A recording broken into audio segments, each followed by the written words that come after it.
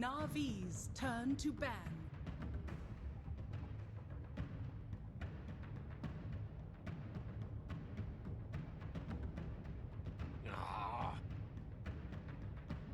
Dire team ban.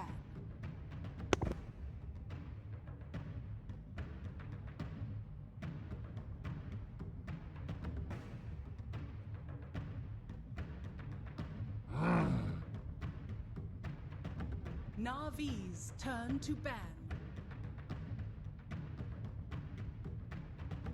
Dire team ban.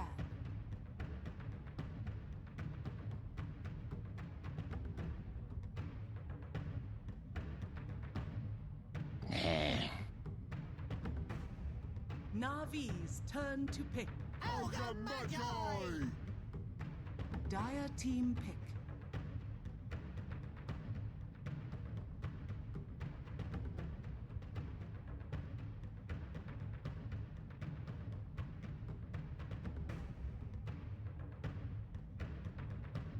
Seconds remaining.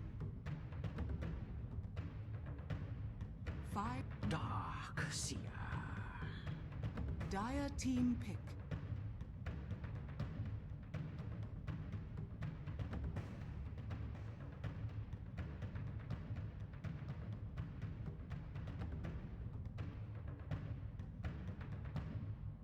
Ten seconds remaining.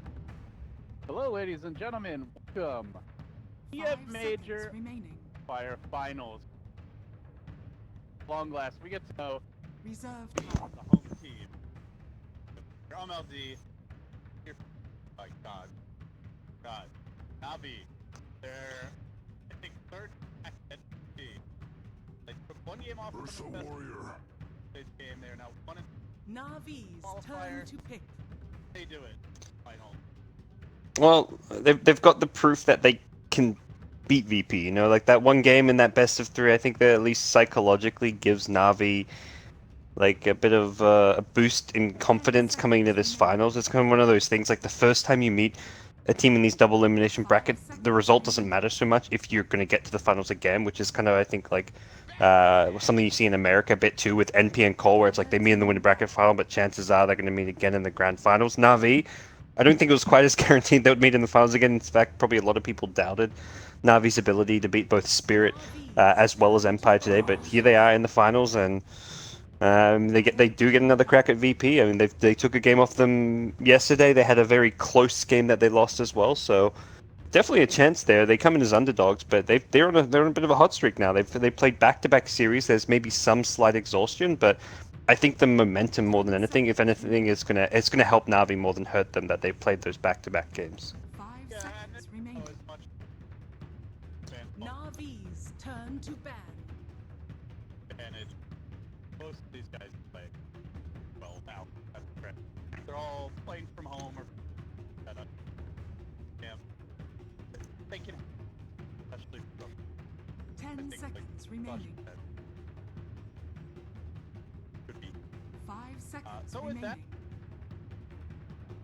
remaining. ban the that's been Reserve time. that seems to target Manny and yeah, one win they had over Dire team pick. Spirit and Empire. But not be doing a pulling through anyway in those periods, so they will first long PP with the 10 seconds remaining. 5 seconds remaining. or at least if gang. Navi Reserve time. so they picked earlier today, obviously General 3 0. Yeah, they like putting General in these positions where he can be those big flashy playmakers, and securing his hero early on is no big surprise by any means. They also know, like, given that the Darks is already picked, the chance of something like a Nyx as a counter pick is very unlikely without Darkseer being put on like some weird fall. I mean, I guess Darkseer or Nyx could be a fall, but it's kind of awkward and not really something VP are known for doing, so they probably feel pretty safe that the Batrider pick is at least somewhat protected. And yeah, I like what Na'Vi had done with their opening picks. Bivers Ogre's just been a constant go-to, and it's great for securing the mid lane for Dandy. That's the big thing. I think a lot of Ogre players kind of Oh, sorry. Random alarm. Oh, that's the make sure I don't fall asleep while waiting for the CIS Grand Finals to start alarm. Yeah. Oh yeah. Ah, no, I'm good. Nah. You're hanging in there like a trooper. So, as you like you say, Ogre to the mid, and for question, what is that? Oh, it's Ember in the last series. He played Shadow. I'm confident we can get that start. Slog. What's your experience? Dire team pick. Looking at, yeah, I guess it's probably going to be something. That invoke. I think they avoid the Invoker. Like, as much as Dendi can play good Invoker, it seems like Na'Vi as a team don't play that well around it, and they would probably rather get something that can benefit a bit more from the Bloodlust. So, the Shadow Fiend, probably one of the ones that stands up most to me. But they're likely going to wait to get a bit more info from VP, see what VP is going to show. Although VP do have that last overall pick of the draft, so likely saving that for their mid lane with no one taking that last overall hero for the draft.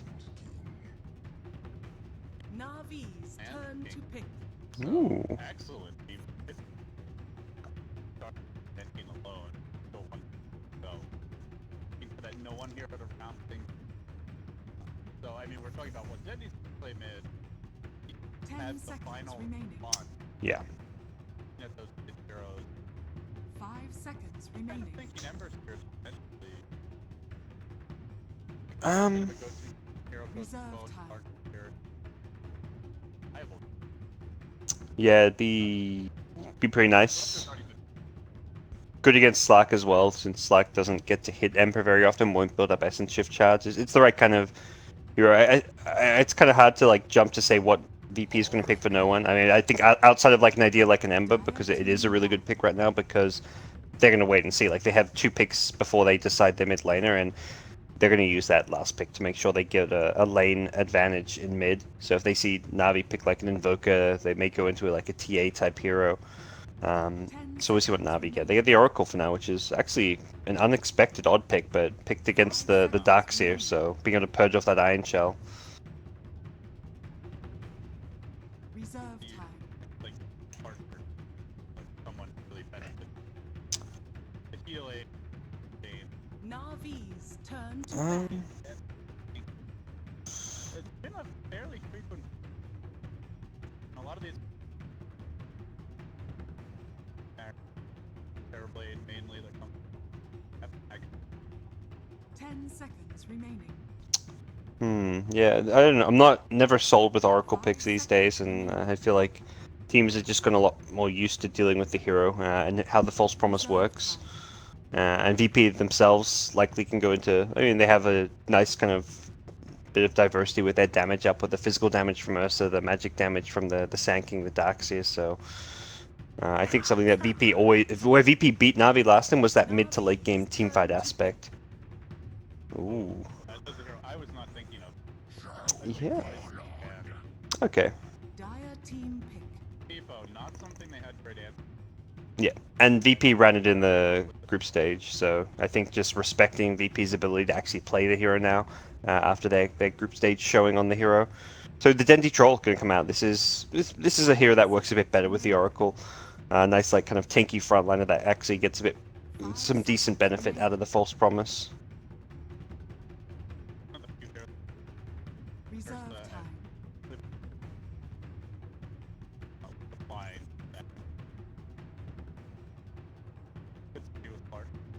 Yeah, doesn't have too many bad mid matchups either. Like, his bad matchups are matchups where he still at least gets some farm and won't get destroyed. He's got an Ogre on his team, so it's like a safe mid that you don't counter pick a troll. It's just like, well, we're versing a troll.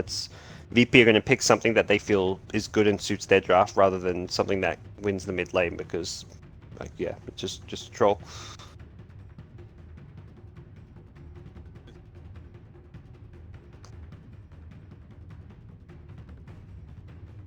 Also, give me 1 second. Thanks. Sure. Actually, I think mine should be good too as well. Though I had some issues earlier today. It's gonna be Yeah, mine's up and on. down a Okay, bit. now it says it's transmitting. I don't know if that actually fixed it. Sometimes people tuning in just need to retoggle the channel a bit. Select Well, a mine different was one, like come back or something. it was red, like it wasn't broadcasting now. Now it Okay. appears to be a white bubble, but So VP, I mean, they can run Ursa mid. I guess that's where they want to pick a safe laner, like you mentioned, the Terrorblade. They can. I mean, TB can even be played mid. We've seen like NP do that with Eternal Envy a bit, and Hero definitely does all right there. But OD comes out, so they get a save. They also get like a decent mid that can scale and DPS pretty well. Doesn't necessarily handle the Slack super well, although can burst him down pretty nicely using the Soundings Eclipse. So they've got two pretty good AoE spells, really three actually, the Vacuum, Burrow Strike, as well as the Soundings Eclipse. I mean, Epicenter even there, so they've got good AoE damage to actually hit the Slack during Shadow Dance and make sure he doesn't just escape away. yeah, you also have another like kind of disengage ability with the Astral just to potentially save an ally who's been lassoed, to keep someone alive while Slark is going on them in Shadow Dance. So. Yep. Okay, gods, here we go. Game 1. It is only a best of 3, not a BO5 like we've had in qualifiers past, so not a whole lot of margin for error here. And as you mentioned, it's been a fairly long day for Na'Vi. We'll see how that affects them as the teams get into their lanes. Na'Vi TPing in early with Biver. They drop the deep lane ward. Meanwhile, Solo, on one of his typical smokes, gets a ward out near that bottom lane to keep eyes on any potential movement into the jungle. And it looks like VP going aggressive here. Ooh, so yeah, Darkseid already heading up top.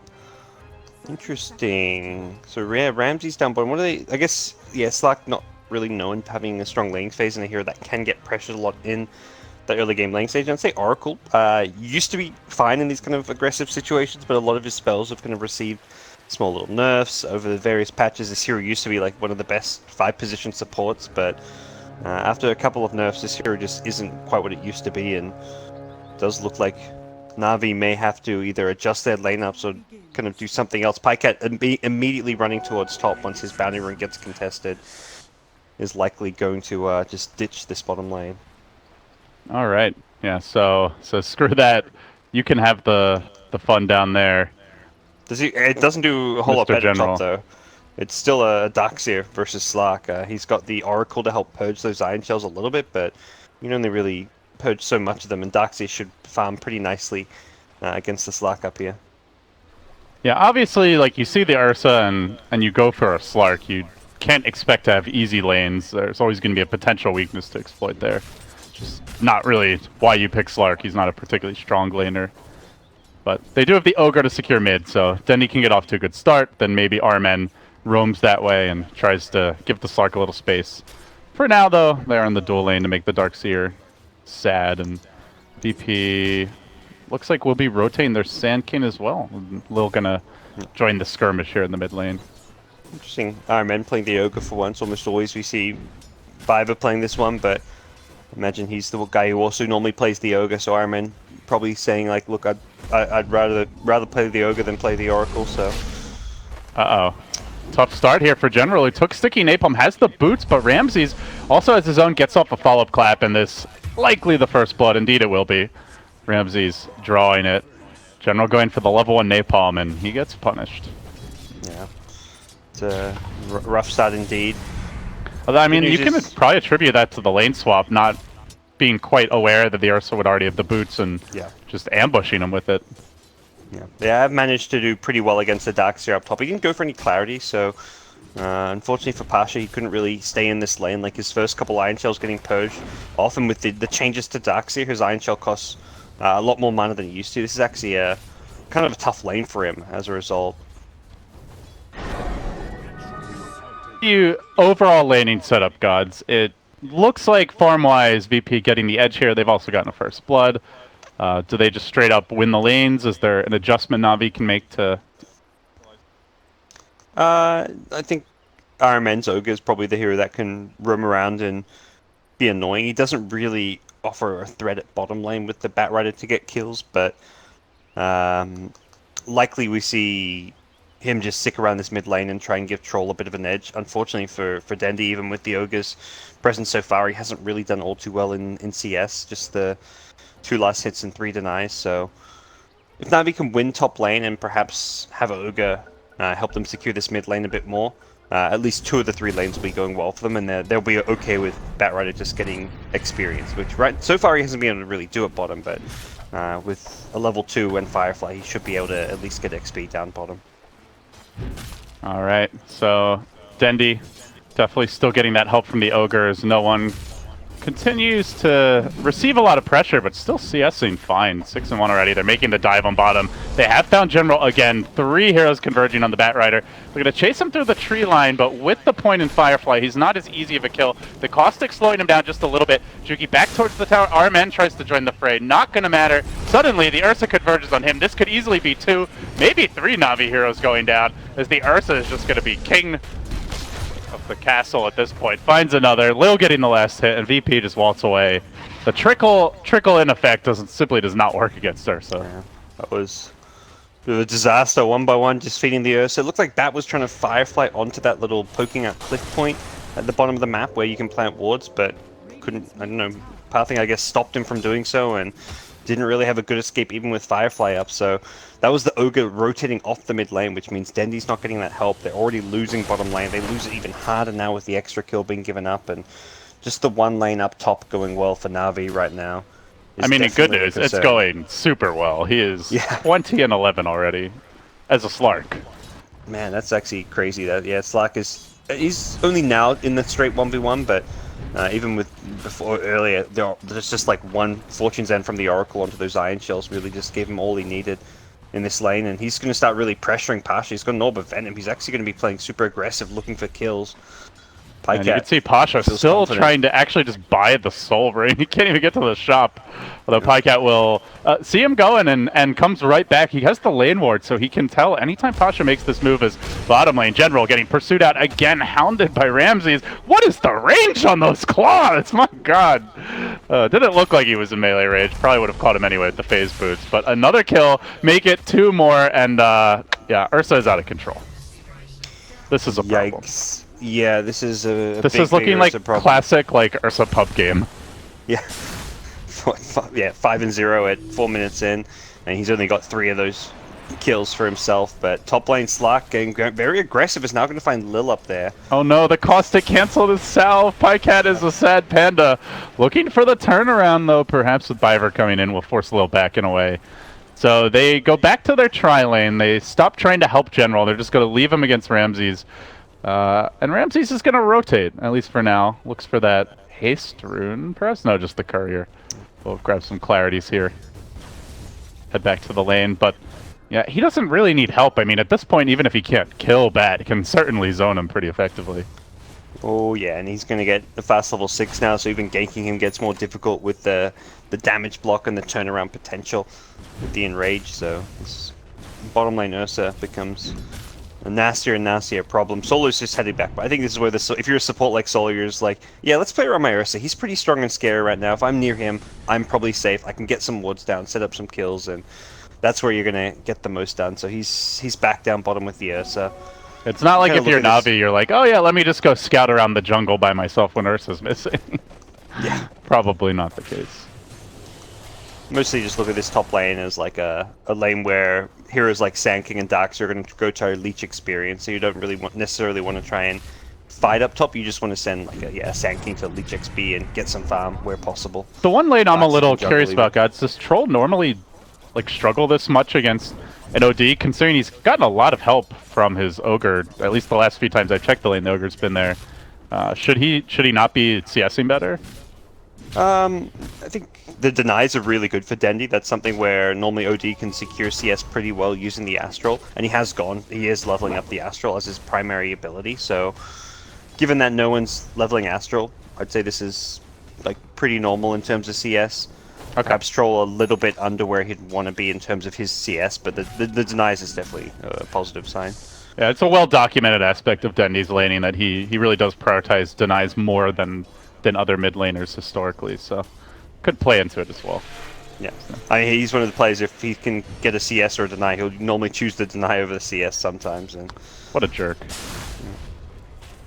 Oh, Lil using the burrow strike here on an ogre illusion. Pycat wants to punish that. He pounces in off the mark though, and now Pasha back into the fray. Pycat level 6, so he should be able to get out of here no matter what, barring a catastrophic error. He will get burrowed though. Still not using that ultimate. He's been healed up a bit longer. He finally has to commit it just with extra move speed, but VP continuing to chase, so they blunt any potential upcoming aggression from the Slark. And bottom tower actually went down during all that, so Ramses has just managed to solo push the bottom lane just by constant chipping, and he can skip the wave pretty well as well.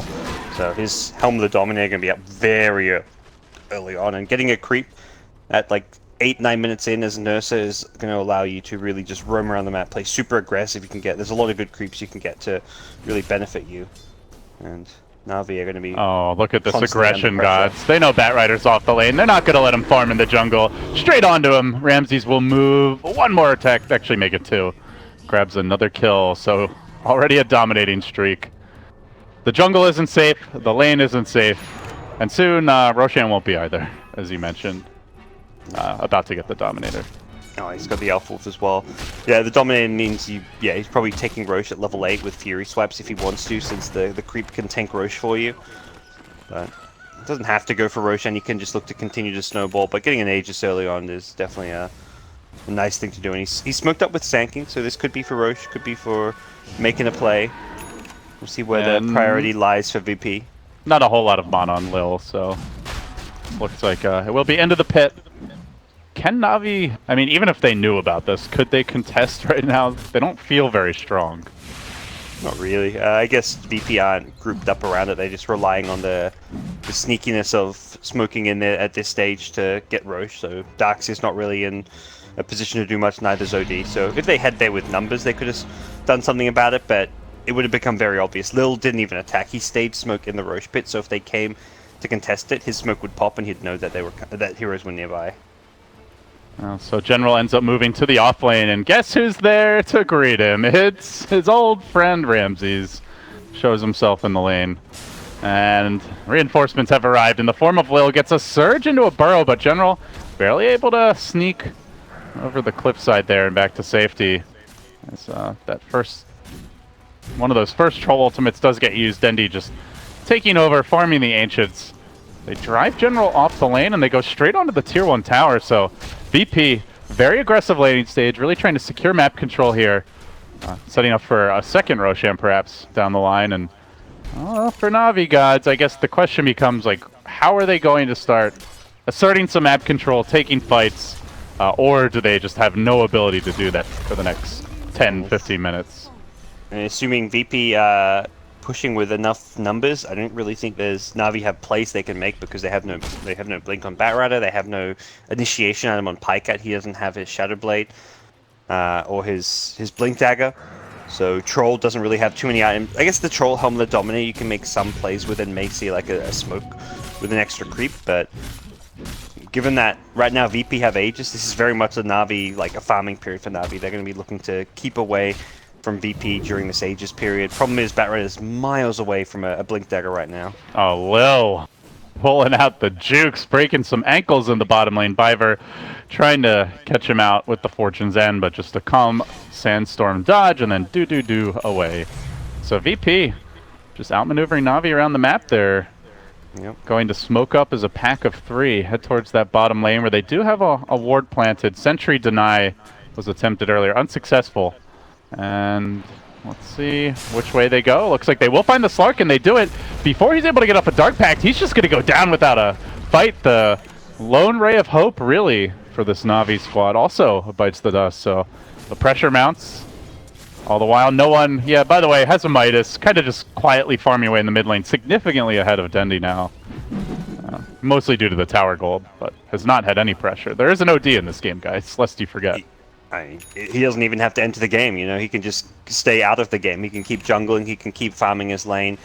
His team Troy just giving him word like, look, they can make all these aggressive smoke moves without the involvement of the OD right now. He can continue to farm the lane and the jungle, which he's been doing so far. level 10. He's not as farmed as the Ursa, since Ursa's had the tower gold at bottom, the Roche money, the kills, but if things kind of continue at this rate, OD's going to catch up to his own Ursa, maybe even overtake him just by the farming efficiency of the Midas. There's a blink on Ramses now. He scouts with Big Bird. This is a slightly more vicious Big Bird than what you might be accustomed to if you were a Sesame Street fan. And this is the first smoke from now. It kind of feels like the blink of General is too far away. They're just going to go for something. Saw a Batrider earlier today in the Chinese qualifier from in July, and like, he had a rough start, but he just said, look, screw my blink, I can make plays with just lasso, and that was kind of their way back into the game, and I think they need something similar from General. Oh no, they find Lily Burrows, TP's out, and just no way to stop it.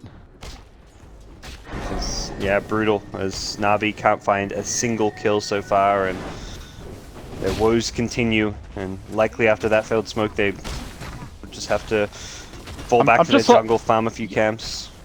You know, as a commentator, guys, you're always looking for, like, entertainment, for a back and forth series. I'm looking for like a pulse here. It just doesn't. Navi just doesn't seem to have one. They're just rolling over. It's almost a 10,000 gold lead for VP. 5,000 experience. Tower after tower falling. 7-0 to the score. Like, they lost basically every lane. Well, hell, I would say every lane, considering Pycat has since died. So you can't even really say he won in the end. Well, when's it gonna happen? It just doesn't seem like it. Solo moves in. He struts up onto the ogre. And they will quickly bring him down, even managing to steal the level 3 Bloodlust. So guess what? It's so Ursa needed more attack speed, more move speed. He's got it now. That may actually be the best spell you could steal on the entire Na'Vi side right now. Perhaps the Battle Trance is better. I take the Bloodlust over the Battle Trance just because it's 100% uptime. Oh, and the move speed is ridiculous. Yeah, so. It's better than the Battle Trance, really. So I don't really feel like there's a better spell to have for the constant fighting. Like, yeah, there's some, like, a False Promise could be good, but you're not really ever in danger of dying. You're so far ahead, you're so strong. This just enables your cores to do more and more damage, to get more and more out of control. So we'll see how this works. I think item-wise, like, I mean, to talk about what VP can look to do, if they want to keep getting further ahead and control and close out this game, getting items like Desolator on Ursa could be really good this game. They do kind of lack building hitters. But that's where we've seen Ursus kind of adjust their build, start getting the Deso, and just playing and probably pushing around like this Darkseer mech timing. They're not going to be able to get any kind of a high ground put. I mean, the Aegis has expired, so the second Roche is probably what they're eyeing off. And perhaps a second Roche that they're going to give to the OD rather than the Ursa, but we'll see if that's the case. But as it stands, they're very, very far ahead. Well, you can see the Na'Vi game plan. They're somewhat cowering in the darkness, just eking out little scraps of farm wherever they can. Guerrilla warfare tactics, deep beneath enemy lines, hiding in the trees. As well, VP are ready for that. They scan, they find General, and they massacre him again. So another death for the Batrider. I think at this point, you know, maybe you just start building your drums, because getting a blink just seems like an ambitious task. General's worst games I've probably seen all qualifiers from him, and is this the fuck General strat? Jeez, it seems that way, you know. But the old Na'Vi, like when they were kind of had their moments where they were good, the plan was always like, if you want to beat Na'Vi, you shut down General. He's the playmaker. He's the guy you want to beat and shut down. Dendi's always going to get the help and support in mid lane. That's like typically been like the support playstyle, is to give Dendi the edge in mid. But if you shut down the playmaker General, even if Dendi farms and does well mid, it doesn't seem like Na'Vi have that scary presence come mid game, and that's exactly where they stand right now. No blink still, no blink in sight. Like, he's halfway there as a Batrider at 15 minutes. And that should be said, I guess, as far as Navi's prospects go, they do have great late game. They have Battle Trance, they have a Slark, they have Bloodlust, they have a pretty good scaling support in the Oracle, who doesn't need a whole lot of farm. So, like, I guess that's the silver line, is as horrendous of a game as this is, they don't really need to have an explosive start to take it late, but at the same time, you know, VP are no slouches come late game either. You know, OD scales quite well. You've got the Darkseer teamfight potential, lots of AoE to work with, and it's not like Na'Vi are going to have BKB for Dendi anytime particularly soon, so I'm trying to find the silver lining and talk it up, but truth be told, it's going to take some big mistakes from BKBs, and until they get BKBs, they're not fighting into the OD and all the AoE the Sanking, the Darkseer, and all that. And if they rush the BKBs, well, they're not able to keep up in terms of farm. BKBs are going to slow down their rate of farm. It's an item that kind of you typically want to buy to fight now, and I don't think Na'Vi really want to fight, but at the same time, if they don't get the BKBs, they're also going to just continue to feed, so they're kind of in this tough, awkward position where there's no real ideal way to play this, but yeah, it looks like Pycat and Dendi are both queuing up those BKBs, saying, we got to at least get these and try and take a fight even though we're miles behind. You can try and take a fight with a 10, 15k gold deficit if you get good value out of those 10-second BKBs. Of course, the downside is if you lose those fights, then your economy is in absolute shambles. Yeah, so I mean, yeah, that's where like you really start talking about, is it just game over for Na'Vi if that first fight or two with 10-second BKBs just completely fails. But they also have to get there. As it stands, VP continuing to control the map, push out all the lanes. They'll likely secure this, or at least go for that second Roche. And Na'Vi are not going to have BKBs up before that second Roche respawn, so they want to contest it. They're going to have to do so just with the newly picked up Blink. So finally items have come out. General gets a Blink, Pycat gets a Shadow Blade. They've actually got their core items that they were supposed to have maybe 3 or 4 minutes ago, but they've got them nonetheless, and they can at least try and use these now. It opens up plays where they can use smokes and actually find kills. Well, good call on the Desolator for Ursa, by the way, and Ramses basically has it now. Oh, good. So yeah, that is. I saw him. Oh, sorry, go ahead. I saw him queue up a Basher earlier and was like, oh, he's going to go for the Basher, but yeah, I think the Deso is way better this game. Oh, Rubik. Hello, Solo in the mid lane. It looks like the general debut of the Blink. Use the lasso. Yeah, it's a support, but support kills are pretty big at this point when VP's had so much map control all game long. He's fairly high level, level 9. And a much needed kill for them, so Na'Vi will be very happy with that. I mean, you'd love a core, but these cores are extremely difficult to kill.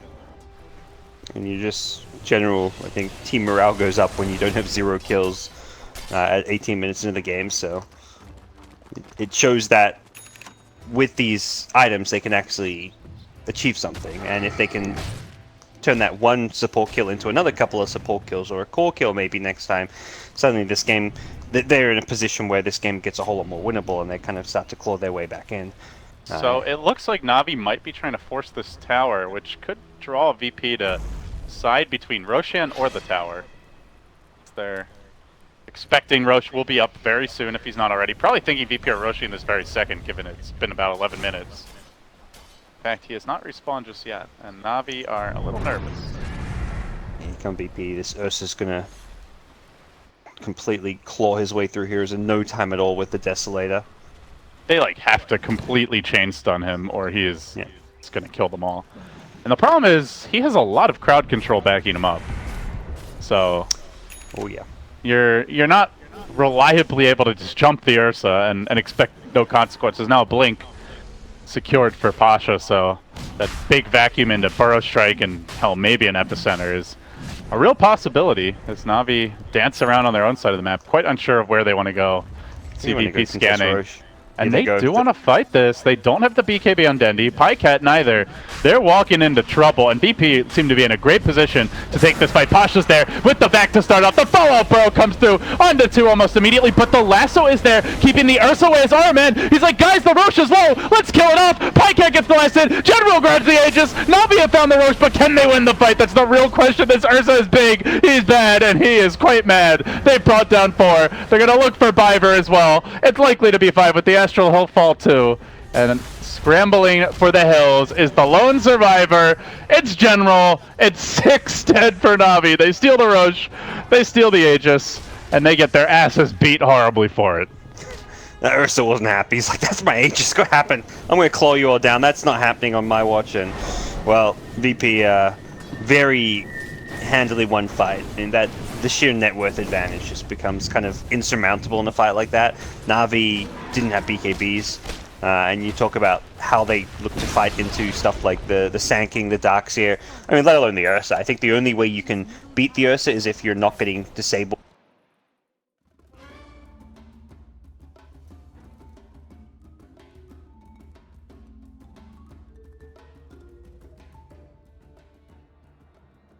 Dire team back.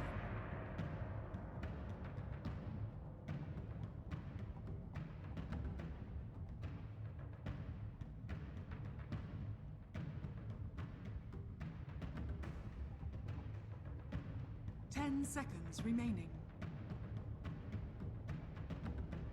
5 seconds remaining. TNC's turn to ban. Dire team pick.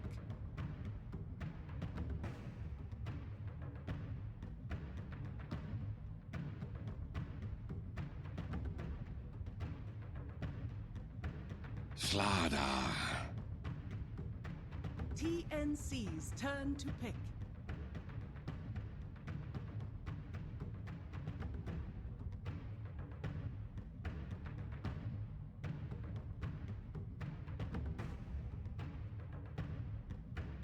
Seconds remaining. 5 seconds remaining. Reserve time.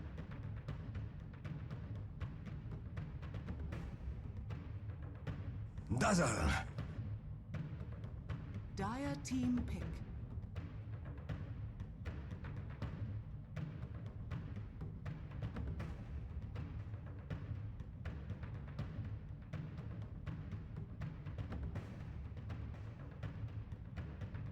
Seconds remaining. 5 seconds remaining.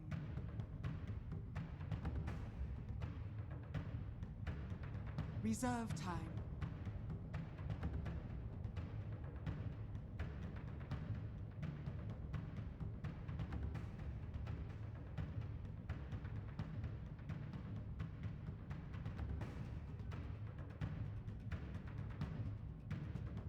TNC's turn to pick.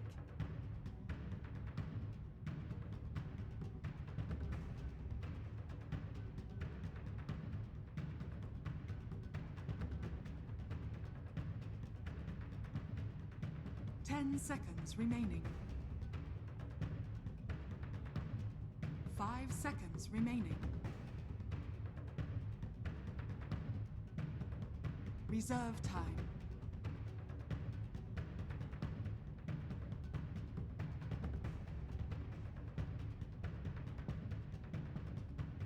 Terror blade. Dire team ban.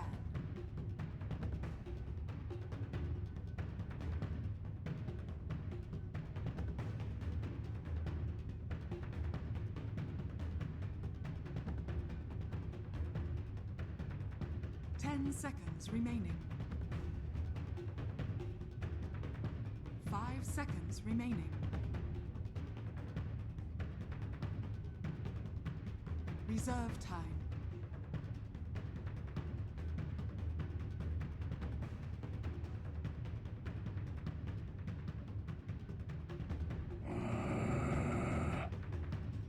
TNC's turn to ban.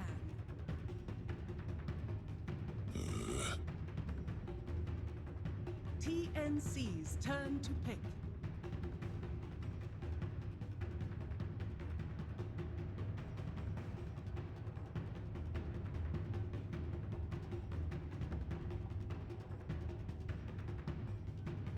Seconds remaining.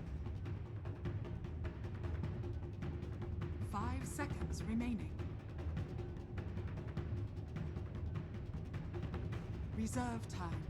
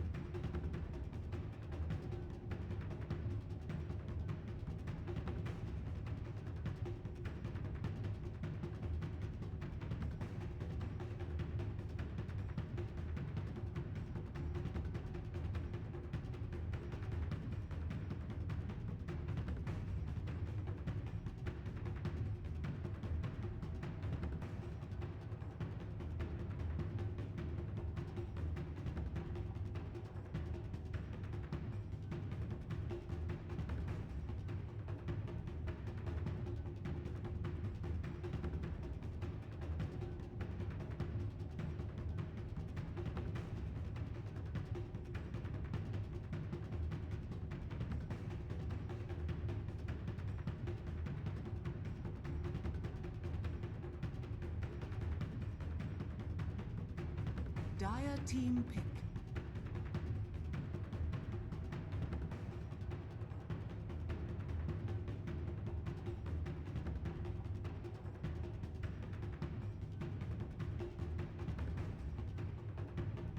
Seconds remaining. 5 seconds remaining. Reserve time.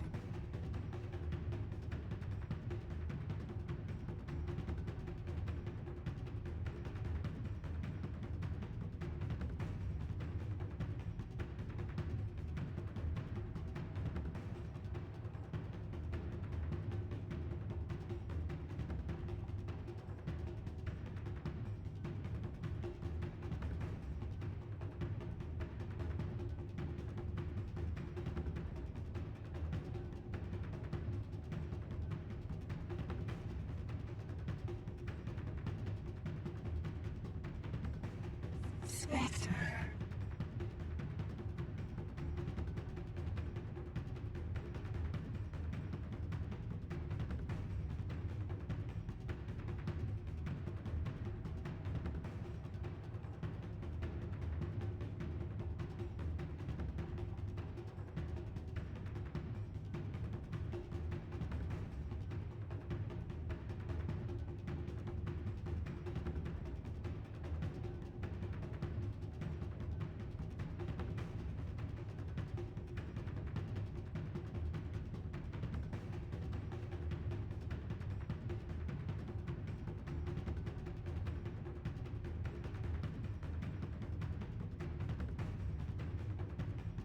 10 seconds remaining. 5 seconds remaining.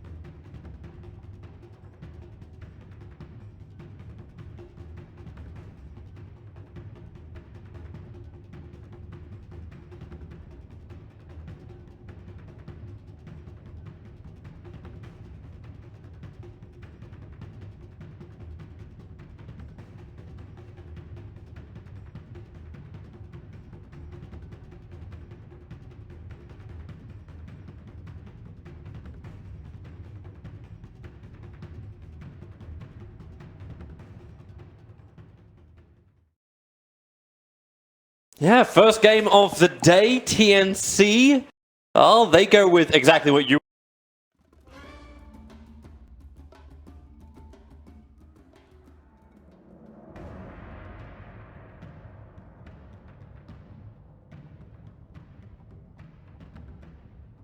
EG's turn to ban.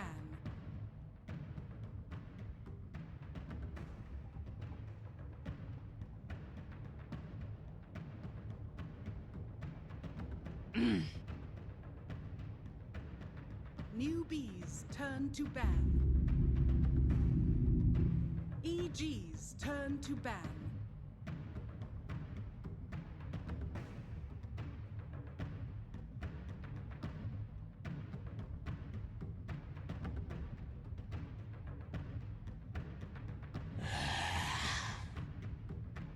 Newbies turn to ban.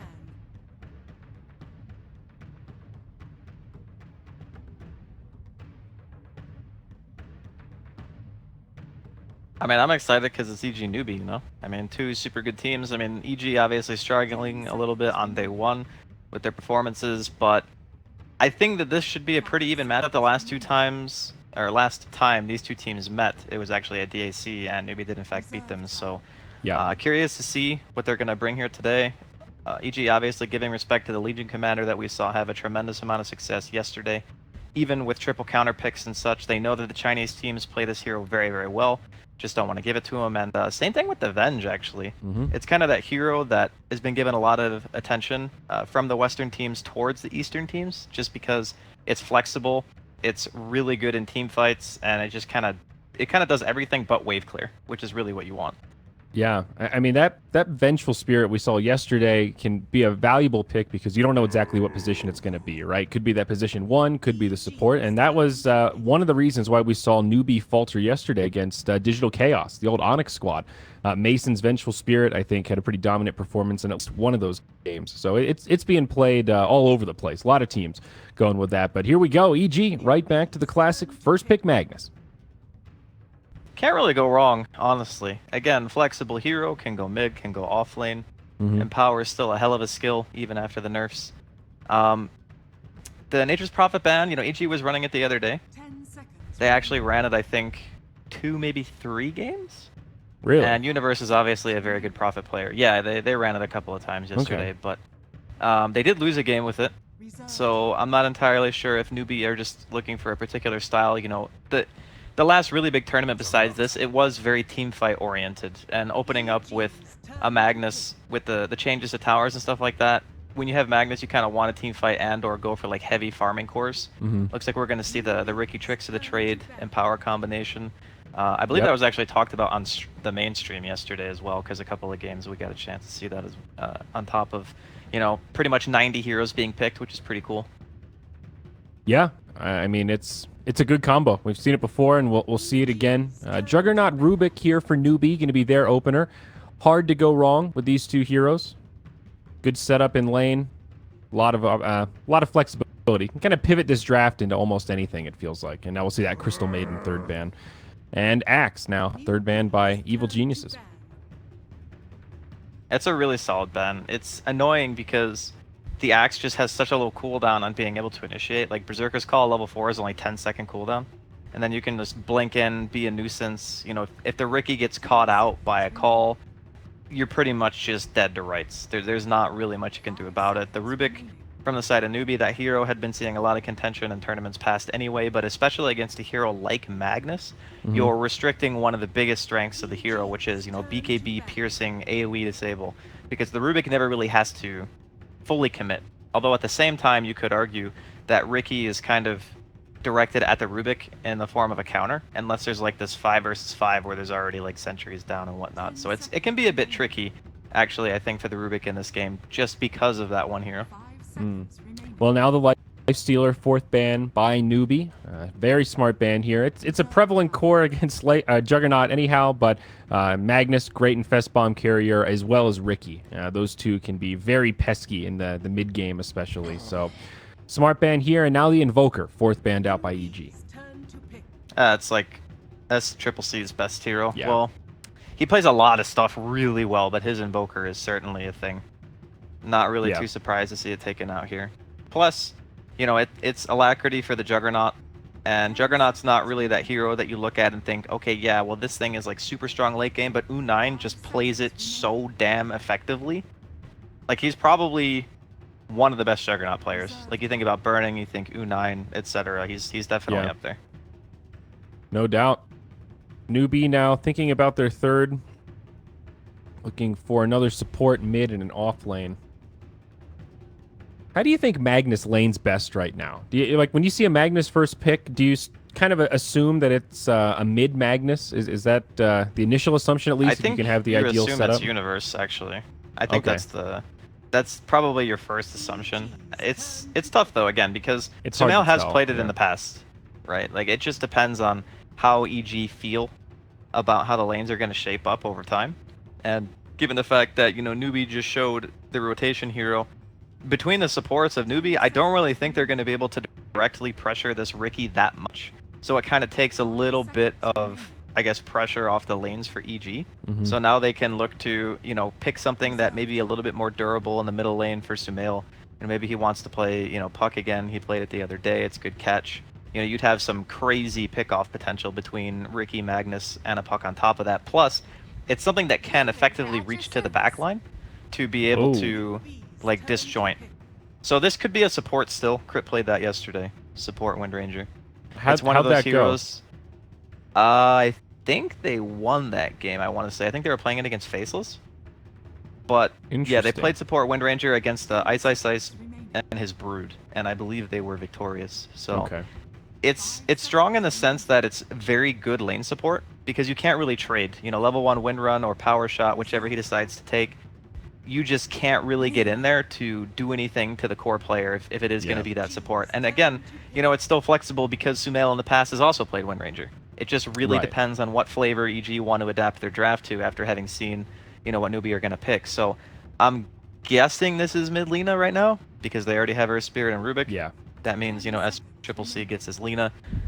It's not like the flashiest hero in the entire world, but it certainly can get kills, and that's something that he definitely wants to be doing. Yeah, it gives you a lot of follow-up. You know, with supports like Rubik, Earth Spirit, you've got a lot of roaming potential in the early laning stage in particular, and that's something that Lina can make great use of. You know, even just having a setup for that Light Strike array and the telekinesis can work wonders. So, EG, 4th pick. As you talked about, a little bit flexible here, but they will grab the Troll. So the big bad core that will take use of the Empower alongside the Riki. We've seen this combo many a time, and oh boy, is it dirty, Draskell. I mean, Troll is just good even without the Empower. We talked a lot yesterday about the changes to Magnus, now Empower costing more mana, even seeing some Magnuses reverting back to that, I guess, older style of maxing out Shockwave. But even just towards the late game, Troll being able to have Cleave, not even as a farming tool, just as a pure damage item in team fights, it's proven to be very valuable. Yeah, without a doubt. The hero still brings a tremendous amount of impact to fights and just pressure. You know, they always used to say, it's not the black hole, it's the threat of the black hole. I think it was like Puppy or something that originally said that, but the idea still is applicable in this scenario. So, Tia is going to be banned out. Obviously, Troll is going to be Arteezy's hero. Still going to be looking for something for Sumail. I kind of am concerned for newbie right now because if you look at things in terms of BKB lockdown, they pretty much have 0. Like, they are not bringing anything to the table that's going to be able to stop a BKB'd empowered Troll at this point. So there's like a lot of emphasis in the early game for newbie to have a lot of success in their lanes. And then I'm looking at their supports and I'm thinking, okay, you know, the Earth Spirit obviously a super good hero, but is it going to be enough? Like, are they going to be able to really, really pressure EG and push the tempo? I guess we can always see what their offlane pick is, and perhaps it changes the dynamic of their draft. But at the moment, I do kind of favor what EG are picking. I mean, is there an offlane pick that newbie can grab here that'll give him that BKB lockdown that you're talking about? I'm having trouble imagining the perfect hero. I mean, Axe would have been amazing. That would have been like the best possible hero, but obviously EG have banned it. Yeah. Abba is good in the sense that it offers you that sustain, and you can kind of get those towers down with like the aphotic shields and the healing ward. And I mean, I guess the other option is, you know, newbie could decide to go like fully aggressive and just go for lane pressure and send like the Jug with the Earth Spirit or the Rubik to the top lane, because Troll is actually not that good of a laner. And if Riki is forced to sit against like a tri-lane or something, it can be pretty ineffective for the side of EG. So perhaps, you know, newbie go for some unorthodox laning to kind of shore up their kind of lackluster mid to late game. Yeah, try to pull the Troll out of his comfort zone so he doesn't get that nice, safe, easy start. Well, yeah, I would like to see it, but again, it depends on the last pick, whatever newbie decide to do. Final pick from EG. They've got about 40 seconds left to decide, and it's the Ember. So that'll be your Sumail hero headed to the mid lane. And as you already pointed out here, Draskell Crit will take that Wind Ranger here onto the support role. So off lane now for newbie. I guess potentially they could aggro try and then look for a solo safe lane, but who's that position 3? God, this is a hard pick. Like, after the Ember as well, you know, we're talking about empowered Ember who can like push out all the lanes. You're gonna have Troll who you still have like no reliable lockdown for. You're gonna have to really take some immaculate team fights in order to really push the pace of this game and force EG into an uncomfortable position. I think they actually got like everything that they wanted out of their draft. Yeah. They got the wave clear. They got, you know, pretty mediocre pick-off potential. But to be honest, when all your team really has to do is hit creeps, you don't really need, you know, the capability of forcing team fights all the time. And Ember, Riki, and Magnus still to a lesser degree can start fights in their own way. It's not necessarily like the quickest initiation or the best, but it can definitely happen. What about, you can tell is newbie Enigma are kind possible here? Like an offlane Enigma? That is something that'll go through BKB. And well, okay, that's something they take we haven't tide. seen. So not something that works against is, BKB, but great AoE disable. Some solid team fight.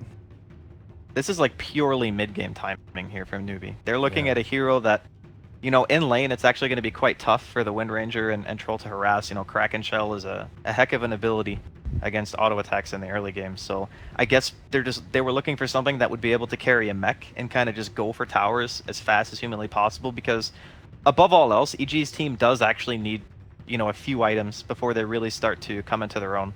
I mean, you got True. Troll, Ricky needs items, Wind Ranger, even as a support, you know, if you don't have anything in your inventory, you're going to feel pretty lackluster. So Yeah. I'm still kind of favoring EG just in the ease of execution department, but Newbie with the Tidehunter pick, you know, they can force the engagement. And the other nice thing about having Tide is it's actually very difficult to lock him down in an RP and kill him before he's able to get that Ravage off, unless there's like an RP with a cloud on top of it. And for some reason, you know, he's unable to get himself out of that AoE. So it's a pretty nice pick. Yeah, I mean, I have not seen much Tide recently, and I think some of it is just because of how long the ultimate cooldown is. It seems like teams can play around it fairly effectively, and if you don't make every single Ravage count, it just opens up this window where the enemy team knows they're going to have an advantage if they can pick a fight. I also think the Ricky, that can make Tidehunter's life a little bit difficult. Smoke Cloud could do a lot of work this game, Draskell. I mean, silence effective against every hero, but I mean, Smoke it feels Cloud's like one of those game-changing. picks where you have, yeah, I'm not disputing a Smoke Cloud is in the game that can't really be crackened off, but in this case, I would say that Newbie's game plan isn't to really play like this split up kind of style. I think they really want to be focused on getting their core items as fast as humanly possible, and then just 5-man Dota objectives. I think that's probably their best bet if they want to just go ahead and take it to EG and get a quick win in game number 1. Not saying it's going to be easy. Yeah. Just saying I feel like that's going to be kind of their go-to plan here. Mm-hmm. Okay, well, Newbie, rather, on the Radiant site here, they pop a smoke as they venture through the mid. They get a ward down. It doesn't look like too much else will come out of it. Maybe they'll choose to invade the Dire Bounty over here. An interesting smoke. I guess maybe anticipating a rotation from EG trying to snipe their bounty rune. I mean, with the Ricky on the team, it's actually a pretty smart play, because if for whatever reason, you know, Zai walks up that hill and there's a bunch of heroes smoked and it pops, they know he's there. Yeah. Pretty sure, yeah, the Earth Spirit's got Dust as well and an Orb of Venom. So if he got hit by that combination, he would 100% be dead. So good on Zai for going to the opposite bounty rune. Yeah. And not the obvious contest. Smart play. He's still going to head over, though, and not going to be able to get there in time. And in fact, not even going to go for it. So we'll just be 2 apiece in terms of bounties. No trickery afoot quite yet, Draskell. It's better safe than sorry, I think. Sometimes I think it's worth it to go for the bounty rune even if you die. But in this type of game, where I think that Zai is going to be one of the heroes you're looking at for EG to really have a lot of influence in the laning phase. Like, he's going to spot out Faith, recognize that, you know, he's not the one carrying detection, it's actually the Earth Spirit.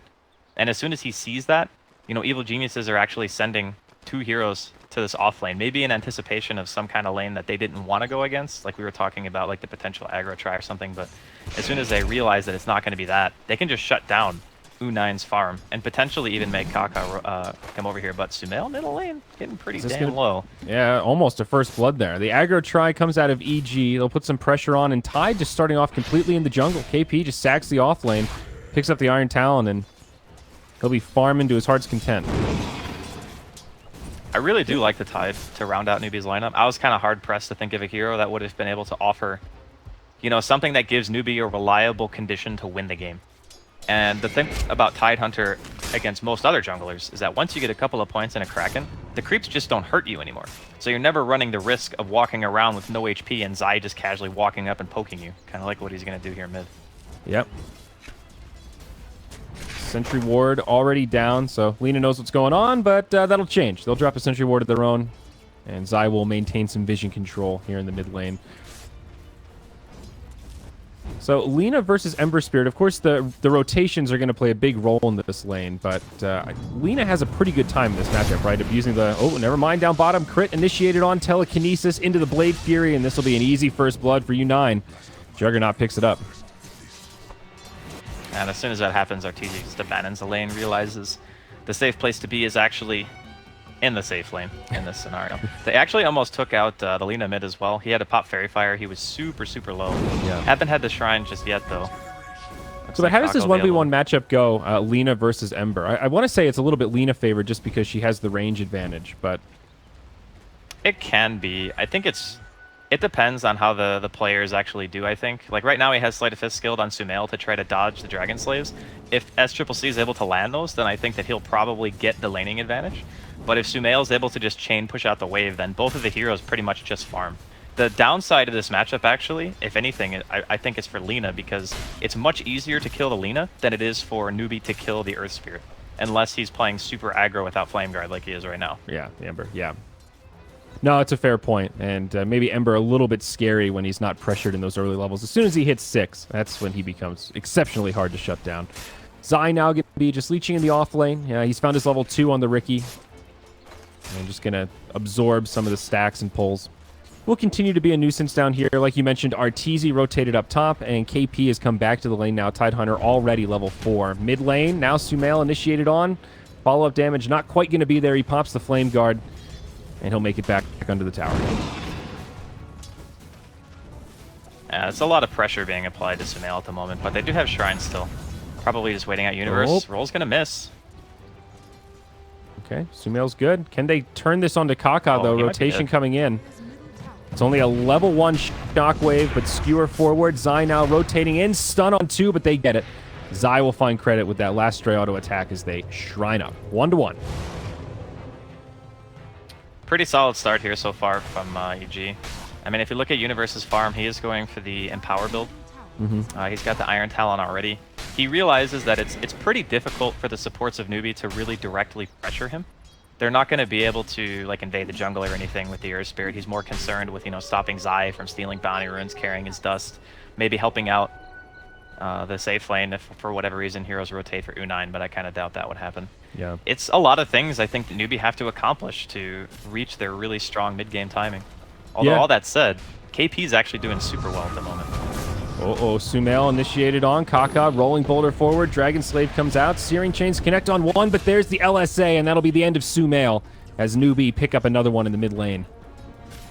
Yeah, super good timing on the gank. His Flame Guard was actually on cooldown, so top lane, that might lose KP though. Yeah. Silence trying to TP home. It's a heads-up play, but it's not going to be enough. Arteezy will have the damage to bring him down. Squared up once again.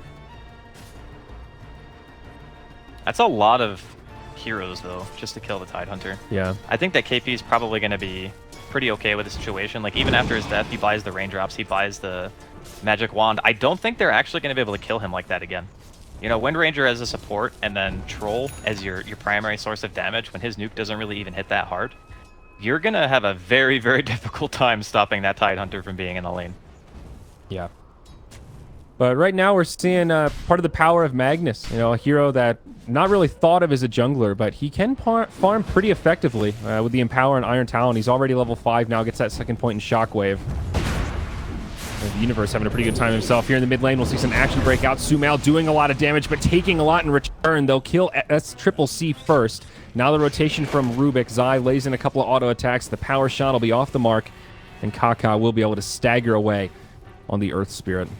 And just a quick pick on the Lina. Nice little kill there for Evil Geniuses. I feel like that should be something that happens a lot in this game, like the Lina just getting taken out. And there's not really a lot, I think, that the supports of Newbie can actually do about it. That's the scary thing. Like, the Boulder Smash was there, you know, the roll, whatever. Kaka did everything he could, but at the end of the day, it's like, it's a Lina. Boulder forward. Kaka very low on HP. Sumail does not have the Flame Guard. He finally gets to pop it. Doesn't quite have the damage they're hoping for, but Faith gets chased down by the Riki, and one more Blink Strike will secure that kill. Crit does have a power shot. Looking to snipe Kaka. It does connect, but he's got some raindrops, and he will survive through it. It was a nice shot, too. Yeah. Pretty much max distance on that one. You can just see how Zai's playing this as well. He's getting like the super aggressive wards at the beginning of the game. We didn't actually talk about it too much, but he had that ward that spotted out KP's jungling. Jesus, Zai. He is so ham. He's dead. Yeah, I think so. Looking for a deny, perhaps. He's not level 6, and Laguna Blade will just make it an easy one-hit KO. No messing around there. Okay. Well, he gets punished for that one. It was a bold endeavor for the Riki.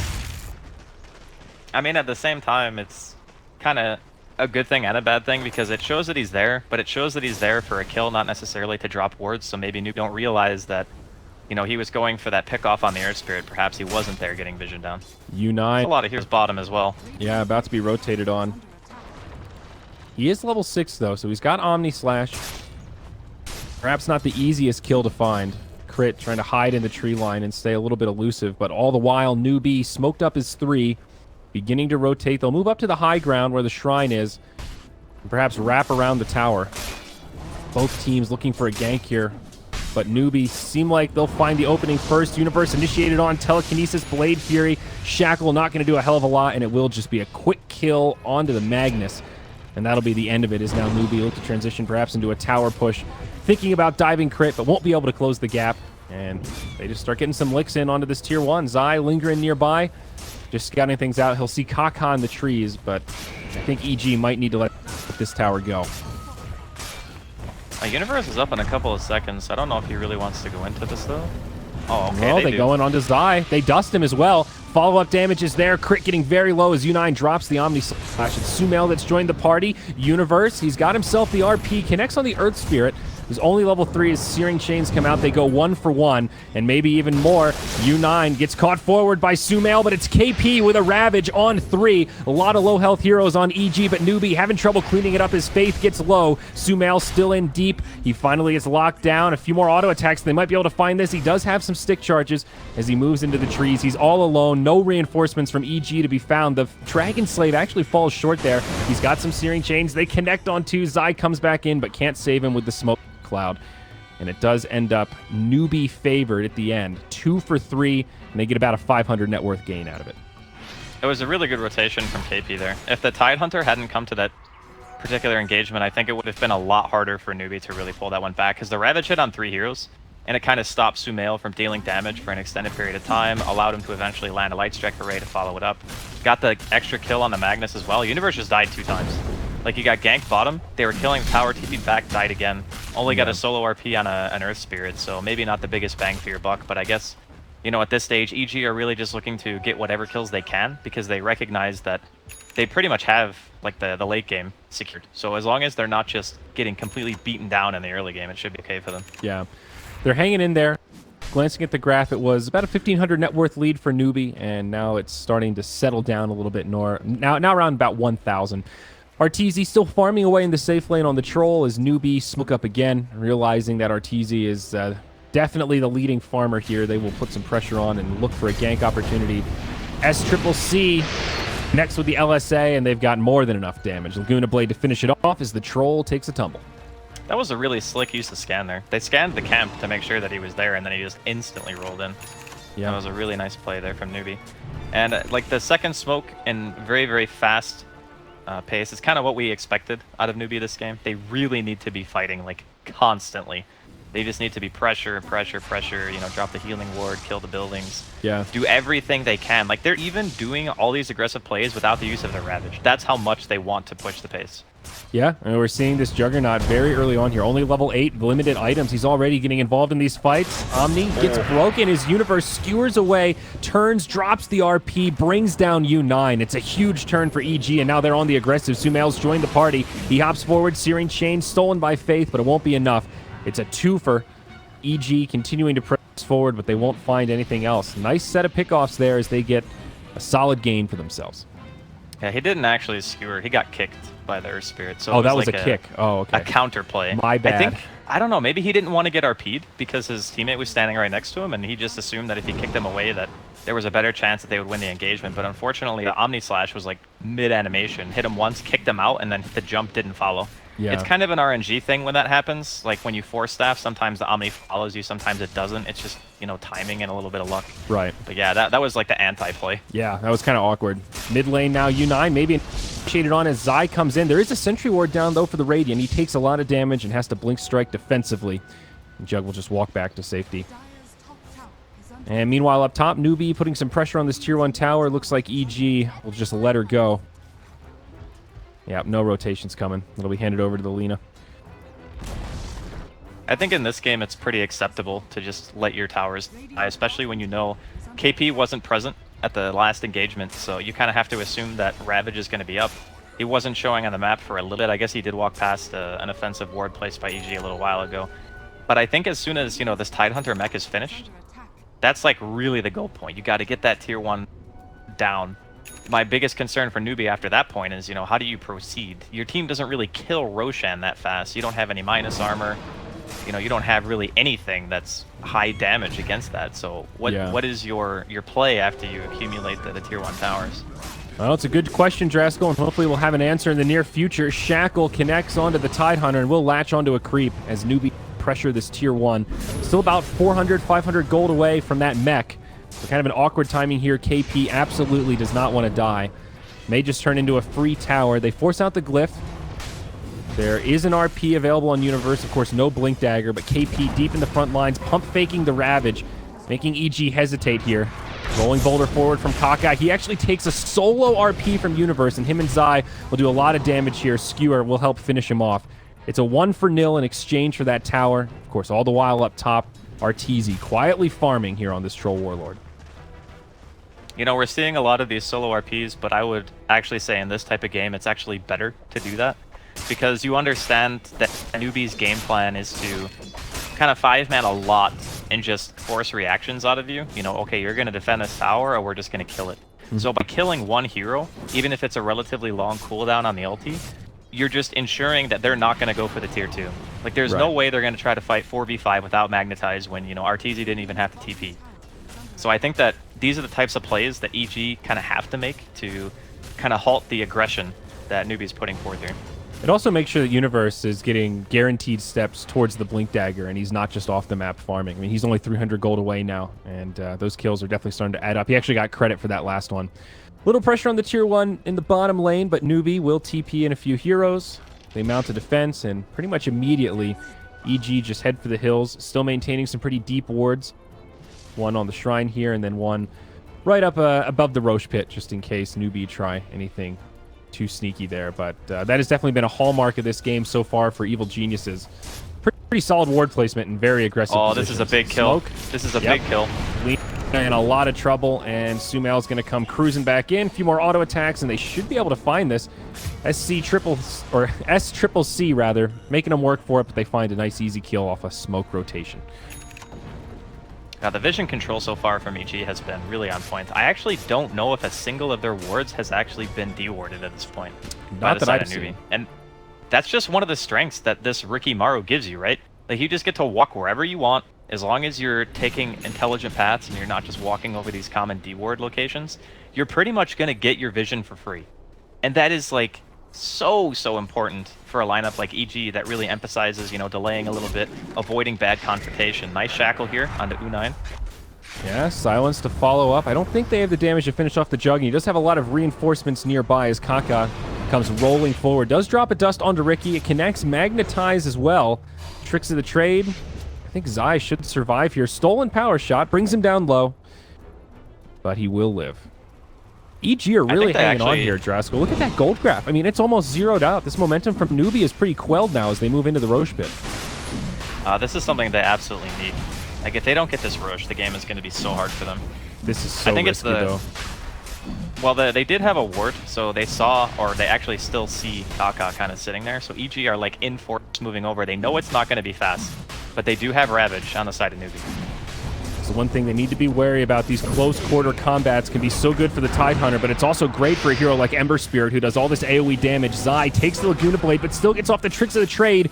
Universe with an RP on 2. Now Omni Slash takes a couple of bounces. Everyone's still somehow alive as Zai falls. Now Universe, it's Newbie that wins the fight, and they look back towards Roche to finish him off. KP didn't even have to use the Ravage there. The mech was enough to sustain his team and then turn that one around. You can see how scared EG are playing around that Ravage. Like, they don't have any BKBs yet, so there's no chance that, you know, Arteezy's going to be able to walk into the middle of that, potentially get Ravaged, Omni-slashed. Oh, that's a stolen it's just RP, too. So much. Yeah, there's so much area denial on the side of Newbie, and like you mentioned, too, Faith getting the reverse polarity stolen as well. I think that Universe had the right idea. He just couldn't skewer the Tidehunter quite far enough away to get the rest of his team in. So he goes in, He skewers them like into the Roshan pit to try to get him away from his cores, and then he RPs to make sure that, you know, the Ravage isn't going to be there to counter-initiate. But the problem is, everyone on the side of Newbie was so well positioned that there was no feasible way that the rest of EG could close the gap to the other heroes to do anything in time. So basically, they're looking at this Tidehunter going, okay, this hero actually just crushes us if we go in. If you're an attack speed-based lineup and you're playing against Anchor Smash, which is 60% damage reduction, and a Kraken Shell hero that reduces damage by an additional 48 every time you hit him, there ain't much magical burst on the side of EG. That's normally how you kill Tidehunter. You burst him with magic. But they're just... that hero doesn't exist. Yeah. So Sumail here, he's got a Battle Fury queued up. Not an item I'm accustomed to seeing on Ember Spirit these days. They really want to play the split push game. They recognize and are giving respect to how powerful Newbie's mid game is. And this is why I was kind of praising the Tidehunter pick earlier, because it actually solves so many of their issues. And it's actually a KP classic. He's played this hero a ton. I'm just like not used to seeing it in this meta. But the hero has offered a tremendous amount of value so far, giving Newbie like all these openings to do things that, you know, normally otherwise taking Rosh like that was not a fast Roshan. Yeah. Not at all. But they're just able to do it risk-free because of Tidehunter. Well, maybe not risk-free, but certainly lower risk than usual. Newbie smoked up, for sure.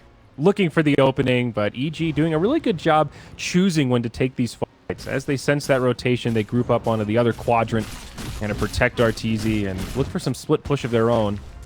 Tier 2 tower down bottom, taking a little damage from Zion. Meanwhile, up top, Newbie will start to converge here. So we'll see if one of these teams can turn and maybe mount a defense, or if it'll just be a tower exchange. I do see a TP coming in down bottom. It is the Tidehunter, right into a smoke cloud, so he can't Ravage right away. But as you've talked about a few times now, it is the Tidehunter, and he can feel pretty bold here. Not much burst damage that he needs to be afraid of. Top tier 2 does fall, and with that, Newbie mounts a defense, so an obvious advantage there for the Radiant. So far, you know, EG, I think, are making the correct movements around the map to try to delay this. They just don't want Newbie to get the maximum benefit out of the Aegis. Just split up the map, push the lanes in, don't allow Newbie to group up as 5 with their Ravage. You know, this is kind of becoming that rock, paper, scissors meta that we used to see all the time, where the split push on paper beats teamfight because the teamfight never actually gets an opportunity to, you know, push the objectives they want. They always got to worry about, okay, who's clearing this wave, who's clearing that wave, the Ember's up here, okay, now he's bottom.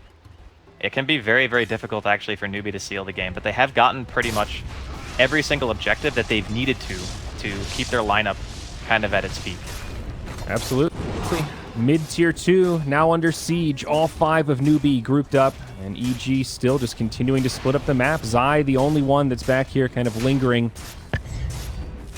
It's a Manta style now up on the jug. Less than 2 minutes on the Aegis, so trying to make as much use out of this as possible. Meanwhile, back down bottom, the TPs come.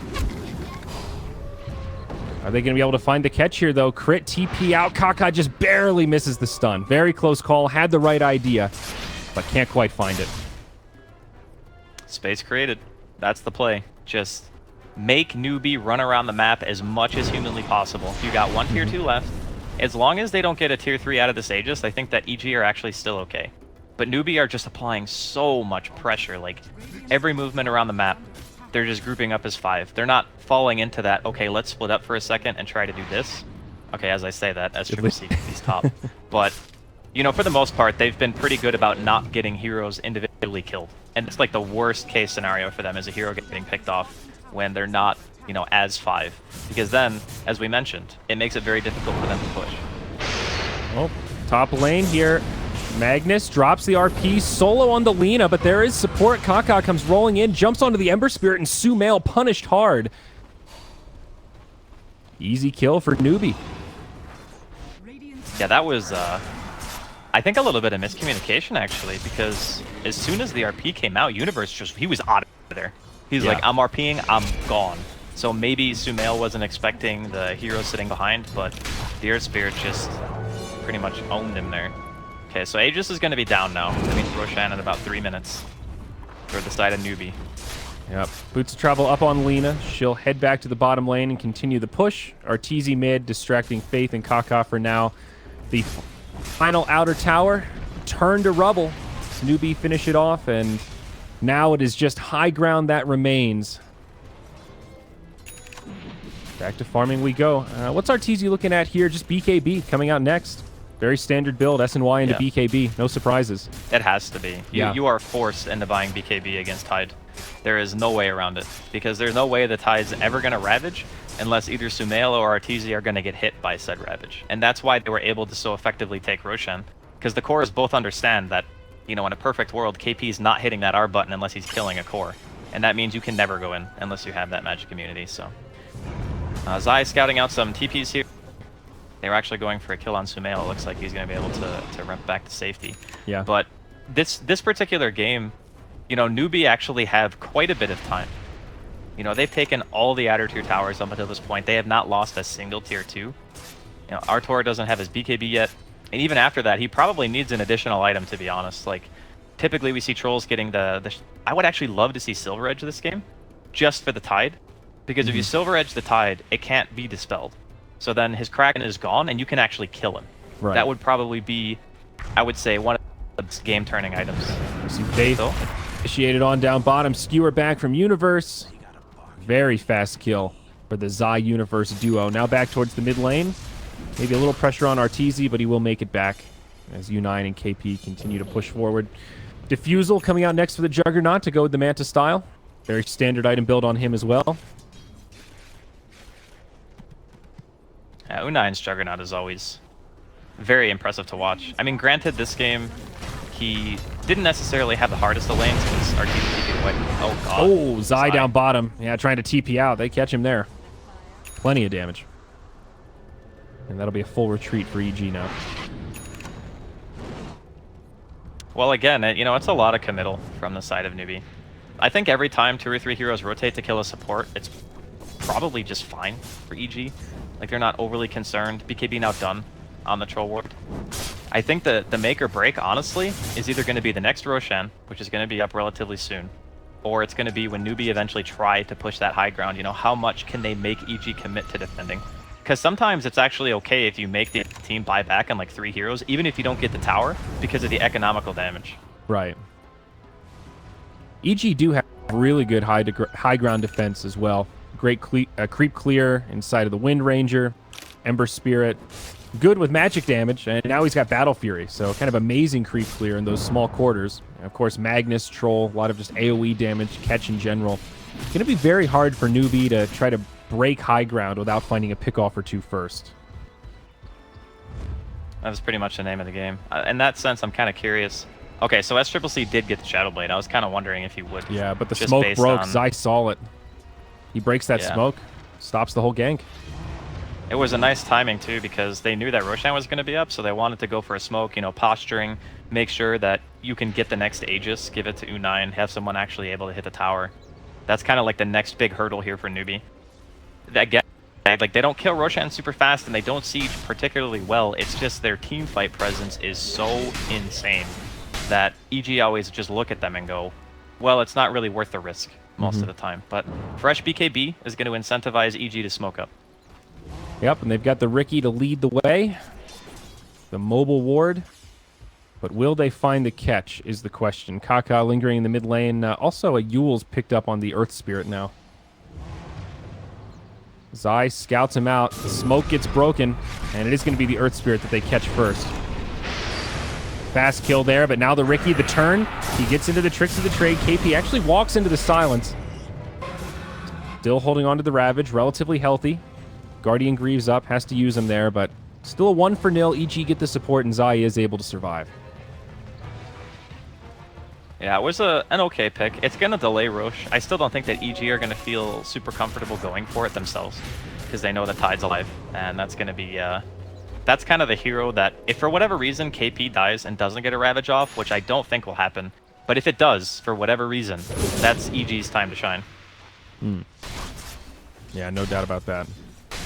Blink Daggering going to be coming up next for the Tide. He's picked up just a Hooded Defiance for some additional survivability, and about halfway towards the Blink. Yeah, he had the Blink queued for a while. I thought he was actually going to go it before, because he had like the Arcanes and the Mech and the Hood. And I thought perhaps he would go for the Blink Dagger before finishing Greaves, but I guess he's just valuing, you know, staying alive more than just being able to blink in. Because again, he hasn't needed Blink. Yeah. Because every single objective that Newbie go for, EG are just watching them. Oh, stun's gonna miss there from SCCC. It was a nice attempt. I think if he hit that, actually would have killed Sumail. So Roche's respawn, as we talked about, EG scouting it out, keeping eyes in the pit. Not being too eager themselves to commit. I think really hoping that Newbie will run in there so they can try to pick a fight. Mobility tools out on Magnus. Now he's got himself the Force Staff, and it'll be the Shadow Blade coming next. And a Solar Crest up on crit now. And, okay, maybe that Silver Edge on Arteezy is going to become a reality here, Draskell. You were talking about it to break the tide. And he does have the Shadow Blade. Yeah, super good. Super, super good. You get one Lucky Bash and a Silver Edge on a as Troll, you will just put that tide in the ground. Like, there is nothing he's going to be able to do about it. And we did mention the lack of BKB control, so it's not like anyone on this team is going to be able to save him. Yeah. Well, Newbie still grouped up as 5. EG holding the high ground as Kaka goes rolling in to start off the fight. It's Faith up on the high ground. Arteezy pops the BKB but can't find any targets. Sumail gets locked down. He's taking a huge amount of damage and will actually fall. RP comes through, and it's a pretty even fight so far, but Newbie finding the advantage as the Laguna Blade comes in to finish off Universe. There's the Ravage from Tide. Connects on 2. Might be enough to find this kill onto Arteezy. A buyback now comes out, making a double buyback as Sumail wants to get back into this party. And with the buybacks, Newbie will get cleaned up. KP left all alone. And without the Ravage, are they going to be able to kill him? He's going to TP out. They don't have any more stuns. And he's there. He's free. Costly fight for EG, though. 2 buybacks used there. We'll take a look at the recap and see what kind of economic damage was done. However, EG will now move into the Roche pit. Can we just talk about how much of a god-tier player Universe is for landing that RP like that? He hit the RP as U9's Omni Slash ended and just murdered Newbie there. Like, sure, they had to commit a couple of buybacks, but EG go into that fight prepared, understanding it, you know, what's at stake and what they have to commit to be able to win this fight, because this Aegis was supposed to be Newbie's chance to go high ground. And now EG have just completely taken away their opportunity to hit their biggest power spike and potentially be able to get a Rax. So now, the next team fight, you know, Arteezy could potentially have that Silver Edge. And even though the Ravage from KP came out a little bit late, I mean, they were going for the kill on Arteezy, but, you know, Zai's buyback, he blinked back in, got the smoke cloud onto SCCC, actually made, you know, Arteezy live through that. There was actually so much committal from EG because they knew that if they win that fight, they're putting themselves in a prime position to delay the game, which is the only thing they want to do. Yeah, and 30 minutes tends to be that golden standard where all things equal, carries are going to start to take over and look pretty scary. Sumail as well as Arteezy are getting to that point. We've talked about the Silver Edge, but Sumail's next item, it's going to be the Orchid. Still quite a ways away. Looking at the teamfight recap, he was the one really hurt in terms of economic damage with the buyback in that last engagement. But Orchid going to give him a lot of lockdown and a lot of additional kill power as well. So if you're Newbie here, Draskell, what's the play? I mean, without Roche in your pocket, can you afford to wait for the next Roche to try to break high ground? I mean, that seems like a pretty long time. It is a very long time, and the Troll item progression is not going to get any slower, you know? He's going to have that Empower, he's going to be farming, like, all the time. He has enough money to finish his Silver Edge, too, if he decides that he wants it. Yeah. But at the same time, you know, EG, they don't have to commit, you know? I mean, a late-game Troll Warlord lineup and an empowered Battle Fury Ember Spirit are going to be able to pretty much do, you know, whatever they want. They're going to be able to split up the map. They know that Newbie has limited pickoff potential. That's their Achilles heel, is the fact that they are pretty teamfight reliant, and when they don't win the teamfights, their lineup feels very anemic. It's just unfortunate. You know, they really, really needed that second Roche. Well, to credit your point, things will stall out a little bit. EG able to force Newbie into a big defense up top. Actually, 4 heroes come to defend the tower, and EG aren't even really here anymore. They've just backed out and going to continue to split push out the lanes. Diffusal coming on the way for Zai. Still a little bit of farming to do, but always a great item to have on the Riki. And there is indeed the Silver Edge out on Arteezy. And initiation onto KP. Just a couple of love taps. And EG will once again back out. His Silver Edge actually wore off. Yeah, it didn't actually break him. It was close, but he used it just half a second too late. So Newbie on the hunt. But I don't think they're going to find much here. Nah, they don't have all their heroes. Like, Zai's even showing bottom. That should be enough to tell you that EG don't really feel like fighting at the moment. And again, it's completely up to them. They don't have to take any unnecessary risk. They can just sit back, chill, You know, if you look at the itemization, like you were talking about the Ember Spirit going for the Orchid, no one really on the side of Newbie has an item that would be considered a save, unless you want to count like Guardian Greaves, right? I guess KP's making a 4-staff, but that Orchid is actually going to offer so much because when they break the tide, they can Orchid him as well. And it's kind of like what we saw people doing to Abaddon at DAC. They would get Silver Edge and they would get Bloodthorn and they would just melt him. Same principle. I like it.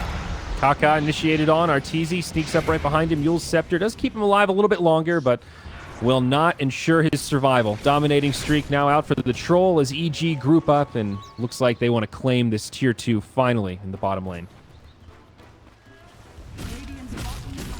I mean, all things considered, even though I kind of favored EG's draft at the beginning of the game, Newbie have played a very solid game. Like, you can't really fault them for EG committing multiple buybacks at that Roche fight, and, you know, Newbie maybe just coming a little bit underprepared for the engagement. It's just, you know, Universe played a phenomenal fight when he hit that really good RP onto U9, and I'm pretty sure he hit like 1 or 2 other heroes on top of that, but the big thing is obviously, you know, getting the Jug out.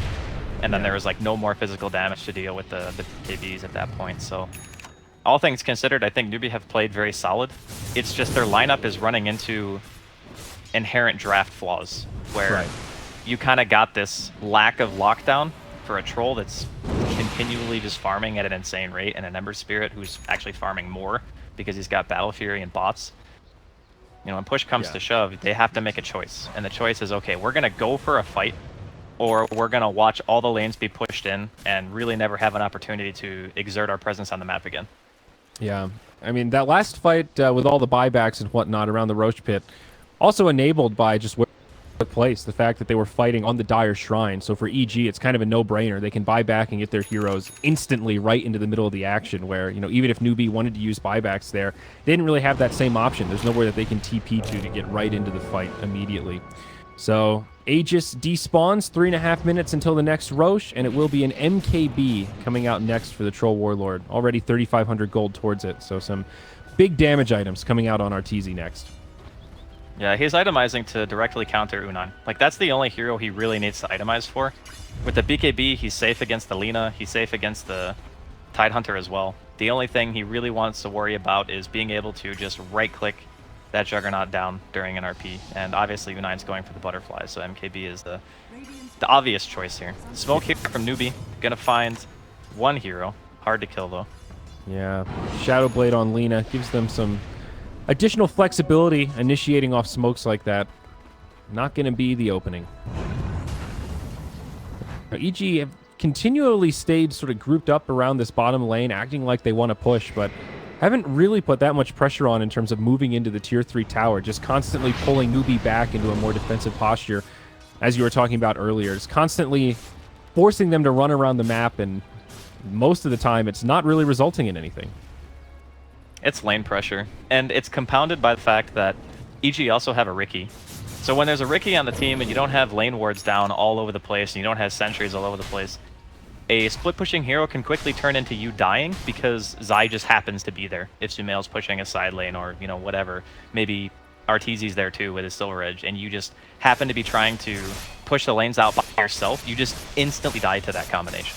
So it's kind of like a double whammy, where, okay, we want to push the lane, but we can't push it alone.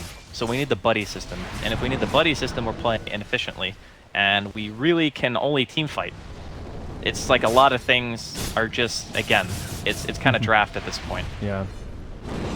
A game of chicken, as they say. Both sides just roaming around, waiting for the other to give them that opening to catch the initiation and then maybe get something off of it. Is this the opening? Sumail initiated on by the Yule Scepter of Kaka. Follow-up stun, huge burst damage. And they will indeed catch the Ember Spirit. Nice pick for Newbie. It's a super good pick. They needed that. That's like probably the best hero they can kill, just because of the speed at which he's able to push the side lanes.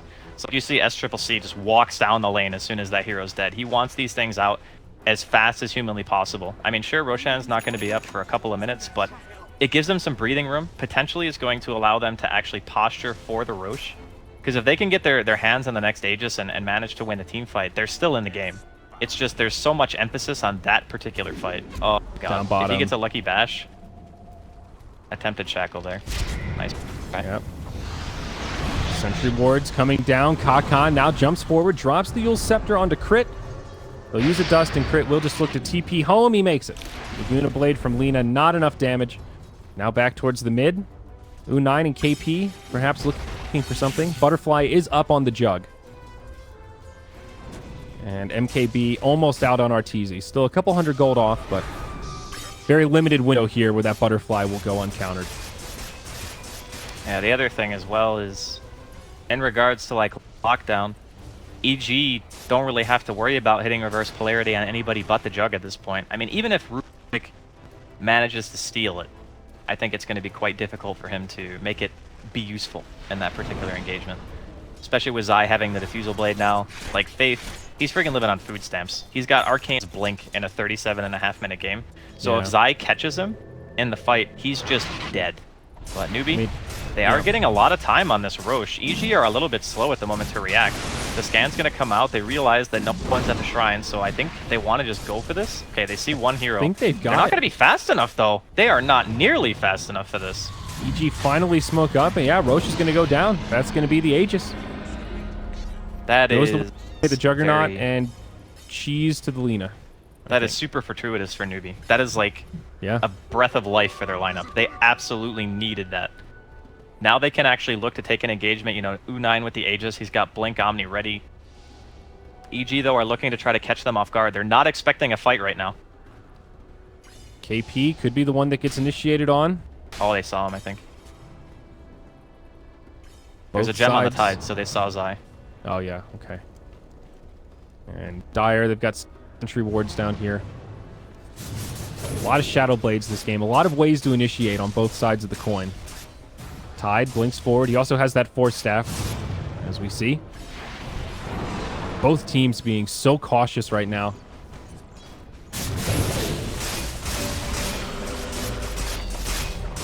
This is basically what you would refer to in StarCraft as a contain. Right? Like, they're just trying to make Newbie not move out on the map. They don't want Newbie to be able to get to a tier 3 tower, because that actually puts them at risk of losing a Rax if the fight goes by. Right. It is very, very scary for EG right now if Newbie are able to get across the map. I mean, there are actually no buybacks on EG at all, so it's even more scary. Yeah, a couple heroes within just a couple hundred gold, but absolutely right. The Bloodthorn on the way for Sumail. He's got the Chrysalis sitting in the backpack. One of the big items we were talking about of controlling this Tide Hunter. Alongside that of Arteezy Silver Edge. He's hiding behind the trees here. They're still going to go in on this. Look how fast the Tide Hunter dies with the break. Oh my, Arteezy completely baited it, staying in the fog. They steal the gem, and now Kaka, he might get killed as well. He has to use the Yule Scepter to, defensively. Sumail able to remnant to the high ground as U9 pops the Omni Slash. It's a 2-for-0 so far. He's going to heal up at the shrine, but Troll just shredding the Juggernaut right now. MKB doing too much work here, Draskell. 3 down on the side of Newbie. Jug with the Aegis going to be coming back to life, but silenced straight away. And he dies in the blink of an eye. 3 down on Newbie without buybacks. Devastating. That was a prime example of what we were referring to when we talked about the Silver Edge combination with the Bloodthorn. And in addition to that, the Solar Crest too on crit. And just absolutely obliterating that Tide. There is nothing you can do. They're a little bit hesitant at the moment because they're unsure of the buyback status. But I feel like this should be Rex. They'll be excited to see the Juggernaut does not have it. 45 seconds, stuck in the grave, and he's 900 gold away, so that's not going to be changing anytime soon. This is guaranteed bottom lane barracks. Tier 2 towers standing in both mid as well as top, so EG will not get more than 1 lane here, but Universe catches one with the RP. Skewer back. It's a dead Lina. Another nice catch. It's smart, actually, for him not to snap buyback. They have tier 2s in both lanes, mid and top. So he's just going to save his money. He's got that Bloodstone respawn time as well. He did lose some charges on it, which is, you know, a bummer, but at the end of the day, he can't really afford to waste the buyout because they're going to need it potentially for mid to be able to defend that. God, it was actually so nice for Newbie to get that Roche, and then just to be, like, thwarted that heavily after you get the Aegis, it kind of... Yeah. I mean, it kind of really, like, sucks all the life out of what they were going to do. It was an amazing play from Arteezy, utilizing that little tree, knowing full well the Tide had the gem. That was really the only way he could find the break initiation like that. You know, it's hard to fault KP in a situation like that, sort of using the gem, trying to bait somebody into an aggressive position, but just getting caught a little bit unaware. Yeah, I mean, they had vision control over the area too, EG. Yeah. They knew exactly what was happening, so they knew full well what they were getting themselves into as soon as they jumped the tide. And as soon as that silver edge shackle hits, you're just hands off the keyboard. That's it for you. So Zai going to be the one carrying around the gem now. BKB queued up on him. Still actually only one BKB on the side of EG, and it is in the hands of a troll. But that might change here in the near future. We'll see EG take a more aggressive posture. Maybe looking for an opening to initiate. Kaka in a precarious spot, but we'll be able to blink back. Radiant's top tower is under Zai scouting things out. They find KP. He force stabs into the silence, but they'll be just fine. Tier 2 tower up top, finished off by Arteezy all the while. And now it really feels like EG just absolutely in control. They'll finish off the shrines, get that little bit of extra money, and the map is pretty much now theirs. It's been a pretty interesting game, to be honest. Like, watching the differences in playstyle in this game one between the two teams. Especially, again, you know, the last time these two teams met, Newbie won. So, changing it up a little bit on the side of EG, getting themselves a pretty greedy hero in the Magnus as an opener, but also denying the Legion Commander from Newbie, as, again, a lot of the Eastern teams are very, very good at utilizing the hero. And they were just much more efficient in their playstyle. Yeah. And it's obviously reflected in the net worth on the heroes. I mean, sure, they're leading and they have a set of racks, but, you know, the net worths are inflated pretty heavily in favor of EG at this point, even on the supports and the off lane. So, I'm looking at this as a perspective of the team fight versus kind of split pushy good late game meta. Team fight still really struggles a lot, even as well as Newbie played this. Yeah. But it's going to be a smoke on smoke action here. Who will catch who? Lina in the front lines kind of breaks the enemy smoke, but it's Faith. Telekinesis onto Sumail. That's the target they want. KP with a nice Ravage onto 3. They destroy Sumail, but it's Arteezy with the BKB on, trying to follow up the Universe RP. Not really a great fight for EG so far. The buyback from Sumail will come, but it won't be enough to save crit. Now U9 doing a lot of damage to the Universe, but Force Staff does keep him alive. Zai slowed down by the Diffusal, looking for some blind, and it will actually keep him alive. EG having a lot of trouble finding kills in this fight. You see all the cores spread around looking for targets that aren't Tidehunter, and they just can't find it. It's a big fight for Newbie. You can see the difference of the team fight when they're able to kill KP and when they're not. And I mean, sure, that one was like very chaotic, and Arteezy actually chased the Tide for quite a while, even after KP had already expended Ravage, so wasted a little bit of time. The BKB as well, coming out in the Lina, making it very hard to get disabled, and obviously blowing up Sumail like straight away as soon as the fight started, getting that Omni Slash off from U9 and making use of the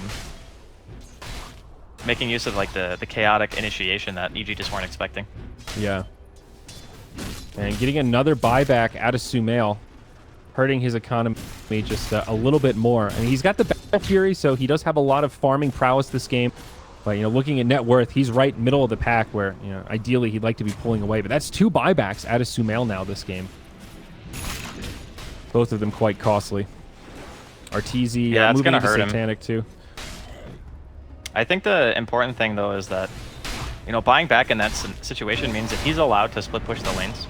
And even though there is a bit more pick-off potential right now on the side of Newbie than there was before, like the Orchid is done now on the Lina, so they have that Shadow Blade into potential Orchid, which currently Sumail does not have a defense for. Like, he doesn't have a Manta, he doesn't have Lotus, you know, whatever. Right. So it's actually kind of scary for him at this point, because the Lina is coming into that state in the game where you potentially can solo kill somebody, especially once the full Bloodthorn is completed, because you do a lot of damage, especially with the talents that he's gone. You know, he's gone for the attack range, the damage, the Fiery Soul, increased attack speed and movement speed per stack. So he's transitioned into this kind of hybrid magic and right-click kind of hero. So you think Sumail's going to need to alter this item build here? Oh, maybe we'll hold that thought. Initiation now onto Arteezy. Follow-up, not quite there. KP blinks forward, but does not have the Ravage. Still on cooldown for another 5 seconds. Glyph now, used to defend this tier 2 tower. It'll buy it a little bit of time as Arteezy tries to finish it off, and he will. That is the last outer tower now for Newbie. Destroyed. Maybe trying to find something on the retreat. Dust from Kaka. Yules now onto the Ricky. Universe looking for the skewer back, but can't quite get it. Tricks of the trade almost finishes off Faith, but Omni Slash doing so much work on the back line. Down goes Universe. Ravage connects on 1. The other 2 heroes BKB'd, but EG still not really putting out much damage. They've only been able to kill the Rubik. And that's it. Sumail now stunned up in the front line. Double LSA from Lina. Triple C pops the BKB, starts laying in the damage. They do lose the Juggernaut, but Lina still alive on the backside, doing so much damage to this Troll Warlord. So many auto attacks flying in. Arteezy in a lot of trouble. Roll forward from Kaka. Magnetize. That little bit of magic damage might be enough, but Arteezy, he's actually life-stealing through it. He turns and kills Kaka, and now he's going to head for the hills.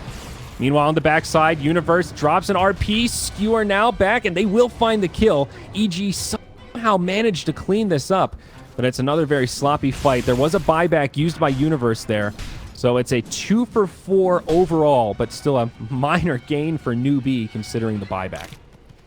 Jesus, man, there were so many close calls in that fight, and Roshan is going to be spawning like almost on key here, about 12 seconds left. So during the preliminary engagement, Zai just ran at Faith, killed him with the BKB, obviously had to commit the tricks of the trade as well to ensure that he dropped. But Universe still died without popping RP. That's why he had to buy back. He still had RP after the buyout, and which is why they were able to kill SCCC at the very end. But KP's Ravage actually missed on Arteezy by like, I want to say a quarter of a second. Like if he had been even just a minute second faster, he would have gotten the stun onto Arteezy and he would have died before Satanic was popped. And that would have been a gigantic win for Newbie. They would have been the one taking this Aegis right now. And it could have been a completely different Dota game from that point on. I mean, I'm undervaluing, you know, how strong Newbie's lineup is at this point in the game, but they just keep showing time and time again, especially with this kind of hybrid right-click Lina. Their damage output is still sufficient. They can kill heroes if they get the proper chain of initiation. Yeah, absolutely. They give the Aegis to Universe this time. Arteezy low on inventory slots. Finish off the ward. Yeah, this Troll starting to look pretty capped out here. I guess Moonshard can be picked up at some point. And now we see the biggin. It's the Refresher on the Tidehunter. So now double Ravage going to be available on KP for the next fight. This is actually becoming...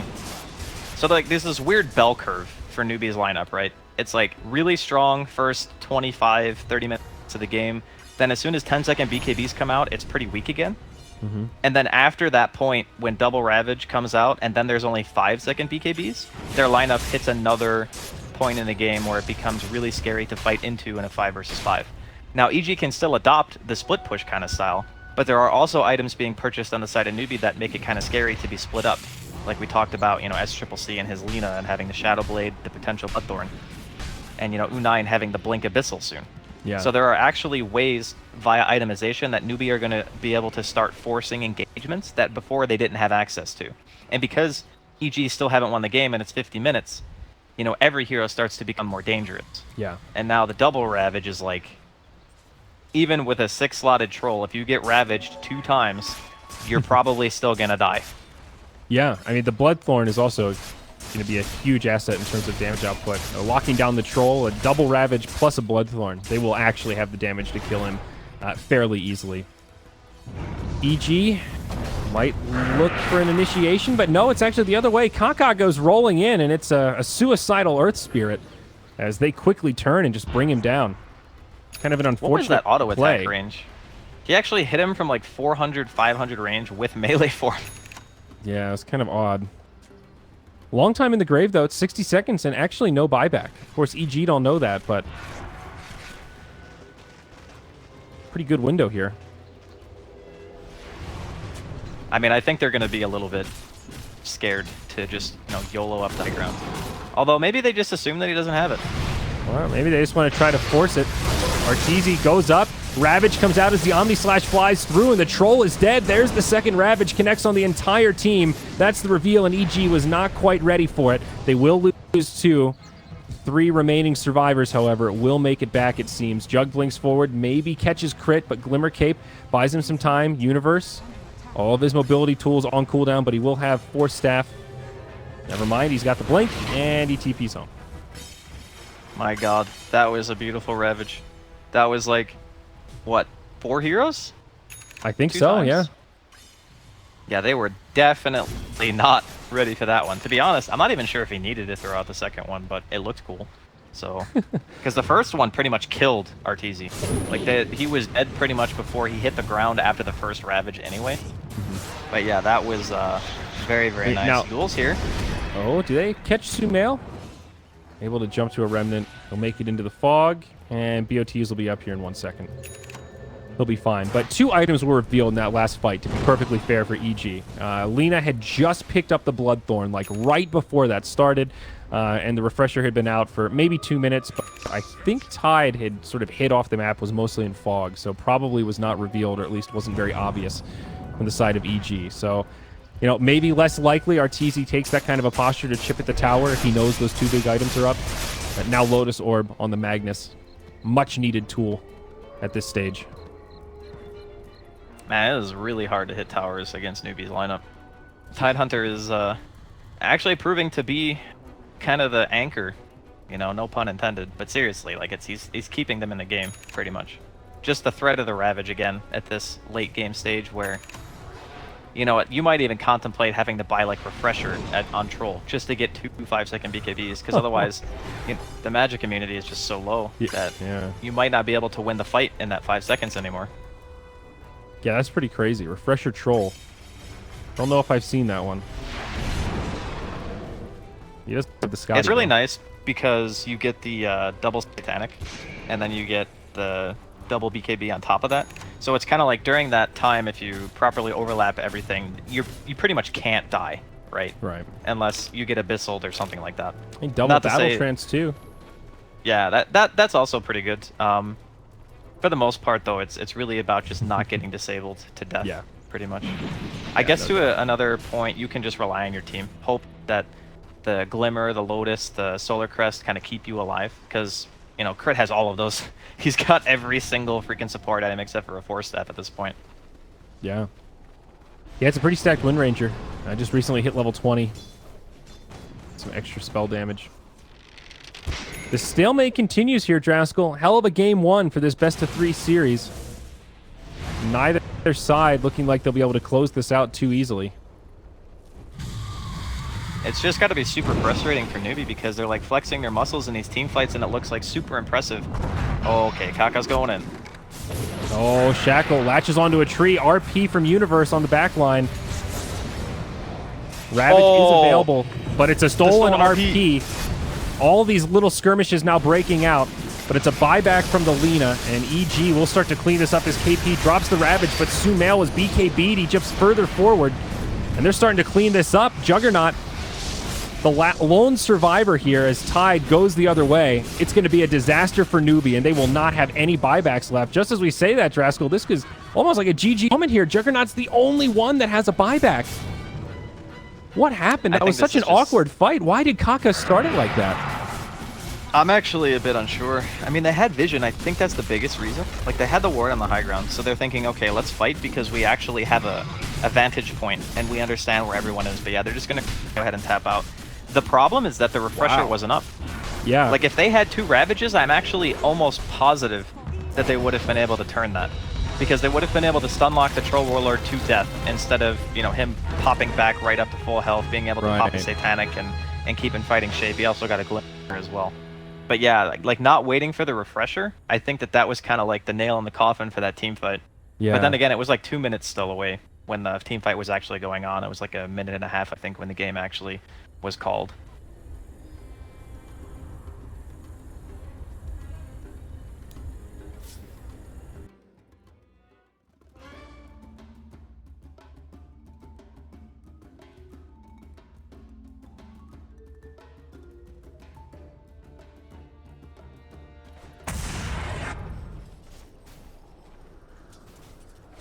Available, but Terrorblade as well as Nyx do. Oof. Only a T3. Rex were not even scathed at all. And Magnus did not pop BKB for RP. That was really big because the Carapace had already come out on the Nyx Assassin. Nice timing by him. But they still were able to clean up, albeit with multiple buybacks. Yep.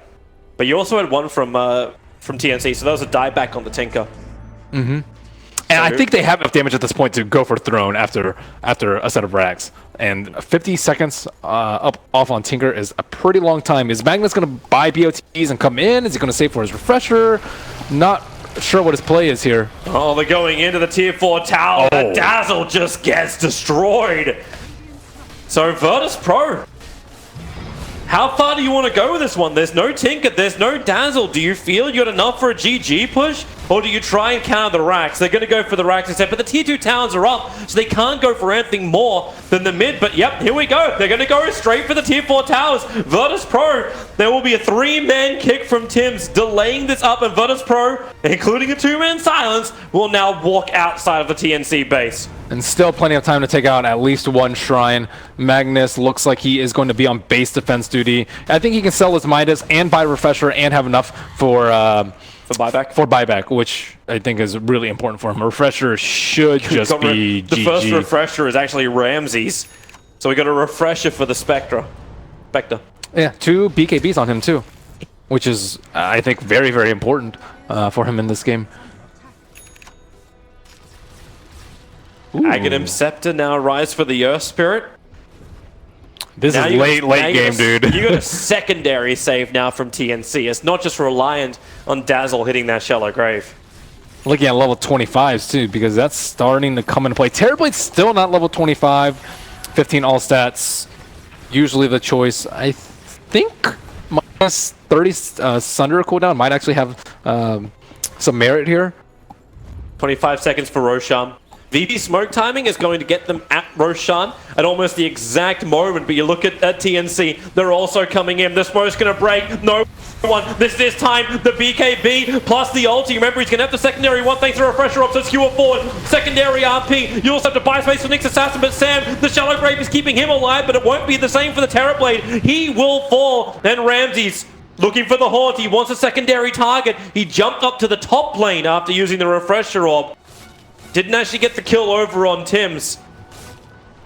So TNC will lose the fight, but they're not going to lose the game here because they still have their Tinker pushing in the side lanes.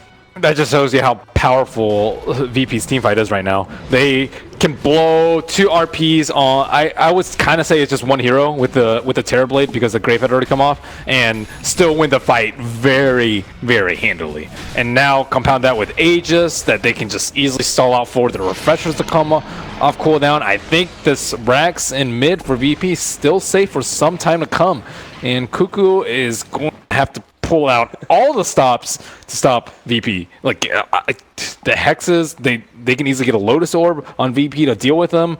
And as long as Magnus pops his BKB, he should be completely okay. I think they need to find a way for the Terrorblade to get out of the fight. Like you can save him for a little bit with like EB, which can get diffused, with Grave, which they actually just kept attacking him through it, through the 5 seconds. But they need a way for him, I think, to actually eject from the fight or do enough damage that he can kill people through his with his BKB. But I don't really think that's an option realistically because no one will always RP him if given the opportunity.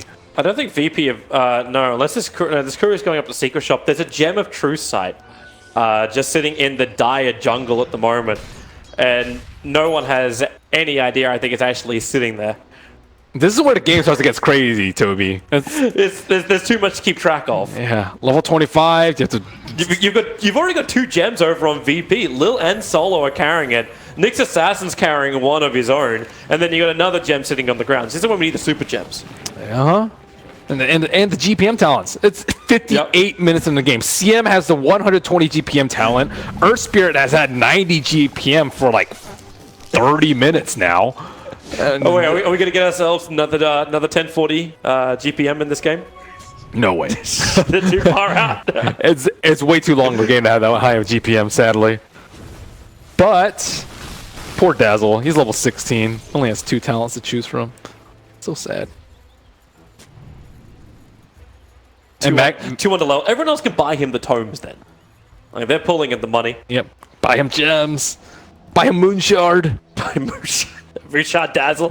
we need the full combat build with the Desolator on him early on. That's why you had the Anuxi Desolator set for Dazzle. Dazzleator. For combat Dazzle. Nyx doesn't even have Ags yet. He is going for full survivability. He just doesn't want to get RP'd. I do like his build. He's been able to Yules out most of the skewer into RP because there's still cast time on the RP after that. And I see him up in the air the majority of the time during these team fights. So that's pretty nice for him that he can just stay alive.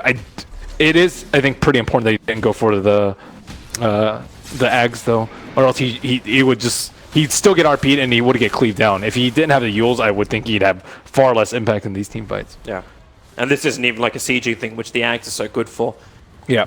Ramsey just looks like so much, like it's such good bait that TNC aren't gonna have a bar of it. We've now crossed over the hour mark in this game. So both teams understand, especially TNC, like they lose one fight because they've lost that mid racks. It's so simple for VP just to rush down mid if they haven't lost any of their critical cores. Yeah, I think at this point the racks are kind of irrelevant. There is still one shrine up outside of the base, and that's the Rogue Shrine for TNC, which is very important for a hero like Tinker. And pretty much anyone on their team, the shrine's going to heal for ridiculous amounts at this point in the game. So let's see, Terrorblade, level 25. He did take the Thunder cooldown, which I think he's been like very close to dying in all these fights. Yeah. And the agility and the HP from the sets is decent, but you just need to stay alive and power through these ultimates. 2 haunts, 2 RPs, Grave, and 1 Sunder is not going to be enough. All he's going to do is wait for the Grave. Like he goes initial Sunder, waits for the Grave, Yes, and then 7 exactly. seconds cooldown on his Sunder. And he has a heart too to even aid in that quest of staying alive until the second Sunder. VP were looking for a fight, but they're not going to get it. Instead, all they get is a D ward. Oh jeez, Spectre has to rebuy Diffusal Blaze now. Oh, he doesn't actually have buyback after that. I guess he should have it pretty soon, but he is 9-slotted. He has Aegis. He'll have his buyback gold before the next fight. Yeah. Solo is given the cheese too. Okay, that's how late game this has gotten. No one else, he doesn't even have room in his inventory. Yeah, oh my God. he understands his role. He needs the vision. He needs to get the Observer wards down, then he can switch the cheese in. And he has a Lotus Orb to counter the Tinker. Tinker's life is absolutely just miserable when he has to play against Lotus Orb and BKBs. It's just, like, he might even consider switching out the... Isn't that when you start selling it? Sell cheese? For whom? Sell cheese?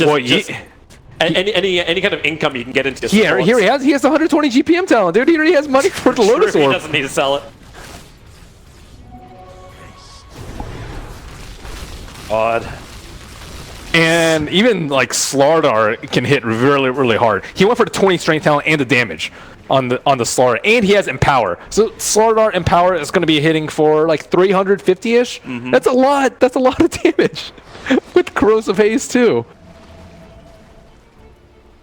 Oh, VP have the damage. They still need to inflict it. TNC are waiting this out very, very patiently, but Lil right next to Cuckoo. The Blink Crush, they're going to find the Tinker and bring him down. Buyback is available. They'll have to cut their way out of the tree line, which they'll be fine to do so. A 2-charge Bloodstone. Solo's prepping Tinker wards on the bottom lane as well. They want to keep their vision up, and Sam, it's like his job is ganking up at the bottom. They have the Observer and Sentries down, so they see where Solo is moving, but they want the bigger target. They want Ramses, the man that was farming the lane, but he didn't keep going with the creep wave. He went back up now in range of the Observer ward. That's a really tough call to make, though. If it actually erupts into a team fight, Tinker has to buy back. And there's no guarantee that he's actually even going to be able to do anything in the fight, because it's so far away from base, there might not be that many things to TP on. He doesn't have BOT2s yet on the Tinker, so he will have some trouble getting into the fight. And if he buys back and dies, it's just GG. So no one... He's got a 2.8k surplus. He can buy the BTs too. But then he won't have buyback. He doesn't have any Bloodstone charges, so he has to save for buyback. Well, he's got enough with the surplus. Oh, he does? Oh, yeah. Okay. He'll be fine. Don't want to buy back, though. Maybe he's thinking of a different item with 2 Bloodstone charges. What does he get, though? Do you want to... Yeah, what do you get in return? Do you go for the burst damage? Do you actually bring in a Dagon? Dagon versus like 3600 HP Spectre, and like multiple BKBs and Rage, I don't think is the play. Ghost Scepter also probably not the play because they have fresh Diffusal on Ramses. So unless it's a secondary E-Blade pop. That would be nice. Because you already have one coming in from the next Assassin, so you could actually kite out the Life Stealer in a second wave. He already sold his Glimmer, so I mean he's already playing with not that much gold. Well, 791 last hits on Spectre. That is ridiculous. I don't know what the record was yesterday, but this game might be most last hits in the game. When you have more CS than the Tinker, who's just been pushing the side lanes time and time again, but now you got Ramses, like he BTs out. And then pushes the lane. Lil ready to come in, looking for the fight, and a quick reflect. They want to go for more with a follow-up stun. Now Spectre going to haunt in. No one looks for the RP, but where is it? Now will go down, catching up the Terrorblade. The skewer forward. He's only found one, but that's the big one. Cuckoo will fall. We'll have the buyback from Cuckoo. He needs to get back into this one. The Shallow Grave Terrorblade. Sunder, he lets it go and gets pushed up on top of the hill. Now it's King of the Castle play. Terrorblade will survive. His mana doesn't even get him down from there. Someone's going to force up. That'll get him down. No slaughter for 100 seconds. Spec does have buyback, 114 seconds. He could potentially wait, but that's way too long. And Cuckoo is on the hunt. Needs to rearm, get closer, gets the Hex over on the Magnus. Support is there. Sam will get not the double stun. The Rage is off in time. Ramsey's by his back. Triggers a refresh orb. They're looking for more kills on the back of that Haunt. Tims is the man on the run. He's going to rolling bowl it down over the hill and blinks up and TPs away. Holy the shit, buyback what? is out and he will survive. I cannot believe that Tim just saved him right there. That was so crucial. Oh my god, what a player. He just saved the game right there. I think by they baited out the Spectre buyback and they didn't lose the Tinker. That is incredible. What? Now Magnus is the only one who has the buyback. Yeah, this is what. Okay, so he has a refresher orb on Terrorblade, so multiple Sunders. It could be like 4 Sunders in a fight, possibly. Perfect timing from the grave, by the way. He actually just triggered it now. So he triggers the refresh orb, switches the heart back in again. So Metamorphosis, here we go again. Push down the mid lane. Everyone's up, but without the RP, it's 25 seconds. Haunt for 52 seconds. The cheese is on spec, so he can survive that way. And now they need a life stealer up in front because he has buyback. I guess Magnus can go up in front too, but you don't really want to be up in front even with the minus respawn time talent. But can they really push with this? They still need to be able to get a jump, but it's really hard with a Lotus Orb on the side. Raven just wants to chip. He looks towards the ranks. This will force VP into some level of engagement. The kick was trying to create a little bit more space. There's a Frostbite over on Raven. That melee rank has dropped down low, but not low enough. Tim's Earth Spirit. First shrine out. They still don't have the double RP. No one's waiting for the perfect opportunity. But it's Terrorblade. They know he's waiting to drop down low so then he can Sunder, and he does it over on Pasha. He dodges the Lotus Orb target, but Raven drop down low. They'll need the Shallow Grave. Raven, there it is. He'll keep himself alive. RP is out. It's the control there long enough. They force-staff him down. There's the Sunder. Another force-staff. Raven will fall down solo. Value Nova finds the kill. Tims wants to rolling ball around. He'll actually roll right into the middle of Pasha. Terrorblade will buy back. Wow, he wasn't actually able to enchant Remnant on him too. Tim's died without using his ultimate, and they were like all in on saving the Terrorblade right there. And of all things to die to, 67 Nova. Crystal Nova. Oh my god. Oh man. I thought he might have the level 25 talent. No, it's just a untalented Crystal Nova. He's not level 25 yet. Close. Very, very close. And even then, isn't even going to get the Nova. After that, maybe. But 1.5 seconds of Frostbite duration. If he had Ags, you usually go for the Frostbite duration. He's got the Ags and the quick buy. Yeah. I think he probably wants to save for buyback at this point, though. So, maybe another 10 minutes. I guess he has a GPM talent, so maybe not even that long. Hell of a game we have here, Toby. It is 68.5 minutes in. Neither team wanting to give up. There's a reason why these two teams are sitting playing for the top seeding out of the Swiss bracket, if they can claim it. Even those graphs. It seems ridiculous that we're sitting at 18,000 net worth advantage to Virtus Pro. About 16k in the experience advantage as well. There's so many items in backpacks right now that the net worth chart is, I don't even know where it is, if you just count all 6 items. Yeah, so, when you take out the refresher orbs. Hey, at least we kept up our Midas quota. We had at least 3 Midases. I think it was Paul saying on the way here, we've had an average of 3 Midases in every single game. Wait, no one got Midas in this game? No, they did. It's all been sold. Who got? Oh, the Knicks had Midas. Who else had Midas? Knicks had Midas. I think it was just Knicks this game. No, we definitely had 3. Okay. We definitely had 3. I remember seeing 3. too many items. All right, so we're going again. Probably just need to wipe the sweat off your brow and get back into the fight.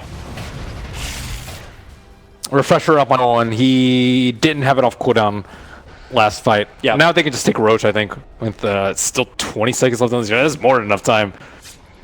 Does he? I suppose they do it so quickly it may not matter. But he doesn't want to have to use Refresher Orb in order to get his RP up. He wants to have both of them for the next fight. You definitely want Roche, though, because you don't have buyback on Ramses because of that, that Tim's play. Roshan is paper. And wet, soggy paper. Ripped apart.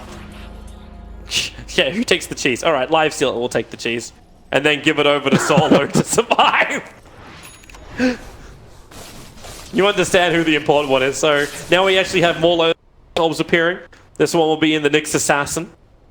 He's actually trading his... He put his boots... Like he's still walking around with brown boots, putting him in his inventory. Okay, he gives the gem over to Earth Spirit now.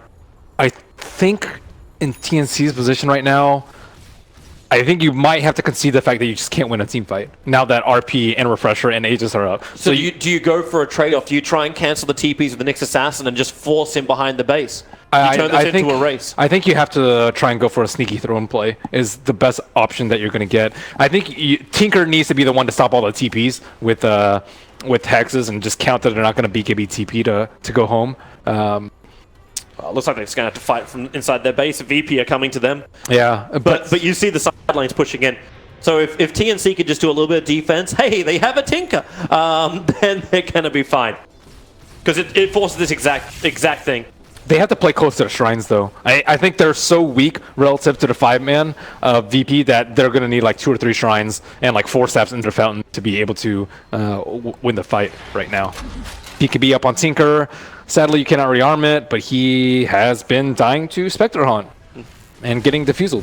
So, yeah. He needed something. I think it's a good item. And Lifestealer is now building into a full Bloodthorn. Oh, a smoke. Smoke coming out from TNC on the left side of the map. Do they find an opening? They have to assume, because Lil and the frickin' Lifestealer, Pasha have just been holding hands this entire time, and he walks straight into them. The Hex will be there. This will be a big opening if they can actually get both of the kills. Slaughter's down for 2 minutes with a follow-up stun. The window has been left open from Virtus Pro. Lifestealer will have a buyback, but with no Slaughter, no amplification, no secondary crush. This may be exactly what TNC needed. What a perfect time for a smoke, too. Unfortunately, they did use Metamorphosis for that because Raven's like, what, they just 2 heroes here? As soon as he saw the Lifestealer pop out, he's like, okay, there has to be more, right? But he's got Refresher in 15 seconds. Yep. So you're still going to have it to go. So without Slaughter, do they have enough control? No one? This is on you. Yeah, no pressure. No pressure, Magnus. You know, if he didn't hit that big RP on top with the 4-man RP, I think the game would have ended like 40 minutes ago. So he delivered already once when the game was on the line. As a wise person once said, I'm fairly certain this game is going to be ended on an RP. I'd be more surprised if RP wasn't cast. Yeah, on a failed RP. Okay. That's more of a negative way of looking at the fight before it happens. Technically, it would still land on RP. There's your jump forward. Ramses already copping a fair chunk of damage from Raven. They protect them both with Lotus Orbs. But Ramses, not too healthy, has the Aegis. It looks like it's about to trigger. He's so low, 100. He went down to 20 HP, still surviving. So there goes the Aegis Immortal to the Skewer. They can hold him there, but no one actually gets sundered. Raven, the RP has to come out from no one. Hold him in position. Solo now lets it go, but Raven, the damage is again too much. Solo has to back up a little bit further. Get away from the Nyx Assassin. Secondary RP committed, but Raven, another saving grace. They're just holding him there. He'll sunder his own the man that kept him alive. He had to sunder his own teammate. Refresher Orb out, create more chaos. Virtus Pro, the defense. Terrorblade is finally brought down. Tinker will join him. They're both dead for 2 minutes. With this window that was meant to be open for TNC, VP shut it closed and then shut out of the glass. Even with all those defensive cooldowns on Terrorblade, he still cannot stay alive. What is that? 4 pull geomagnetic grips by Earth Spirit? He did everything he could. He did everything he could, but maybe we were right. Like, you just had to bail from the fight. Don't take a 5-on-5 fight. What better opportunity are you going to get there, though? I don't know. keep delaying the game, keep split pushing until you get some level of opening against Virtus Pro. They have lane issues right now. This is Oh, the crush, Sam. Quick Yule's up. Spine Carapace is available, so is E-Blade, so is Forstaff, but when he keeps getting bashed by Lil, he has to E-Blade himself. Forstaff into Blink. No, he just got one little bit of damage into him, so he's incapable of blinking. Now Nick's assassin is dead for 2 minutes. 1 minute until you got the two big cores up for TNC. But what do you got? You got Tim's pushing through the top lane. They can't win this race, can they? Both teams have fortification available. they have to test the waters to see what the buyback status is. 30 seconds left on Terrorblade, so his respawn timer is actually like 30 seconds, but that is way too long. I think this is game. It's gone. They're like, what? They don't have buybacks? Oh God, let's just end right here. Yeah, Tim's is trying. Tim's is trying, but no one blinked in front of him, canceling the rolling boulder out. And Tim's is doing everything he possibly can. Another crush, but Pasha will come in. That's the game. That's VP taking game one in 74 minutes and 20 seconds against TNC. Hard fought game one. That was really, really tough. Whew. That was... they had to pull out everything. I can't believe it lasted that long. It just kept going. The VP, they held true. They held the defense. Time and time again, but like you kind of would hope you could hold the line when you have double RPs, when you have double haunts. They only had one way to hit building.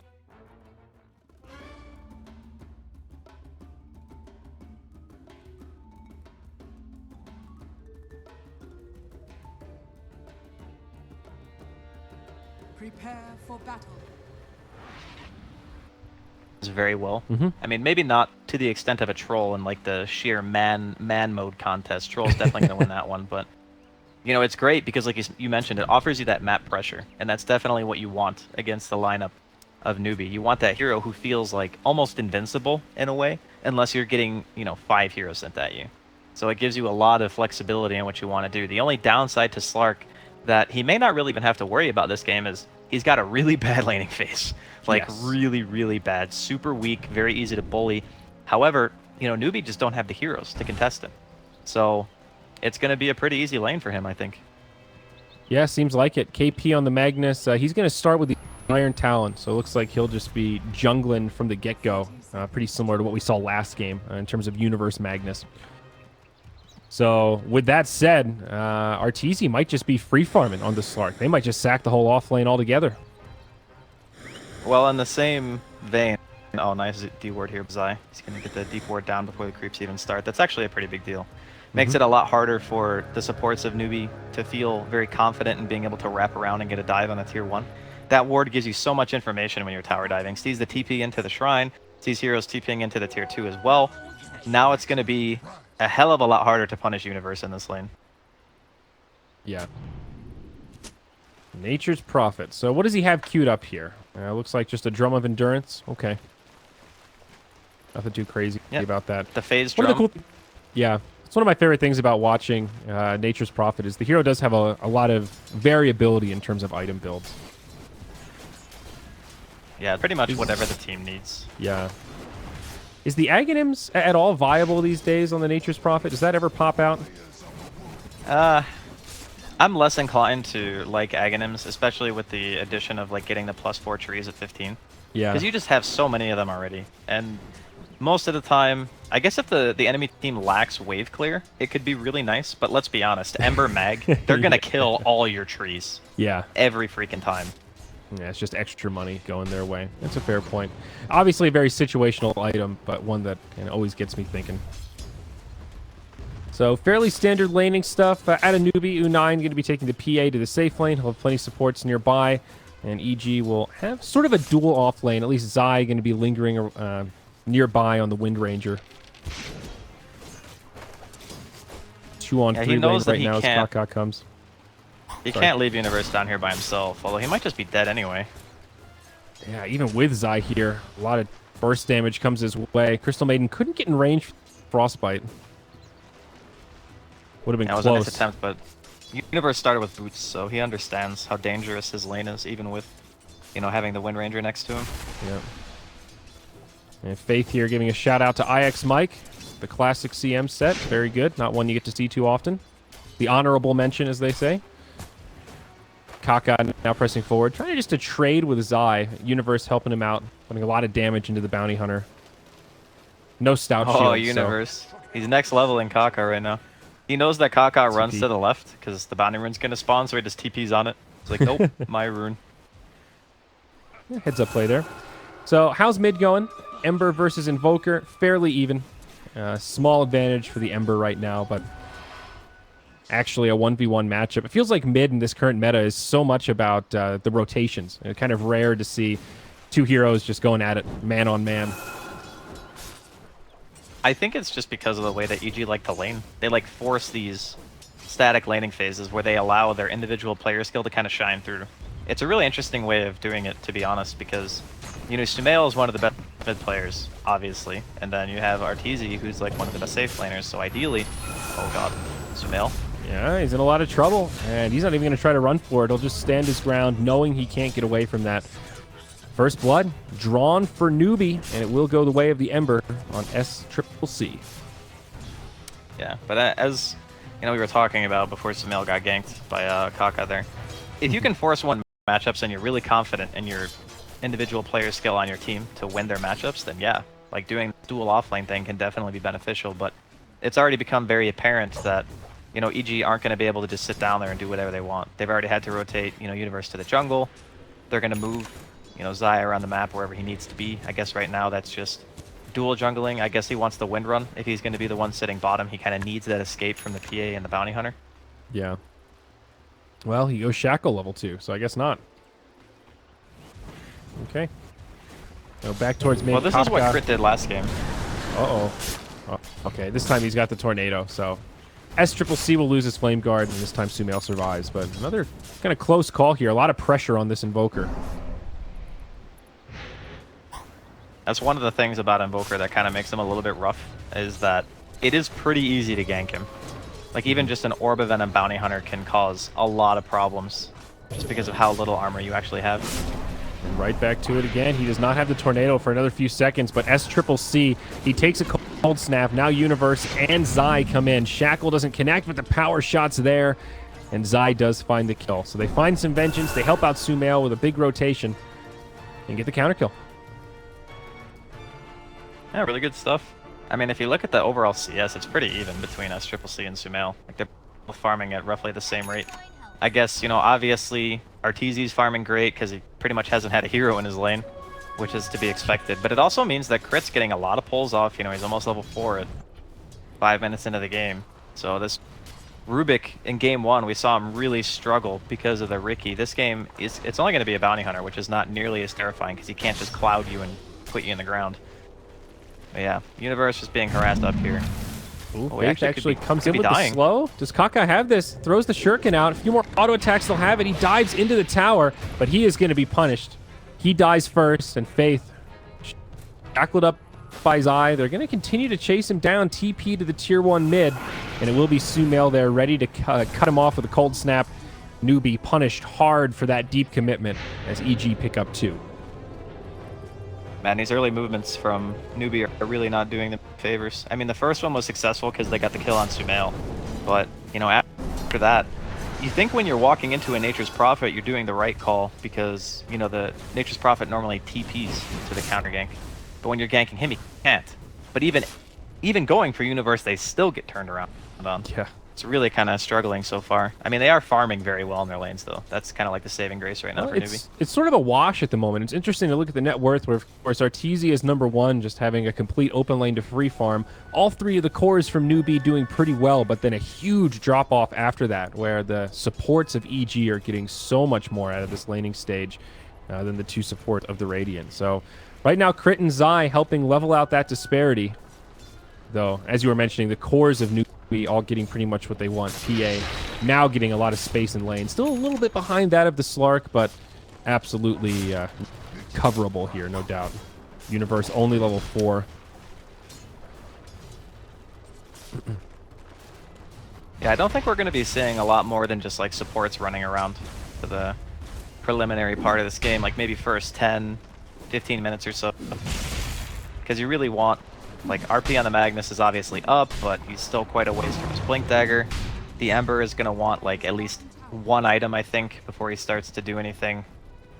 And then you have a PA who pretty much can rotate whenever. So I guess when U9 feels like he wants to get on the more aggressive side of things, he could just TP and go for a gank. If they have Dust, for example, like they can jump the Invoker really easily mid.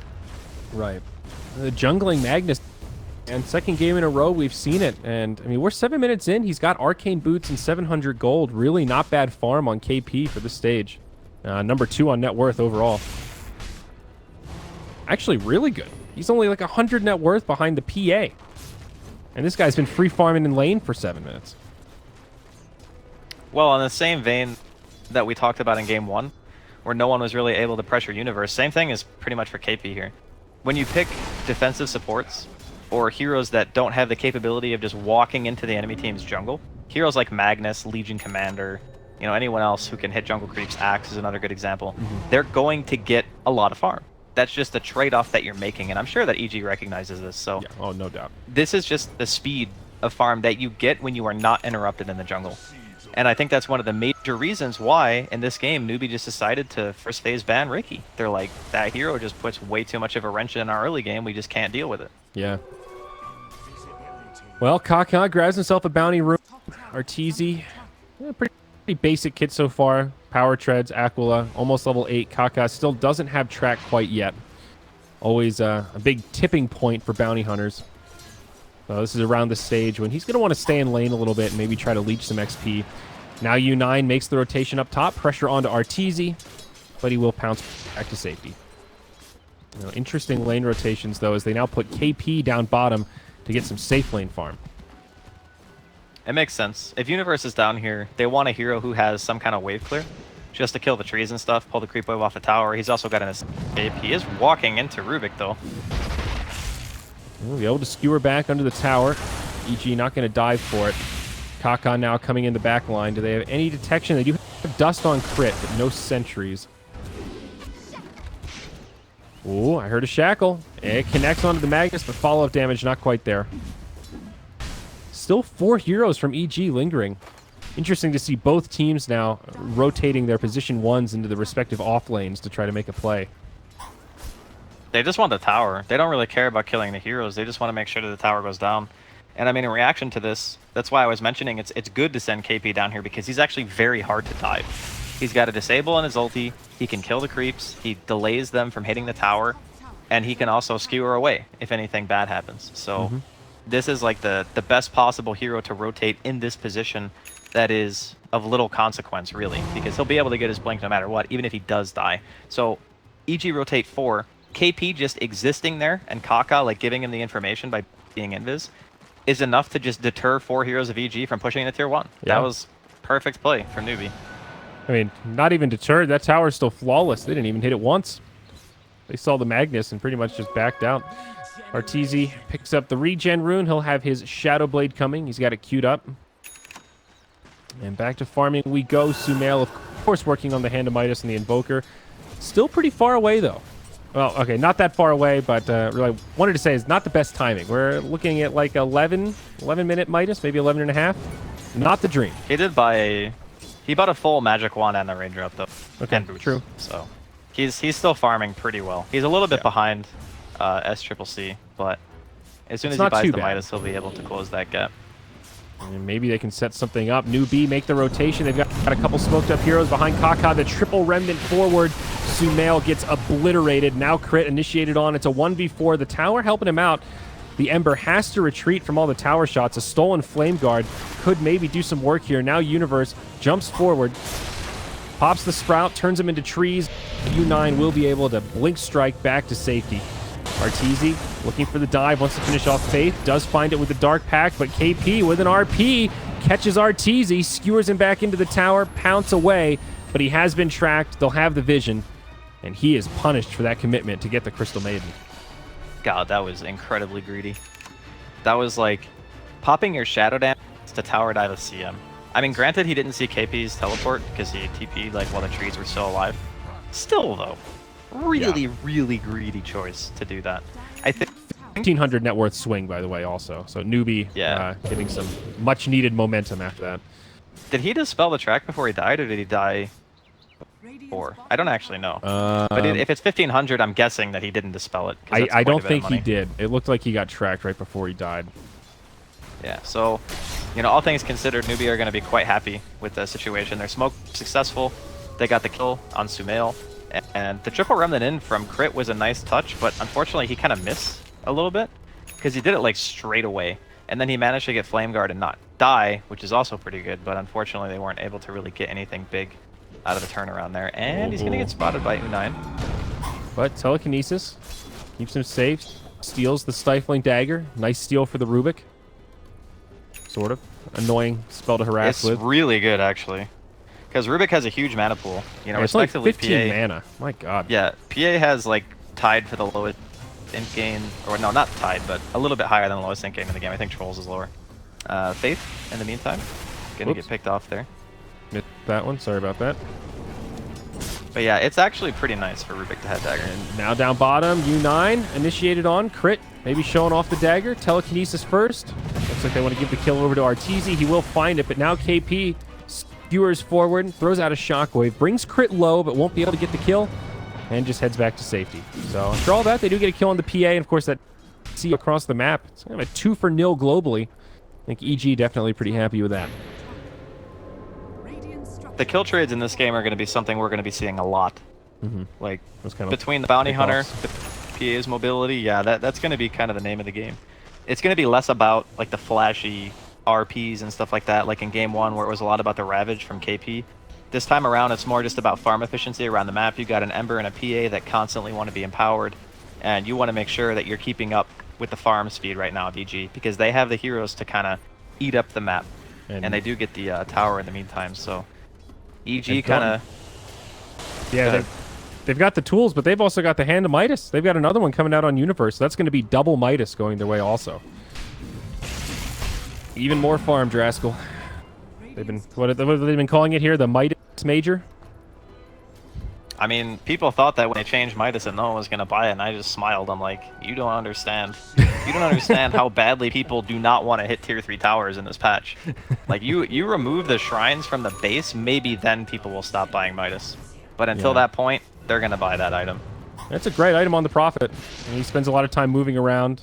So some natural synergy there, and definitely one that makes use of that attack speed. So not a wasted item on him by any stretch. Arteezy very close to the Shadow Blade now. He's picked up an invisibility rune and just scouting around, maybe hunting for a stray Crystal Maiden or something, but will not fish his wish. Instead, Newbie grouped up about the mid lane.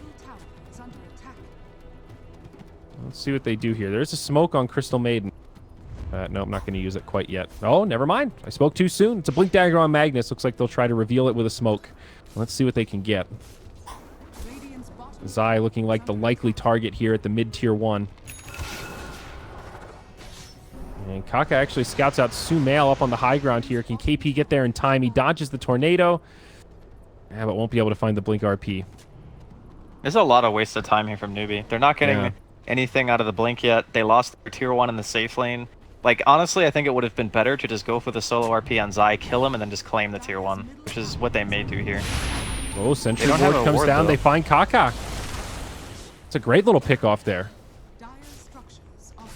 Meanwhile, mid, Glyph comes out. Pressure on the tier 1. Zai still trying to defend. Shackle shot does connect onto SCCC. Not enough damage for a kill as he remnants away, but still, they put a lot of pressure on. Meanwhile, on the other side, Crit dodges the skewer. He'll be okay. And now reinforcements on the way. Power shot brings Faith low. They do not have the shrine to heal up at. They'll lose the Crystal Maiden, but they also lose the Rubik.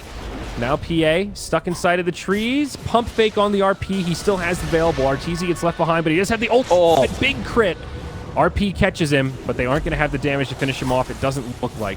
He doesn't have the invisibility to survive, and U9 actually does as he blinks forward. God, Great that was setup so there lucky, from actually. KP. Yeah, that was That a was- really lucky crit to start it off. He daggers him, he takes the BD and turns around and just boom, 600 crit. I think, you know, had it been just a normal auto attack, there's a good chance that he wouldn't have died. But I suppose you could also make the argument that he did hit him like 4 or 5 times in total. So he probably would have gotten a crit within those auto attacks anyway. So big turnaround there from the side of Newbie. They claim the tier 1 of EG. They get the Slark kill. The RP was committed, but hey, more than worth it. Again, it's not about Totally. like these big, huge RPs. Just get a kill. Great use of the RP as well. Now another setup onto Kaka. Sunstrike connects, and they've got all the damage in the world. Zai finds the kill with the power shot. I think at this point it's more just about, you know, how much can newbie do with the track. I think that's the main thing. I mean, sure, it's going to be nice to have a bounty hunter on your team for information gathering, but you really do kind of want to be, I think, fighting a little more. Because Sumail is still pretty easy to take down at this point, right? Like, he's got the Midas, he's going straight into the Aghanims, no defensive items really on the side of EG at this point. There's Midas on the Furion. The PA is actually so strong.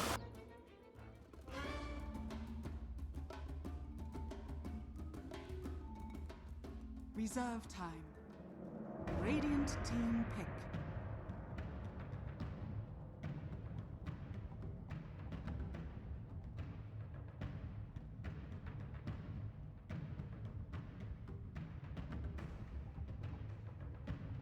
Ten seconds remaining. 5 seconds remaining.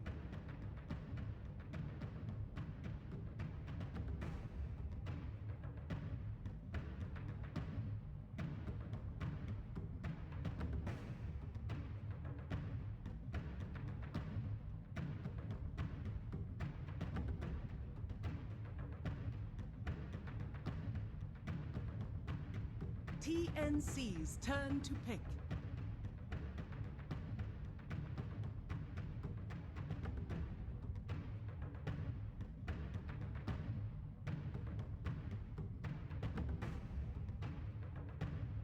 Ten seconds remaining. 5 seconds remaining. Reserve time.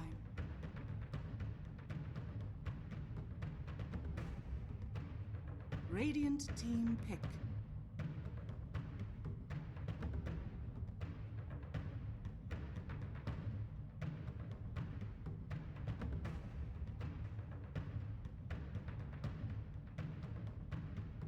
Ten seconds remaining. 5 seconds remaining. TNC's turn to ban.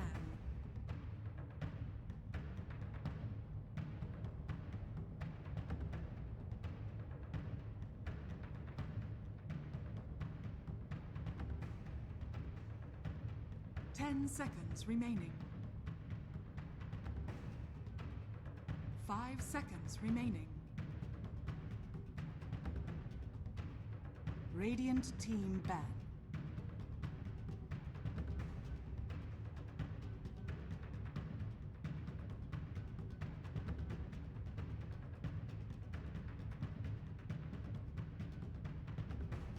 Ten seconds remaining.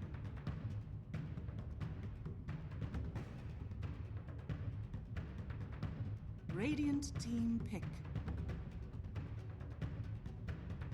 TNC's turn to pick.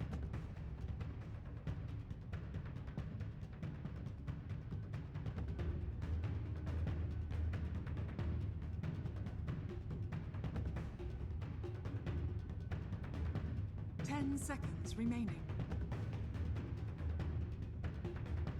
5 seconds remaining. Reserve time.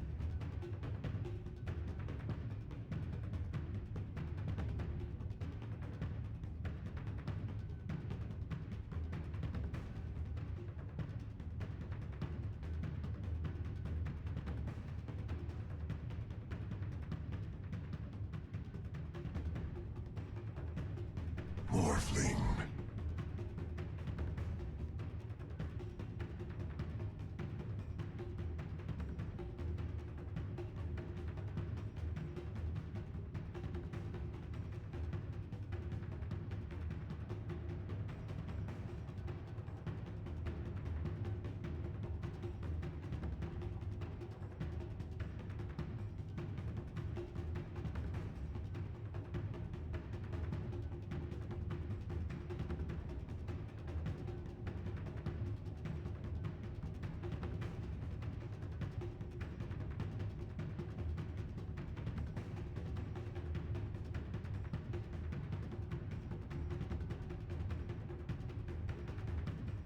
10 seconds remaining.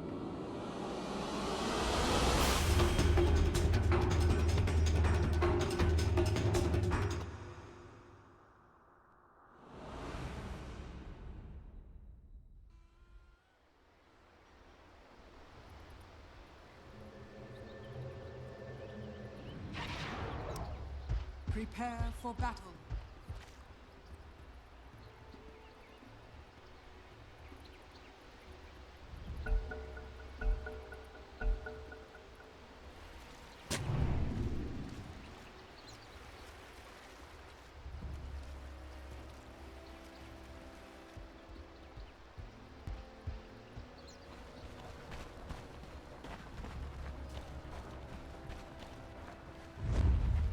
Well, if we do get another stunning game, more than likely, we're going to be about 3 hours behind schedule as TNC and VP go to game number 2. We're already in nice and deep, and of course VP are looking to start things off with a bit of a bang with a 5-man smoke invading into the enemy jungle. Trying to check out his Arcanas. Hold on. hold the phone. We have to check cosmetics. Cuckoo doesn't have. You're going to get a really good area here. If you want your predictions, put it down for the first second. As Batrider flies over. He can't play the high ground. They put down the Observe Ward. Ramsey's spin can't reach it. Sam, okay, he's still going to go down. There's nothing that will stop that. And first blood goes the way of Virtus Pro. The 5-man smoke works, and the level 1 upheaval of Warlock made it impossible for Batrider to really outmaneuver VP there. And the double slow from the dagger and the ignite. The downside is they lose the bounty rune. Morphling's going to take the 1 up on top, so VP will only get 1 out of the 4 bounty runes. And on top of that, I think they should be able to deward that. Oh, actually no, because they had the PA one. Yeah, they get 2. They get 2 for 2. Not upgraded. Please. Juggernaut. How am I going to tell who's who? It's Juggernaut and PA. Both with Arcanas. Hey, if you had Juggernaut and Morphling in there, you'd have more troubles. Oh, Batrider. Okay, coming in range of the tower is probably not part of Sam's original plan. But with the boots, he can at least outrun Lil and get the easy experience of bottom lane. But it's mid. Telekinesis, drag back 3 heroes from TNC. It's the old aggro mid lane play coming in from TNC. No mischance for Cuckoo. So TNC able to get the blood back already. We expected nothing less. All the panel was saying it. You've had a very long, drawn-out game number 1. Game number 2, you want to increase the pace. You want to be quick and dirty. Yeah, and this mid lane is quite the brawl. At the same time, they are leaving Magnus up alone on the top lane, which he's versus a Morphling. Morphling's not very strong in the early game. He's definitely going to need some help from his Rubik. Well, Rubik's trying to help out. But there's no real kill potential here. Like with the PMS... Oh, he's level 2. Lil has to be a little bit careful. He's going to stack up a lot of napalms over there. Well, Lil's actually already sitting at 3 stacks. And, okay. Again, Sam's going to grab the creep wave and pull it around the side. Ramses was thinking about a spin, but that ain't going to happen. He's way too close to the cliff for that to happen. Yeah, he has poor man's shield on him. These 2 heroes do not hit very hard this early in the game. So Pasha is actually going to have a pretty good game. Curious to see if his Magnus performance can suppress no one's.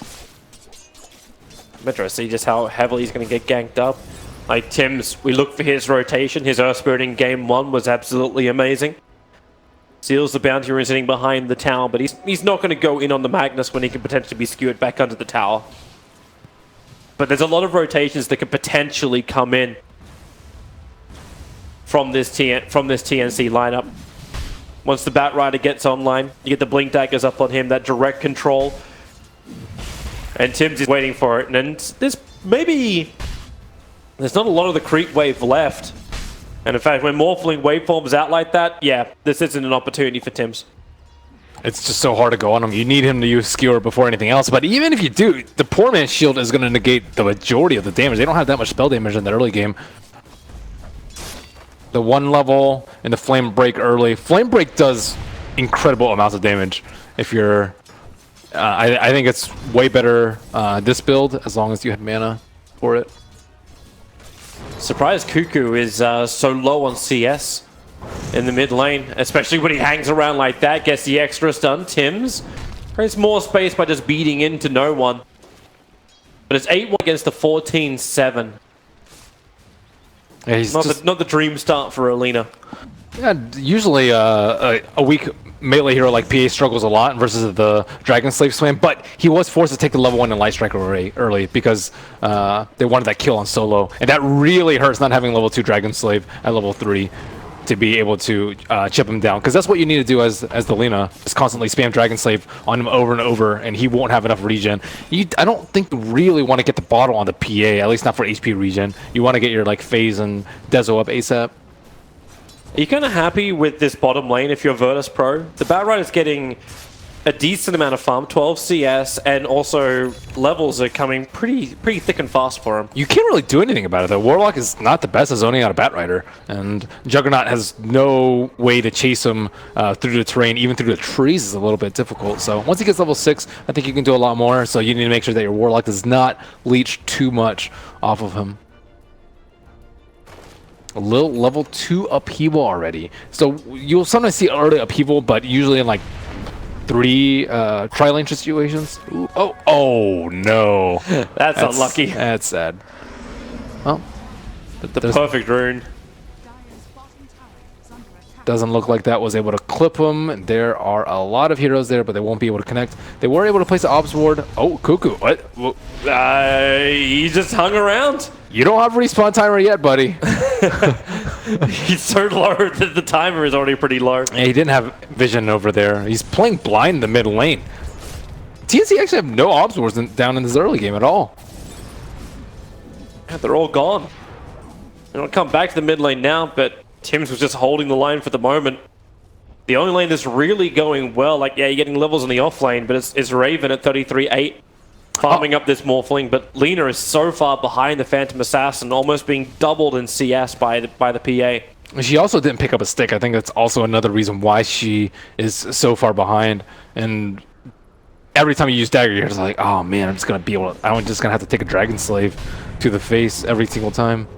But no, that tough part for PA is over. Although later on, you're gonna have to worry about Lagunas. Smoke maneuvering from TNC, Tims as well as Ariel. Teaming up, and they found the perfect target. Well, sort of perfect. It's a kill, nonetheless. So Solo, nice little kick, able to hit on 2 again. Tims, okay, no one's just going in for it. With the extra stun, Earth Spirit rolls down, but no one finishes the job. Solo will be brought down by Cuckoo, and no one in too deep. The Light Strike Array will be able to connect. Does he have something to jump to? No, it's still on cooldown. Bottle charge, it arrived, but it's not enough heal. Cuckoo will get a double kill on the mid, and all of a sudden, Lina is feeling a lot more comfy. No, I just need a little bit more RNG right there. Just one more miss. Sam's able to quickly TP out Solo. Fraction of a second off landing that stun. Now Ramsey's a 6 though, so SamH might have to go to the jungle, especially with the 7-minute timer coming out pretty soon. Needs to get those stacks on. But at the same time, if you do go to the jungle, Lil is going to get a quick and easy level 6. That Observe Wall got scattered out again. It's the fresh one to replace the initial kill from VP, but Tim's just pinged it. SamH could die here. It's not that great of a position for him. He's 6 off this. They still need to get the slow, and the upheaval will do it. Firefly down, Omni Slash, 3 hits. And he'll try and move back up the hill, back closer towards Solo, who's got the Fire Blast available. But no, they didn't finish the job. Oh, no. He's actually going to live through this. Trigger up the shrine, back to life, and then back to the lane. Oh my goodness. Survives the first Omni Slash, even gets 3 creeps to farm underneath his own shrine. He doesn't have any armor. Normally, like you'd expect a little bit more armor on him for him to be able to survive that, especially with the phase already up. But I mean, no armor on Tranquils, no casual ring of protection. I'm very surprised he was able to survive that. Ramsey's coming in again. This time he'll have support. Tims is on his way. Looks for the extra silence. Fatal Bonds connects the 2 of them together. So Tims has to be careful of the damage he takes, but when he gets a 3-man kick into the double Light Strike Array, it may not matter. The telekinesis is grabbed. Ramses will fall. TNC, they come in force, but Pasha will arrive. He actually is still dying. They never lost the connection of the Fatal Bonds. They're staying alive outside the trees. They don't actually have... Where's the kick? The kick will connect. They see him. No telekinesis grab, however, but they do have the level 2 Fade Bolt, but the Rubik won't survive long enough. So Pasha will be able to get the double kill as they were hunting Lil in the trees. Cuckoo just got juked so hard right there. That's sad for him. At least they got Ramses. And they're going to get an extra one. No one picks up Tim's, who was just running up the bottom river. They have a bunch of low armor heroes on the dire side too. This Blight Zone really hurts on the Phantom Assassins. This is like before Empower is coming in, but this game you have to deal with a dual buff. Dead with 3 stacks, and yeah, he is. He's dead. He's going to tick out anyway, and he burns the RP. It's only going to hold Sam here for a little bit longer, solo, and it'll end the level 1 Ignite. So the slow is half decent. No one will also arrive, but he looks more towards the Rubik, as they can't see the Bat Rider to engage. The 2 points on Flame Break. Flame Break scales incredibly well. I would say it scales way better than Firefly. Firefly, you only get 20 damage per level, but Flame Break, you get an extra second, which adds up a lot when you're talking about sticky napalm damage. So I like this variation. Normally people just get 1 value point for displacement of heroes, but I like the use of it for coming damage. To mid, but instead they're going to find Solo into the trees. Okay, they're not even looking for the gank. They just bail. Just way too much to commit on an Ogre kill. You're going to have to blow Laguna or something pretty big. Or they just big. do it to smoke. And they will be able to blow the Laguna, because Cuckoo wasn't able to get it off on bottom lane. He didn't have the mana for it. Well, you know PA's jungling at this point if Warlock's taking over mid. So where exactly is he? No one's in a really good spot. It is daytime, though. The Observe Ward gives him the vision. They see no one moving up towards the shrine. He has raindrops too. Raindrops and shrine, that is not your ideal target, or at least placement, and looks like they will not venture forth. Yeah. Morphling still having the time of his life on top. He was able to bring down the top tower. He's going to go directly into the Lincoln Sphere with just the basic boots. And with a little bit of a creep skip on bottom lane, TNC can ensure they bring down 2 tier 1 towers early on. They may want to bring someone to defend the mid, but that's a double damage Phantom Assassin with Empower buff up that they'll have to go against. They also have the Rock sitting behind. Lil is already level 6. Pretty early for a Warlock in this game. Cuckoo's TPing out. He doesn't want anything to do with this.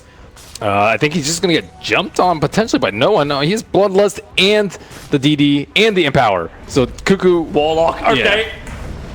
Don't stop the Rock. Lil just goes in with the extra crit. The kick will fly in. But again, remember, that's no one with a double damage rune. So he can dagger out. Still got that Golem to deal with. Raven's trying to take care of it. And they will be able to do it. Pick it up, throw it around. But the tier 1 tower goes the way of Virtus Pro and not the way of TNC.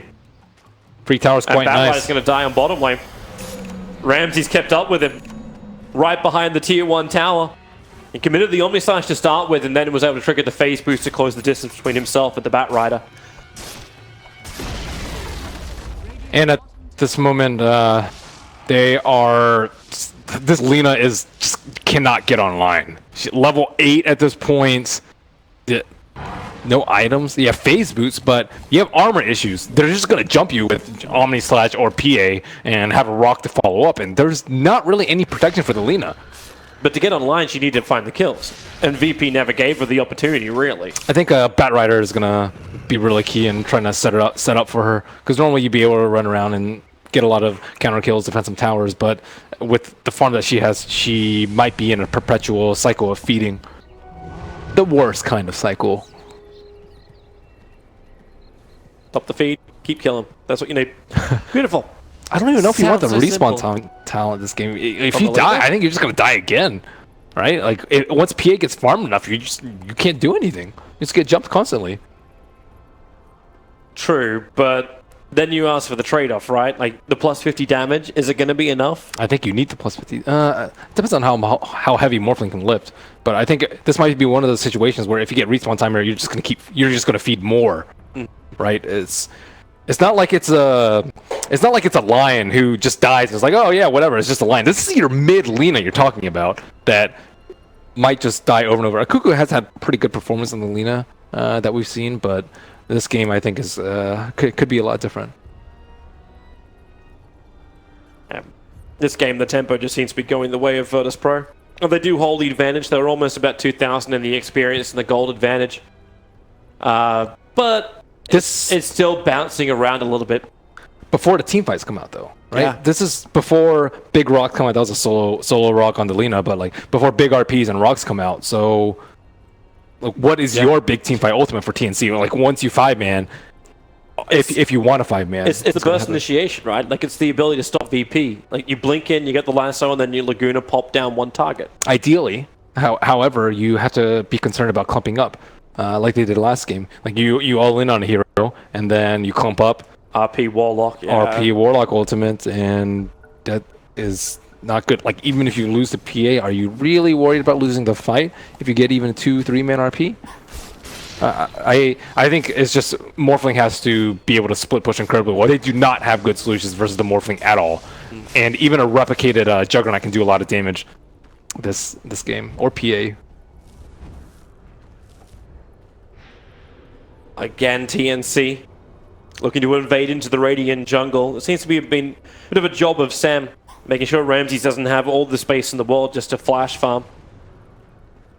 Right, they were looking to push down the tier 1 tower before. And Ramses already knows it. He knows he's being pressured. TP's up to the top lane. So they can push that lane in instead. But with Raven now down the bottom, maybe this is when TNC can try and establish control of the Radiant jungle. Cuckoo, real issues in the mid. Getting caught out, unable to run away from the high-level upheaval. And VP looking to fight. The Rock's off cooldown in 15 seconds time. They want to come into this engagement, but Sam, he's there. He's waiting. Into the Firefly, starts his TP out, and scouts out the 3 heroes moving in. So a bit of a waste of smoke from VP. Pasha hesitated a lot there. He's like, oh, there's someone here to break my smoke, and then he didn't realize that there possibly couldn't have been that many heroes there. Lina's already dead. I think Earth Spirit was showing top. Morphling was showing at the tower. So maximum there could be was 3, but I guess he just want to be pretty careful with his skewer. You do really live in that fear when you're at that 2,000 gold point for Magnus. And you're like, I really don't want to die before my Blink Dagger. So they were on different pages here. Lil was looking to attack on top and actually pinging out Spirit's position. And Ramses wanted to go back to farm and pick up a bounty rune. They don't really need to make any moves right now. It's very concerning that VP's 2 melee cores are on top of the net worth, and this is before like the Magnus and Power farm really starts kicking in. Like they can just stack Ancients. It is max and Power right now. Definitely, I think the right choice for Magnus to go for one build. But yeah, they can just power farm Ancients right now, and the net worth is just gonna get worse and worse because Lina cannot compete with this sort of farm rate. So you need to smoke, you need to be able to get kills. Batrider's Blink Dagger is going to be very important for them. It's only 200 gold for him, but Cuckoo, need some more than that in that kill category. He has 4 right now, but his net worth is not in a good spot. What a time for this Blink Dagger to arrive for Pasha. This may actually give VP the confidence to defend the tier 2 tower if TNC want to push it. And right now, Cuckoo plus Raven, you've got 2 of your cores on this bottom lane staring down the tier 2 tower, but okay, Raven's out. They just don't have the strength or confidence to keep the push going, and the Observe Ward in mid sees the movement of the Morphling. In fact, the Creep Wave sees it as well. Batrider's Blink Dagger time is coming out, so they know that Magnus's is probably very similar, and he hasn't shown yet or revealed his Blink Dagger, but they will see it with it as a reward on bottom, so that will be no surprise to them. He did walk close to the southwest side of it, so they won't make the blunder of pushing mid into what potentially could be an RP. And time for Batrider to do his thing. He doesn't have any mana right now. I guess they're sitting up waiting at the shrine. They need to get a smoke right now, but Lina is not involved in this, so they could potentially smoke behind the Lina, closer to Lina. They are expecting the Lina to get jumped constantly, which has been the story of Cuckoo's game. Or Lina just TPs into him now. Yeah, they actually haven't smoked. He doesn't have that much mana right now. Just what, 1 Napalm, 1 Firefly, and 1 ulti. That's not really what you want to smoke with. So he has to pop a secondary shrine just so they can make something happen with this. But at this time, VP group up. Yeah, that's like 30 seconds a minute wasted. Like, you've got Rock. Just bring 5 heroes to the bottom lane and push in. Tim's is still trying to get as much farm as he can out of this top lane, and he is doing it pretty uncontested. Uh-oh, but the trade-off is VP's push power. So, tier 1 tower, and TNC go for the trade-off by going for the mid tower. They have way more physical damage on the Radiant side, though. VP can, I think, easily take 2. Combine that with a Bloodlust. Well, they're going to go for the trade-off. Waveform plus Slave for TNC mobs up the creep wave pretty quickly. The first TPs are coming in. It's going to be Tim's. Kick Slow could do it. Radiant are going to burn their fortification as well, but the tier 2 tower is already gone. And VP keep going. They're looking to the high ground. You've still got the Warlock Golem. Maybe not the greatest thing to commit. Okay, TPs into the mid. Ramses will arrive, but Morphling is away. And he's the last player left here from the Dire side. I think they can just go in a Roche, though, right now. I guess Bat Rider's a little bit of a worry, but you have the Rock and you have the RP. Could be a little bit risky for them. Maybe once the Dezo's completed, they can actually go into it. Oh, Dezo's been online for Phantoms. Phantoms is really rich. Oh my goodness. She almost has BKB. Yeah, if they get some better vision around the pit. The TNC currently have the best ward watching the front of the pit, as well as the Radiant Ancients. They were really scared of it. They blew a scan, make sure that they didn't smoke in a Roche. They still need some more time for Morphling to get a second item, I'd say. Once he gets EB, they can actually just pop the PA, but she's already kind of shored up against that with the... Oh, Blink, Lasso, they managed to find a target. Ogre doesn't get pushed up on top of the hill with the Flame Break as well as the kick from Tim's. They hold him in position and allow Raven to get the blood. That's Solo's specialty, though. Creating space with his deaths. It is. Solo dies, the tier 1 tower falls on top lane, and again, this is the same situation the TNC is in. Like, do you try and defend when the push comes? You have to let the tier 1 tower go. VP not going to go for the tier 2 tower this time, instead they slip into the pit. Here come the drums, here come the drums. I'm just waiting for one of them to accidentally use their ultimate. But here they go. Bat Rider. He doesn't have Lasso, so it's not going to be an easy play for him. He does get vision with an Flame Break to push him out if he wants it, and that may be the way to do it. The kick. Tim's rolls in, and in comes Sam as well. It goes down the Radiant side. The rock will drop, but really, Earth Spirit's already dead, and Bat Rider was out of the pit, but they get the other one. It's the Rubik being dragged back in into the Omni Slash. Raven wants to TP out. The Morphling doesn't have the life to survive it. And Virtus Pro, again, another fantastic fight around Roshan. We saw one of them, which was a 3-for-1 trade-off in game 1. This time, it was a clean sweep, 3-for-0.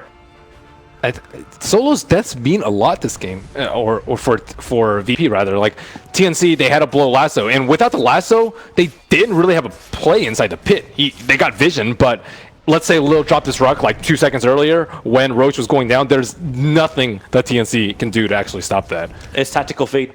Tactical feed, yeah, quite tactical.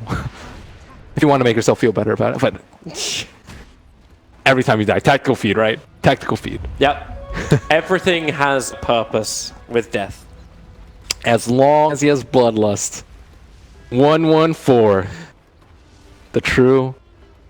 It was worth it build. Lina's on the hunt, but like the hero they're hunting is not the one they want. The Juggernaut has the Aegis, the Immortal, and here we go again. Solo, but the Blink Lasso, they need to get both of them this time around. Remember, Warlock, no Rocket Valves, there's no real counter. Both supports get picked up by the smoke maneuver of TNC. And they definitely have to be a little bit more careful during the ultimate cooldowns. They did blow everything. The Chaotic Offering wasn't of huge impact last fight, but it was kind of used to secure the Aegis for them. But he got greedy. He wanted his Midas. It's understandable. I don't think we're going to hit the quota this game. But with no Lasso up, like Ramsey just wants to keep fighting. Like he tries to dodge out with the Mana Style, now a jump forward, Pasha, no RP available, 20 seconds still on cooldown, but he's going after the Rubik. That's a Rubik healing up with his own Shadow Word that he stole from Warlock. But when the crit's there from no one, Shadow Word won't be able to protect you. Another crit as well. What were the chances is the plate that gets left behind on the Rubik's corpse. It's a nice touch with the Arcana. It's actually really, yeah, it's really cool. Same agent says, should have bought more armor. Really? Is that what it's? Yeah, look at it. 663 damage to the 848 damage. Yeah, yeah. I like the second one better. The what were the chances? 2 gravestones right there. So now it's majority up to Morphling. Bat Rider misses window with the blink dagger timing. Cuckoo has just been struggling to really do anything. Yeah. Except for feed. And then now Morphling, he is the most farmed hero. He died in the Roach Pit trying to make a play there, but he is the only one that can slow this game down for TNC to kind of catch back up or do a lot of damage in team fights and pick heroes off, maybe even bait RPs while morphing. There's a lot of things that he can do, but it's kind of only him. Tim's can only do so much too. Well, Tim's was doing it all in game 1, but okay, they see the Morphling TPing in, Cuckoo around the tree line. Lil is just so close with the upheaval, they can't move forward. At least the replicate copy of the Juggernaut is able to fight stronger than anyone else here in TNC.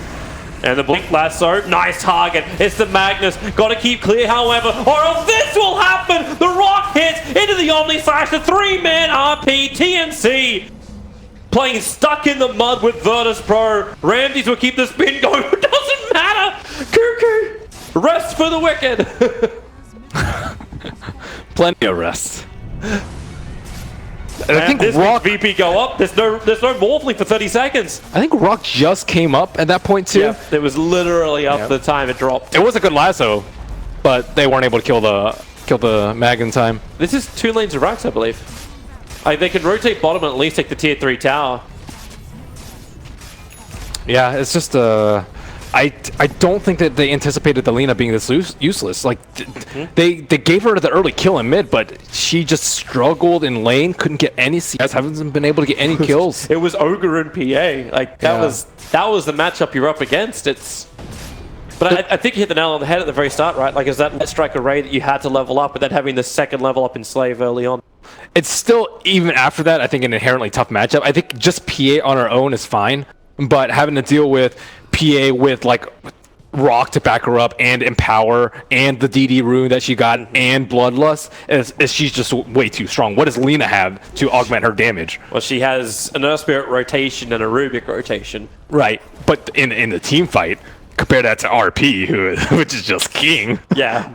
There's just no that's when contest. you use the lasso, but with the tactical feat of Solar, like you had the moment with that last fight. You had the Bat Rider grabbing the Magus and pulling him back, but then you saw the lack of damage. They didn't even kill him off in time, and then they all grouped up. It was this. We know we're walking into real danger zone. 4 heroes all around each other.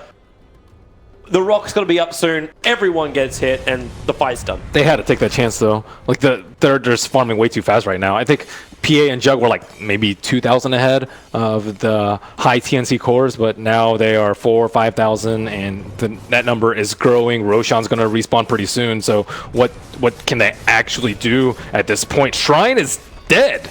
That's so much physical damage from them. Abyssal is almost up on PA. What? Yeah. Yeah. it's a beautiful day if you're Virtus Pro. And another double damage. And he can hold on to it until exactly when he needs it. Advantage for TNC. VP are not finding them. Like, the Rock is still on cooldown for 5 more seconds. They'll be willing to fight shortly. It'll be even easier once that Rod of Atos is over on the Warlock. He's just 1 staff of Wizardry away from having that. But Raven getting the last hit in the tower. The money's coming into the Morphling. The Earblade is approaching. So combining him up with the Lina, they have the potential just to pop the PA. But the PA's now got BKB, got a lot of life to work with. That's 2k HP on the Phantom Assassin. I don't think they have enough damage. Maybe if like Lina had Ags, they could, but she is just way too far behind. Is this the opportunity? The Blink Lasso. He's still not in Firefly. Ramses jumps up, and then looking for the pick. Juggernaut. Okay, don't leave me here. Exactly. How much was the crit? It was 1656. Yeah. Was the crit of death. Ouch. I do love the fact that it actually says don't leave me here when everyone was bailing and leaving him there. that makes that even better. That's just disgusting how much support this PA has. Well, and here goes your second shrine.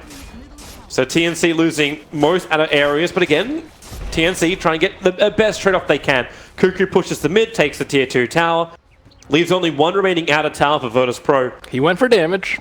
Yep. It is stupid to think that VP are only one tower up on them.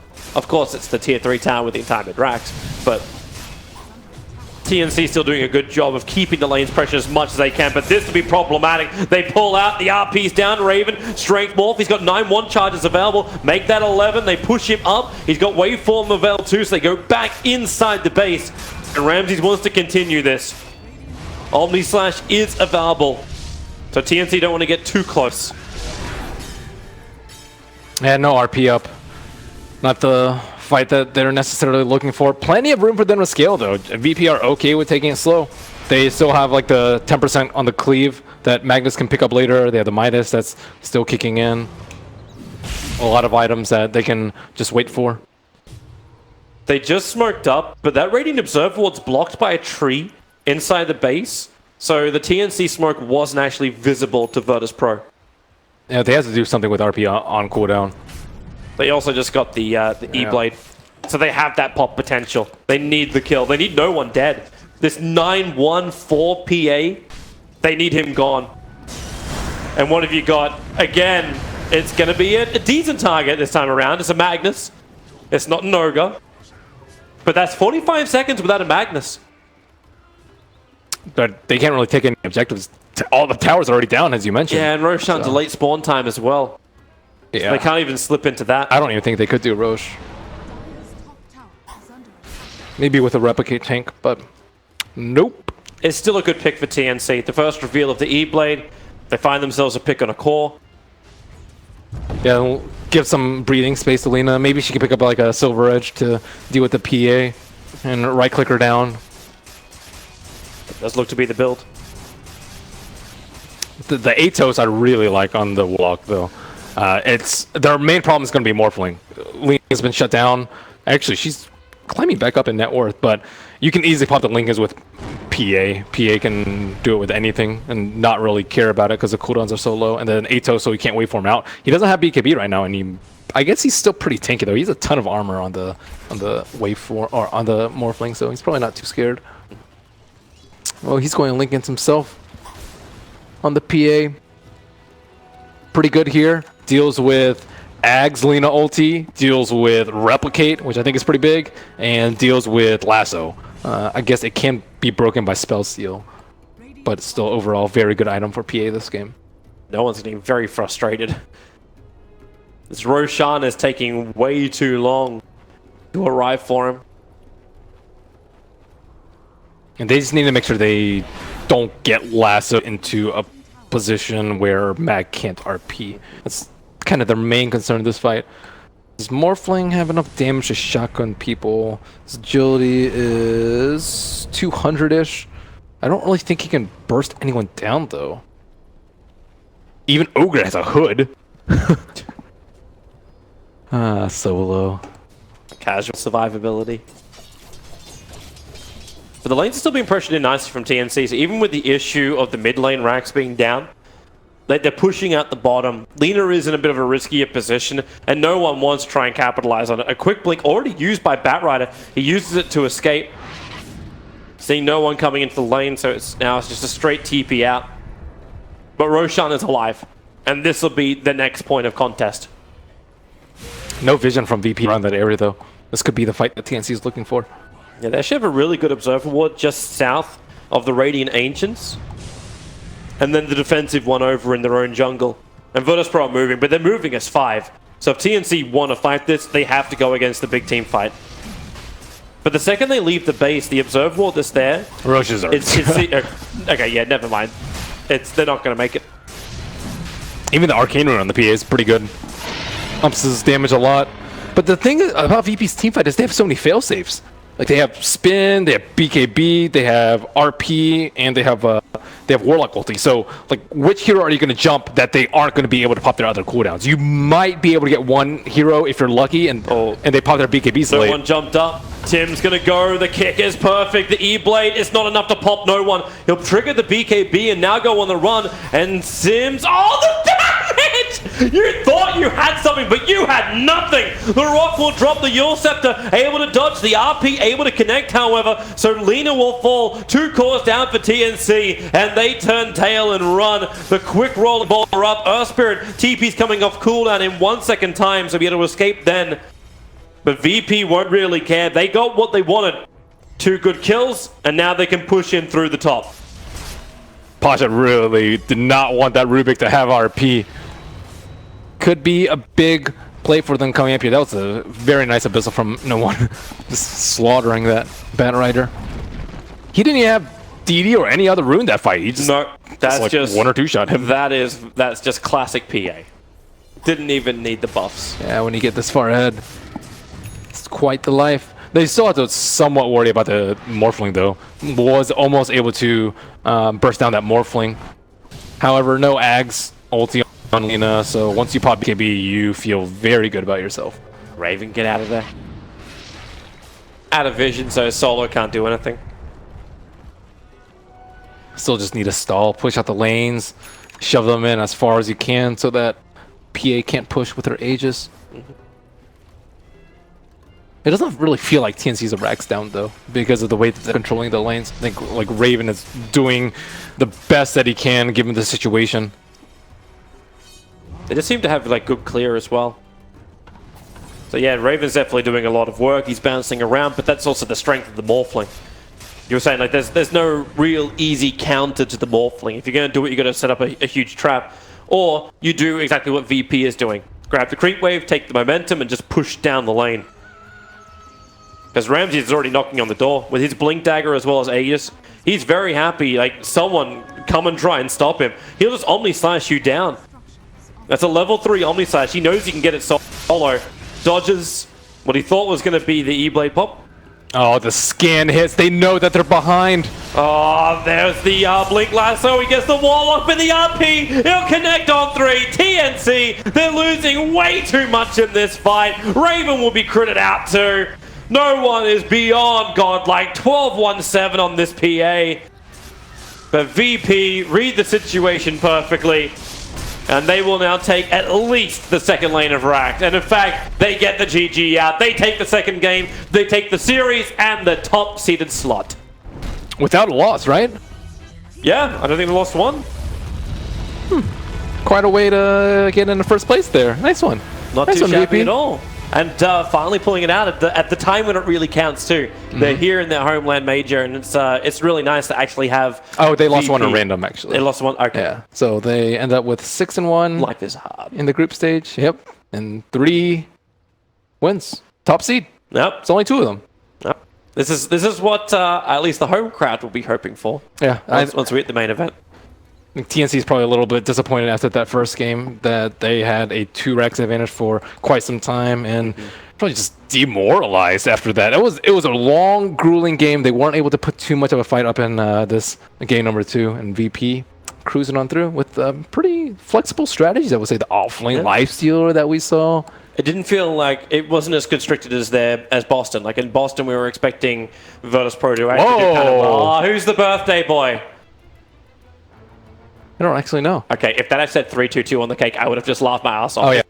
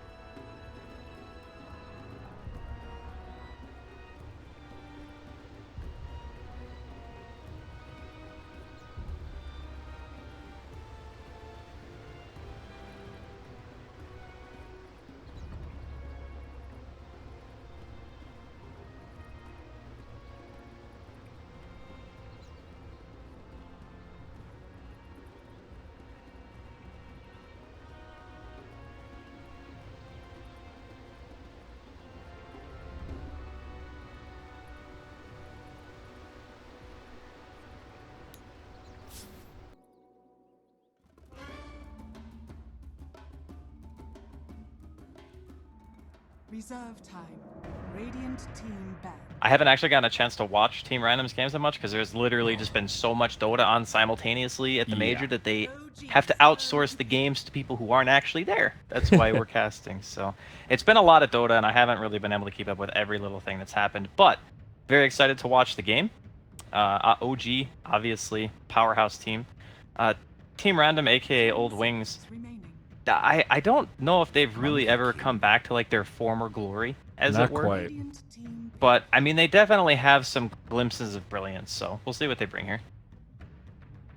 Yeah, interesting that they lost their team sponsorship. Who knows? Was it? I think I saw something on Reddit not that long ago that they said this could be their last event.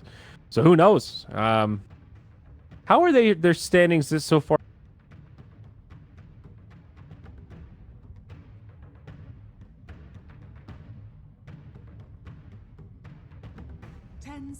Remaining. 5 seconds remaining. We got some picks here, Draskell. That's going to be a Monkey King first pick for OG into the Vengeful Spirit Legion Commander for Team Random, and there it is, the Puck back in the first two. You know, Andy, last time we cast together, we were talking about Puck. It was a while ago, but it looks like he's finally made a resurgence back into some competitive viability. Yeah, I like the see Puck personally because he's one of my favorite heroes. Has been, you know, for ages. But he's kind of come back in as more of an off-lane hero than anything else. Like, I think EG and OG were doing it. Like, Universe would play Puck, and then S4 would play Puck. And it's kind of one of those heroes where it's very difficult to kill them. And then they eventually get 6. They offer good teamfight contribution. They don't necessarily need, like, a ton of items. But if you do get ahead, you got that like level 25, 420 gold per minute. That is like literally insane. And I know a lot of people like beforehand would talk about it and be like, the orb speed's like super good. Very true. But you can buy like your whole team moon shards. Yes. If you have that freaking thing. Like, it is absolutely ridiculous how much money you can accumulate. Granted, it's a very niche scenario. Probably not even going to see it in this game. But back to the actual picks that Team Random are taking up here. You know, the Legion and the Venge. This is like the standard China opening. It really feels like a lot of the games that at least you and I have casted, we see this duo all the time. And Legion Commander is another one of my favorite heroes and also super strong. So, like, this is one of my favorite competitive metas. I get to see all the heroes I like. Very nice indeed. And as we've talked about, the Vengeful Spirit opening is nice because it is a little bit flexible. You know, could be that position 1 safe lane farmer for a nice high-octane game, and could also be just a support Vengeful Spirit buying wards and doing normal rotations around the jungle. So, open-ended here. Third ban's coming out. It'll be the Shadow Fiend removed by OG and Alchemist, an OG classic here removed by Team Random. Yeah, I really like the Alch ban. It's one of those heroes that can just outpace you, and it's definitely something that Anna has played a lot in the past. You know, you think, Anna, Storm Spirit, Dragon Knight, Alchemist. He's got a really weird set of heroes, to be honest. He also obviously plays Invoker, but, you know, outside of the other mid players who are typically like I'm super flashy, you know, I'm SCCC from newbie, I just make all these insane plays. Anna's more of like the rock mid. He's usually like pretty consistent. He does well in his lane most of the time, even adverse circumstances he manages to pull through. So he's like the new Fata for me personally, and I think he fits the team quite well. My oh my, an Arc Warden ban from Team Random. Has OG actually been playing Arc Warden? Is he starting to become a little bit viable? I mean, not that long ago, and in the last elimination mode, we were joking that Arc Warden might be actually the worst hero in the game right now.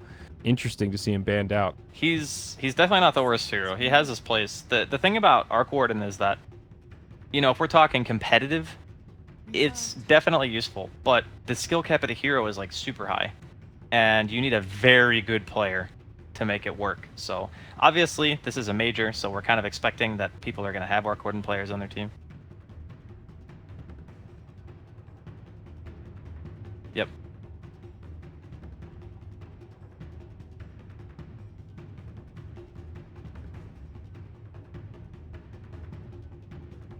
Yeah, that's one of the other things too, is OG has always been one of those teams that they'll pick stuff that no one else picks.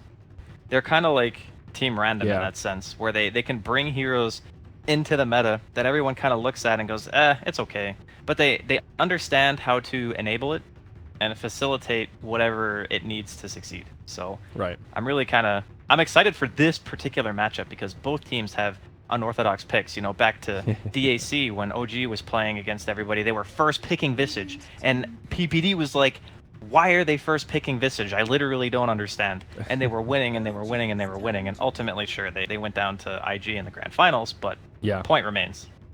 Yeah, exactly. And now some good team fight here for Team Random. It'll be the Warlock. So they've got some golems. Yesterday, worth mentioning, we saw the Wild Upheaval Warlock, the Max Upheaval. Probably the most work I think you and I combined have ever seen Upheaval do in a single game. Interesting food for thought here. But now Naga Siren for OG going to be their third. Yeah, that I think that was solo Warlock, right? It was VP that we were casting. It was solo, yeah. And just another little tidbit. You know, Team Random went 1-2 to VP. VP are 6-1. Yeah. So they gave them their only loss. That's kind of saying to me, okay, you know, they might actually be bringing their A game here, which is exciting. So. And when we saw VP yesterday, they really looked like they were in form. I mean, they kind of rolled over Faceless. It was a relatively fast 2-game series. First game was a little bit longer, but they just played really crisp. I mean, Ramses has been a standout player for a while, but he is so far absolutely on fire this tournament. Yeah, I mean,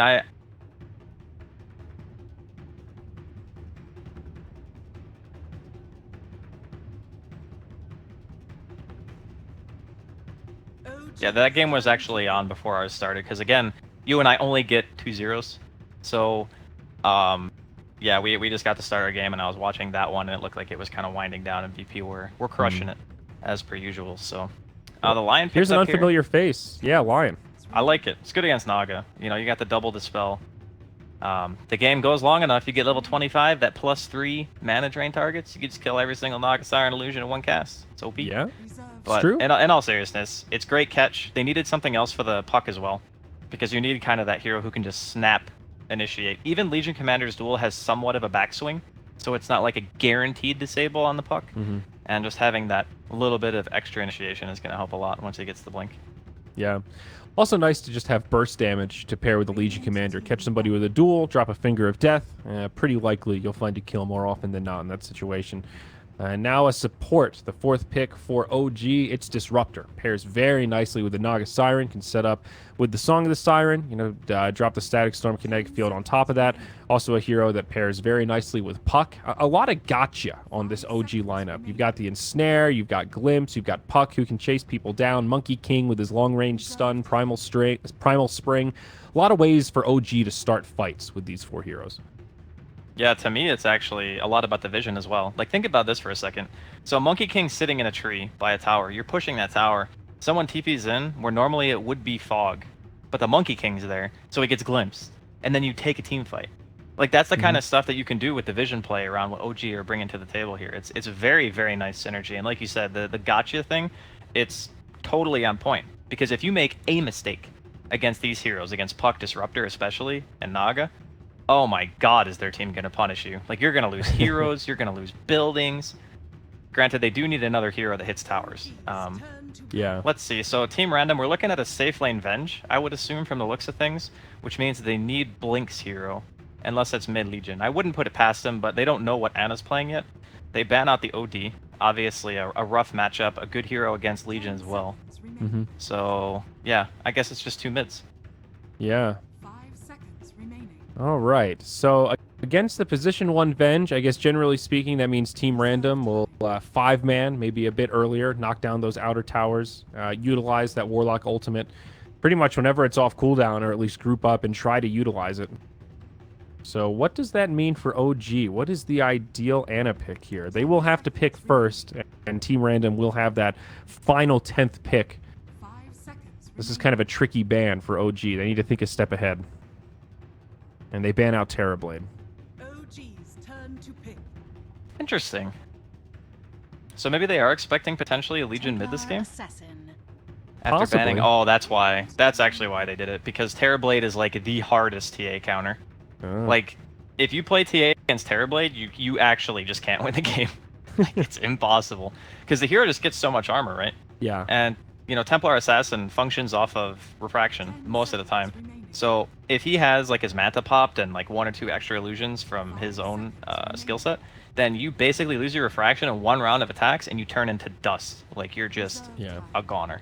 So they're actually just facilitating his hero more than they are really caring about what the lanes are, I think. Right, and yeah, TB can also lane mid, but they take Medusa with their final, so a serious hard carry here, some late game security for Team Random. Not a hero that we've seen yet. We've talked about her a little bit, but haven't seen her actually picked up. Interesting.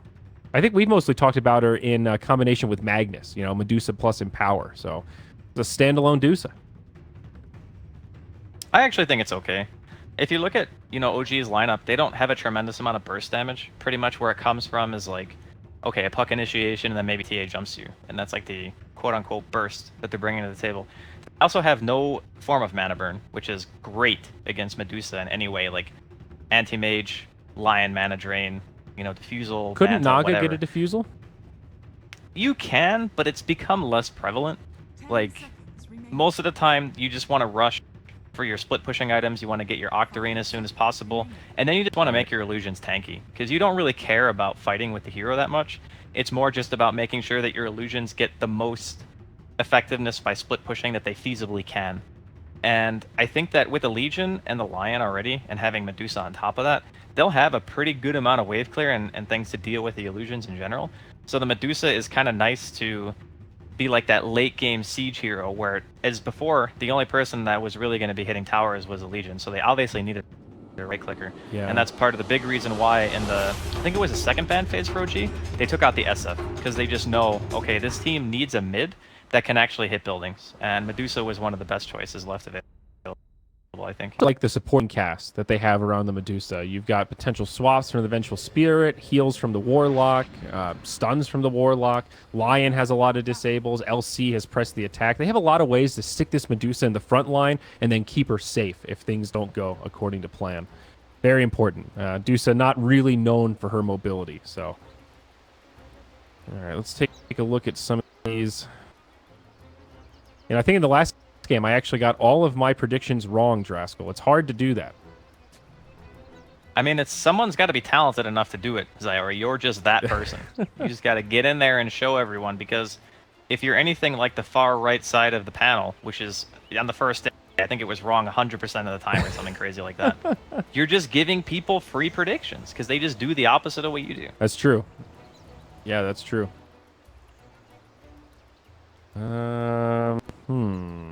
Total number of player deaths at game end. So that's basically how many kills plus denies to neutrals. God, I don't know. That's a hard one. I would say a number greater than 0. Wow, that's a bold claim there, Draskell. Sorry, Why? I purged that one, didn't I? I just completely went like middle of the field. I would take any non-zero number. Wow, touche, salesman. All right. Listen, so, sometimes you gotta play it safe. Fair enough, man. So it looks like no trickery. Both teams got some initial wards down. They just went back for their bounty runes. Dire, they'll ward up the enemy shrine, as well as get ward down here in the mid. Radiant, they'll also drop a lane ward mid, and they'll take some vision down bottom of this rune spawn and kind of entryway into the Radiant jungle. So neither side have any sentry action going on, so we'll have normal full vision to get things started as everybody heads to the lanes. TA versus Medusa mid. Safe lane try for OG, and it looks like a 2-1-2 coming out of Team Random, at least to start. Faith Beyond here on the Legion Commander will be supported by the Lion, who charges forward. And that means down bottom it'll be a 2-on-1 favoring Team Random here with S4 in the solo off lane against the farming bench. It's actually a bit rough, I think, for Puck in this off lane. Like, a lot of the time when you're playing against a support, you can phase shift the majority of the right-click damage, thus making the trade favorable for you. But Shadow Word does an insane amount of damage at level 1. It's 15 damage a second for 12 seconds. Yeah. So no matter what, you're just not going to be winning that trade. Yep. Also a really annoying hero against Puck because damage over time is amazing against phase shift. You know, Puck really has no way to stop that slow sustained damage even once he levels up a little bit. We'll see what S4 does. Sure. I mean, one of the drawbacks of Puck is you can't really retreat to the jungle. We were talking about Magnus in that first series. part of his power is just grabbing the Iron Talon and being able to find that recovery farm. What does Puck do in this kind of situation where the lane is this brutal? I mean, he's almost going to die here. He's going to have to pop the Shrine and the Fairy Fire. I mean, you really can only do what he's doing right now. You try to play it as aggressively as possible. Make it so that Ice has to commit all of his time to just you. He's not allowed to stack pull. He's not allowed to do anything else. Faith Beyond, though. Yeah, up top. Going on here. No Tail connects with the Ensnare, but overwhelming odds. There's a lot of return damage to Jerax. OG will kind of back out. No Tail presses forward, gets a little bit of extra damage in, but takes some in return as he just heads back to farming. Well, I guess... Wait a minute, he didn't go back and get his own bounty rune? Oh, he got the other one, okay. So, they trade bounty runes, basically. The support from Team Random and then S4 getting the other one. Yeah. But he's actually able to get his own pull-off, realizes that Ice isn't in the lane. This kind of stuff is a really big deal as off-lane. Oh no, he lost vision. Wow. Because Ice was walking over with the double damage. That actually sucks. Yeah, that's unfortunate. If he had gotten the pull, that's like a full creep wave for him. And that's a really big deal. Gets him like almost to level 4 probably. Yeah. For a second there, the Warlock might be able to find a rotation with the double damage, but just heads right back to lane. Medusa forced to pop the Shrine in the mid. Looks like TA having a pretty good time here in this matchup. Relatively even in last hits, but Anna with quite a few more denies.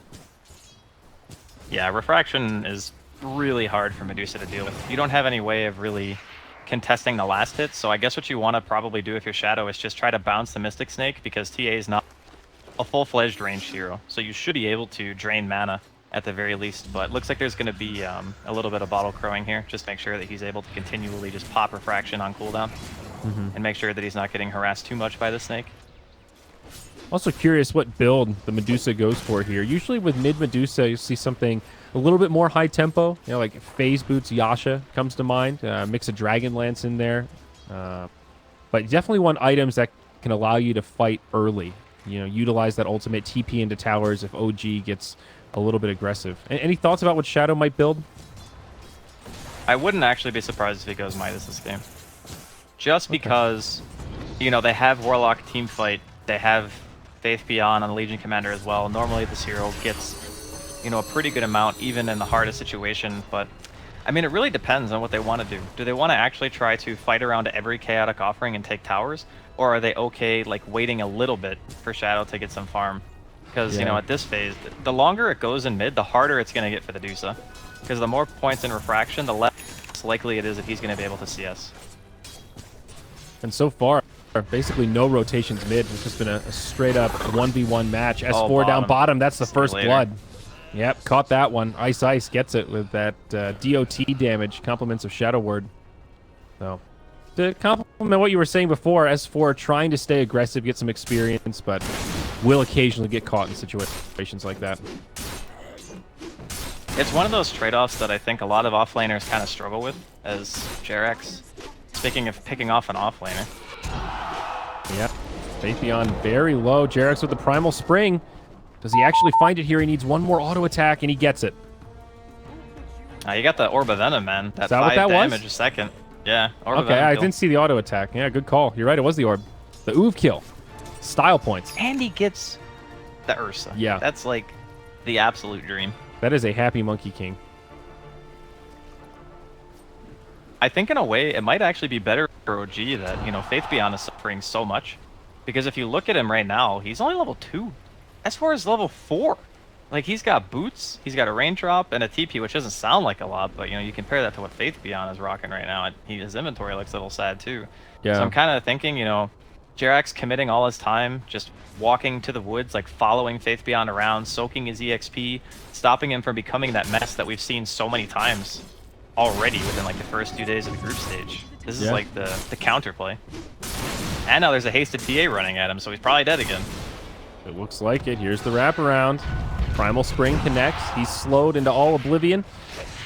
And there's just nothing he can do. No way to survive. Jerax will take credit for that kill. The Boundless Strike finds the last hit. But a worthy rotation for the TA. And with the haste, she'll be able to make it right back into lane. I'm surprised he didn't kill the baby golems, actually. He saw them there. And he had the Jingu Mastery. Or Jingu Mastery. I guess he maybe wanted to see if he could go on mid, too. Oh. Wait. Oh, okay, never mind. There was a sentry. I was like, did he just Yeah. place it in tower range? And I then had the was same like, exact thought. Not quite. Dusa maintaining some vision control there in the mid lane. We haven't talked about the Vengeful Spirit too much. She's been pretty quiet, just farming away in the bottom lane, but leading net worth right now, I think also the CS leader, well, about on par with the Naga. Phase boots up. Normal, solid start for the Vengeful Spirit. Pretty much been left alone, and they may start to try and pressure this tower.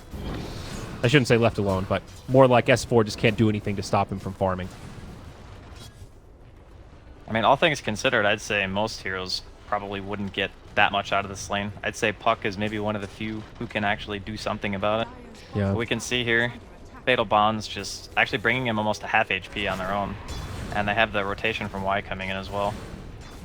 Yeah, rotation bottom on the Puck, and it looks like OG want to try to rotate mid on the Dusa. Fly was lingering in the tree line on the Disruptor. Didn't quite find the opening. Now Lion dives way past the tier 1, drops the stun, follow-up Hex, and S4 will take yet another tumble. They find the magic missile.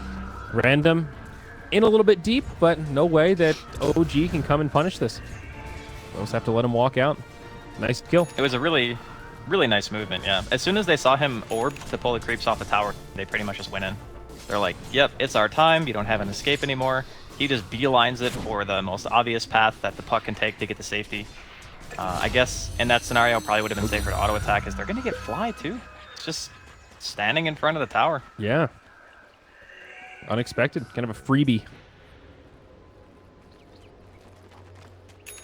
All right, Medusa hanging in there. Very even with the TA. I mean, they're within like 5 GPM of each other at this point. So this mid lane, a complete wash. And no tail up top. Just farming away towards the Radiance. Arcane boots up, and now the quest for the Relic begins.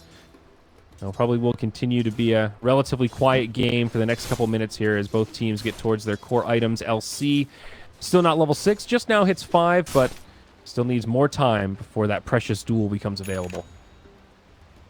Yeah, Faith Beyond's struggling here big time. It's kind of unfortunate, too, for Team Random that he's the one who's kind of biting the bullet here because, you know, during the mid-game, Legion can offer you so much in terms of pick-off potential and, like, net pressure. But because of the fact that he's kind of been shut down this hard, his blink is going to be super late.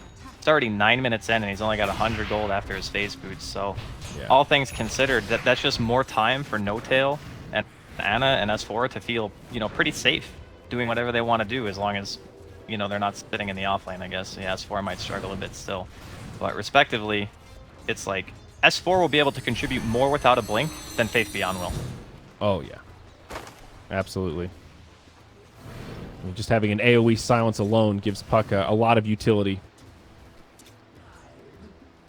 So back to farming we go. Jerax now is rotated mid to soak a little bit of XP while Ana kills the big stack. This was a triple stack here. So that'll give him a nice little chunk of change, secure the power treads.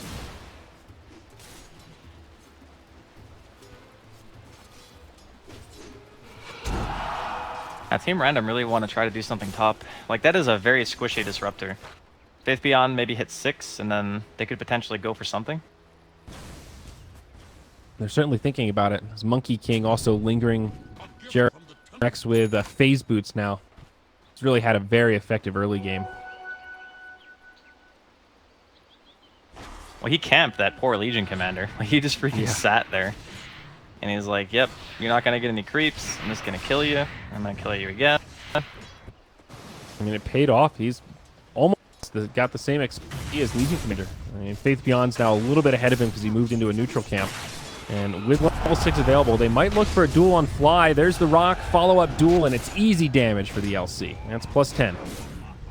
Yeah, it's a tower golem. It's really not even for the support kill, although it does secure him the damage, like you mentioned. They just want to try to pressure the tower in whatever way they can, because they know, like, the pace of the game kind of needs to go quicker for them because they're playing against that Naga. Like, No Tail's been farming this whole time. He's got 2,000 gold on top of his arcanes and his infused raindrops, so he's on pace. What needs to be his highest CS in the game at the moment. So the more map control that Team Random can take away at this point in the game, the better it's going to be. Looks like the 2-1 tower will indeed fall. Glyph's already been used, and OG will not mount a defense. No rotations come. So they get the target that they wanted, and a little extra money goes the way of Team Random. Glancing at the graph, holding on to that 1,500 net worth lead, but OG now pulling slightly ahead in terms of experience. That'll tend to happen when one team groups up to push down towers and the other one stays spread out to farm the map. Now smoke from OG. We'll see a haste in the bottle of Anna. Maybe a Vengeful Spirit here, the target. It could take a tumble. Potentially he a knows 4-on-1. something's up. Yeah, a lot of heroes missing off the map. Take a look at Radiant Vision, and yeah, all you see is the puck. You know something's going on. Good positioning here from the Venge. Not making this easy for him, but Ana with the haste rune pops it. They die behind the tower. Instant TPs coming out of the Radiant. They want to try to contest this. Dream Coil on 2. They will bring down the Venge, it looks like. TA still very healthy as Faith Beyond comes in. Nice stun from Jerax. Connects on 2 with the Boundless Strike, and Faith Beyond will just get right-clicked. It's 3 heroes down on the side of Random. The staggered TPs cost them big as OG take a convincing team fight. It was a really nicely coordinated dive, to be honest. Like, they throw the orb in, it gives vision. They see no heroes besides the Venge, so they know they have the TP Shadow. Looks like he's going to be okay, just able to walk it off here in the middle lane. But, yeah, the dive was, like, perfectly executed. They got the coil on 2 heroes, the Static Storm was there as well. Forced one of the heroes to walk, like, too far over to the right to be able to help, and they, like, TP'd in a nice, like, pattern to where they wouldn't all get caught by the AoE spells, but the problem was Blink died before anyone really was able to do anything about it. And at that rate, with no golem either, that was like the go time. It was like, okay, no rock, they killed our tier 1, let's go kill some heroes. Huge for S4, though. 1,700 gold now towards the Blink Dagger. And even after that slow start we were talking about, he's going to end up having a Blink at a pretty reasonable timing for an off-lane puck. And No Tail, again, farming away. 3,000 gold now towards the Relic. Still looking pretty good for this timing. Rotation from the line. I feel like okay. I always see these games where, one team has a hero that invades the jungle, and one hero has a team that doesn't invade the jungle. And when that happens, like, the offlaners or the supports always suffer, and S4. Yep, swap. Nice stun. Connects on the Venge, but there's the Golem from Ice. And they will find the kill there, but Jerax drops the Monkey King ult, Wukong's command.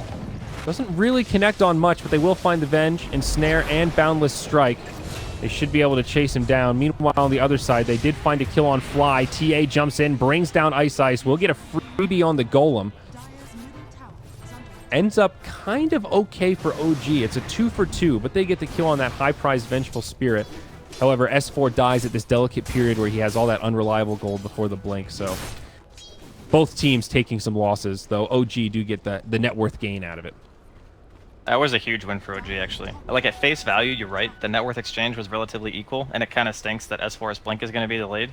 But you have to keep in mind one thing. The Golem for Team Random needs to get objectives. When the Golem doesn't get a tower kill, it's pretty much a bad Golem at this stage in the game, especially if it's a tier 1. Because a tier 1 should technically be the easier towers to take because there isn't a blink on the puck, and, there's no radiance on the Naga, so there should be, like, the least contention for these tier 1 tower fights, and they're still trading evenly, dropping a rock, losing the rock, and then actually getting the tower. Like, that is a really, really bad thing for Team Random. Not to say that, like, the game's over or anything like that, but it's just something that you should always keep in mind. No, when you put it that way, it definitely seems a lot worse than I was first thinking. And glancing at the Warlock's queued up items here, very ambitious. He's going Midas, Aghanim's Refresher. So long road ahead for Ice. But he's getting pretty close to the Midas, actually. Only a few hundred gold away. Song of the Siren. No Tail sets it up. They do catch the Venge. They also catch the Warlock in the trees, and it looks like they want to do both. Static Storm, Kinetic Field on the Vengeful Spirit, and Ice just gets initiated on with straight right clicks. Jerax will find the kill there, but Finger of Death brings down the Naga Siren, and it ends up not being the clean fight that OG were hoping for. Stone Gaze from Shadow, trying to slow things down a little bit. They will catch the duel on Anna, but he is hasted up. Might still be able to run away. Anna actually lives through it, kills the LC, takes the bonus damage, and now they will get the follow-up kill on Venge. Somehow, some way, Draskell, this is going to end up a full team wipe. All 5 of Random hit the deck, and OG, sure, they lose their Naga, but a worthy sacrifice if you can pick up a full team wipe at 16 minutes. Yeah, no Golem. I mean, that's... Is that it? Just OG hashtag no Golem. Hashtag no Golem. That's literally it. Like, they can just run at you in that fashion, and they can aggressively song. That's the big thing. They song to set up 2 kills. They immediately get the hero that was closest to the tower, then they also find the Warlock in the jungle, and they pretty much just drop everything on them straight away. And then at that point, you're already on the back foot, and since there's no disengage, in this case, Chaotic Offering, then you don't have any way of getting yourself back into the team fight. Faith Beyond dueled a refracted Templar Assassin. Like, that is a panic maneuver if I've ever seen one. Like, okay, maybe he thought they could get the kill. Yeah. And I guess, you know, in a way, maybe they almost had enough damage. But, you know, once that happens and the rest of the side of OG is able to catch up, that fight's over. Like, sure, they killed No Tail, but he still got his relic. He's still only like 800 gold away from the Radiance. This timer that Naga Siren has, it's not about when the Radiance happens, it's when like the item after the Radiance happens that you really have to start to worry. Because at this stage in the game, yeah, you can still kill the illusions pretty easily. You know, you have that overwhelming odds. You got, you know, Mystic Snake still does a really good amount of damage, Lion as well. It's still some time left. Still a little bit of time, but to be real, Andy, the TA is scarier than anything else right now. She just picked up a Desolator. Ana was, he actually had the Deso queued up first, but stopped off for the Blink Dagger. Now has both by 18 minutes, almost 10k net worth. About 50% ahead of the Vengeful Spirit, the leading farmer on the Radiant. I mean, right now, this TA is nasty. Yeah, I mean, it's an easy matchup. Like, not really much outside influence coming in from Team Random when it comes to the mid lane. So you got a TA against a hero that can't break refraction. He's gonna farm. He got ancient stacks from his team. He cleared both of them, again, without any interruption from Team Random.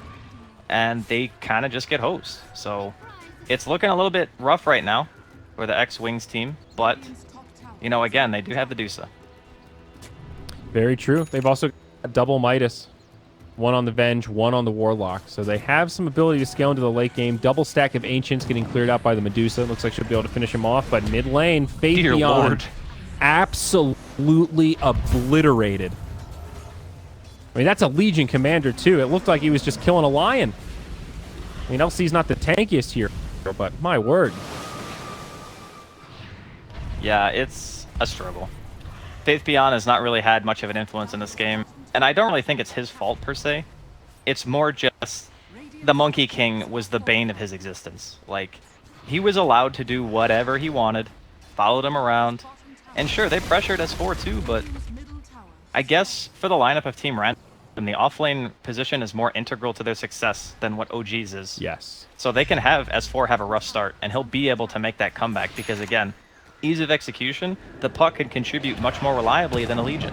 The Legion needs items. Kong's command is almost a solo kill on Ice Ice. He survives, but that Warlock was at full HP.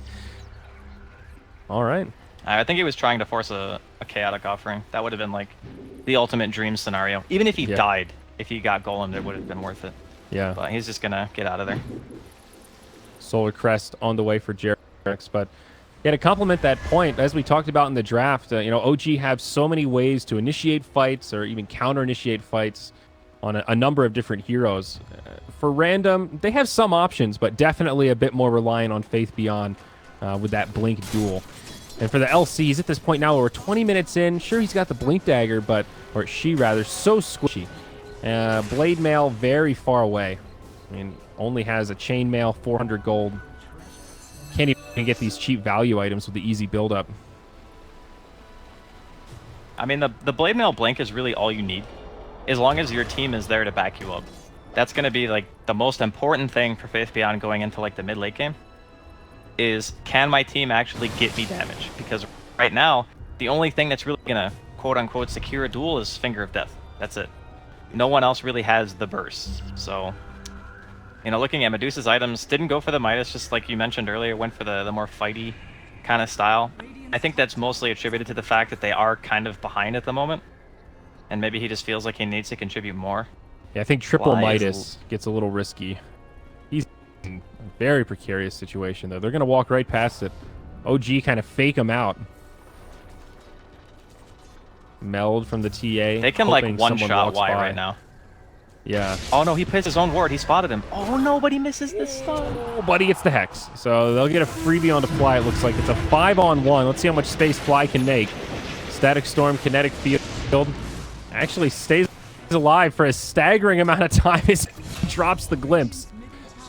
pretty legit survival, and Yeah, but all they're that losing was Roshan because of this. yeah, that's what I mean. Real space created. Well done by Fly. Valuable seconds. God, that was like... It was actually better that his TP got cancelled, to be honest. Yeah. Because as soon as the hero dies, then, you know, Team Random are looking back at it going, well, everyone's missing, and the TA is not here anymore. Wonder what they're doing. But, you know, in the time that it takes to realize that, unfortunately, with a Deso on a TA, they just managed to take the Roshan out from underneath them. Yeah. And now they're in even more of an awkward scenario. There aren't that many like 1v5 scenarios like that where you can definitively say it's a good idea to just use your ultimate when you're guaranteed dead, but it's like the perfect hero. Static Storm, Kinetic Field, they're all locked in place in the trees. Brilliant. Solar Crest up on Jerax now, and OG moving into the biggest lead we've seen this game, though. Even though it feels like OG are really in control, Random are farming through this pretty well. I mean, 4,000 net worth at 22 minutes is definitely recoverable. One good team fight, and Random could be right back in this. So they are still getting a lot out of the map, and their cores are still scaling pretty well. Ana still happily seated at #1 on net worth, but you know, the gap isn't really growing. It's still around that 3K it was 5-10 minutes ago. I think it's just attributed to the Midases, honestly. Like, I think there's no Midases on OG. The only the person who's making one is S4, and he's not there yet. Or I guess he just got enough gold for it right now. But the real issue, I think, again, is just the Naga factor. And while they do have some really good illusion clear, it's about maintaining map control, you know? Like, that's one of the most important things in Dota, is just being able to actually go to your lanes. Because look at No-Tail's micro right now. There are Naga illusions in every single lane. He cut the whole wave, restricts the map completely from Team Ren. They're just looking around, 4 heroes or 5 heroes huddled under a tier 2 tower with like 10% life, and they're just going, what do we do? Like, yeah. we can't really push out. If the Naga Siren is on our side of the map, we're getting like asphyxiated almost. This is where it becomes very, very tricky. Yeah, and you look at Radiant Vision, they do have some wards down around the map, but not really in locations that give them a lot of intel. You got one up here, the kind of top quadrant of the dire jungle, and then this lane ward down bottom, way down here. But all this space in the middle of the map, you know, where OG is farming, you know, maintaining map control, and Random have absolutely no idea, and they have to play in this kind of defensive posture. The worst thing they can do right now is split up and allow OG to pick them off. So they sort of pigeonholed into this less than efficient play, moving around as a big unit. There is a Manta style out on Shadow, so Medusa is definitely starting to come into her own. Also, Shadow This Blade build on is the a little. bench. This build is a little lackluster though in the damage department. That's the one problem with it. Like, he's going Manta into Scotty, and sure, you're gonna be a beast. You're gonna be really hard to kill. But who at that point on your team? I guess you're just relying on Blink to do like most of the heavy lifting when it comes to damage, Oh, and then hoping. Jerax, nice stun. Sorry. Yeah, it was nicely done. But I guess it's just Blink and the Finger of Death and hoping that Fatal Bonds connects well. Like that's pretty much where the majority of their damage is going to come from. Blink, Yeah. looking for something here. Initiates onto the TA, but S4 ready and waiting. Dream Coil actually connects on 2. Locks Faith Beyond in place. Ana jumps forward, almost drops Faith Beyond. He's got a sliver of HP, but No-Tail just burns him away. Now the Ensnare locks the Venge in place. Defensive swap, but now the Song of the Siren from No-Tail. This is to kind of counteract the chaotic offering that has already come down. It looks like Ice is going to get left behind. Ana able to 4-shot him at this stage. And with that, it will be a 3-0. And maybe even the Golem will go to EG for some extra, or OG rather, for some extra gold. And indeed it shall. They'll get the tier 2 to boot. That's the end of the outer towers. And speaking of map control, it is all OG here, Draskell. 16-8. They have broken this game wide open. Now about a 10K net worth lead. There honestly hasn't really been too many moments in the game where I felt like, you know, Team Random had really brought any scare to OG at all. Like, okay, they drop a rock on Fly top to kill the tier 1. They drop a rock to go bottom, and the second rock in the bottom lane, it didn't get the tower. And then at that point, you're kind of just going, okay, well, already it's kind of becoming difficult for Ice. And Ana has played a phenomenal game. He's been everywhere he needs to be. He's getting the support pickoffs in the back every single time. He's pretty much making it an absolute nightmare for anyone on the side of Team Random who is, like, I guess not Blink or Shadow to be alive. He's just always in their face. Like, everybody on OG just seems to be playing just very, very crisp, solid Dota right now. Absolutely. TA moving into the Bloodthorn. Of course, Orchid up first. But another great item. A lot of mobility now, Hurricane Pike and Blink Dagger. TA just in general still maintaining that massive farm. It's kind of a leg up on the game at large. LC does now have the Blade Mail, so that is one item TA will need to be careful of. You know, we've definitely seen big Blade Mail plays in the past, but Warlock slow and steady towards the Aghanims. I mean, the Midases are helping, no doubt about it. But is it going to be enough, Draskell? There's a Diffusal Blade now even up on the Monkey King. I mean, this support Monkey King is now starting to feel a little bit like a core almost. Up top, no tail, might get dueled. No! Song of the Siren comes out just in time. And he will slither away back to safety. The rest of OG did smoke up on the other side of the map. So maybe they can wrap around the backside, catch Random off guard. This is a weird dive. Lion going in really deep alongside Faith Beyond, but they're completely split. Now S4 comes in. He gets hexed up.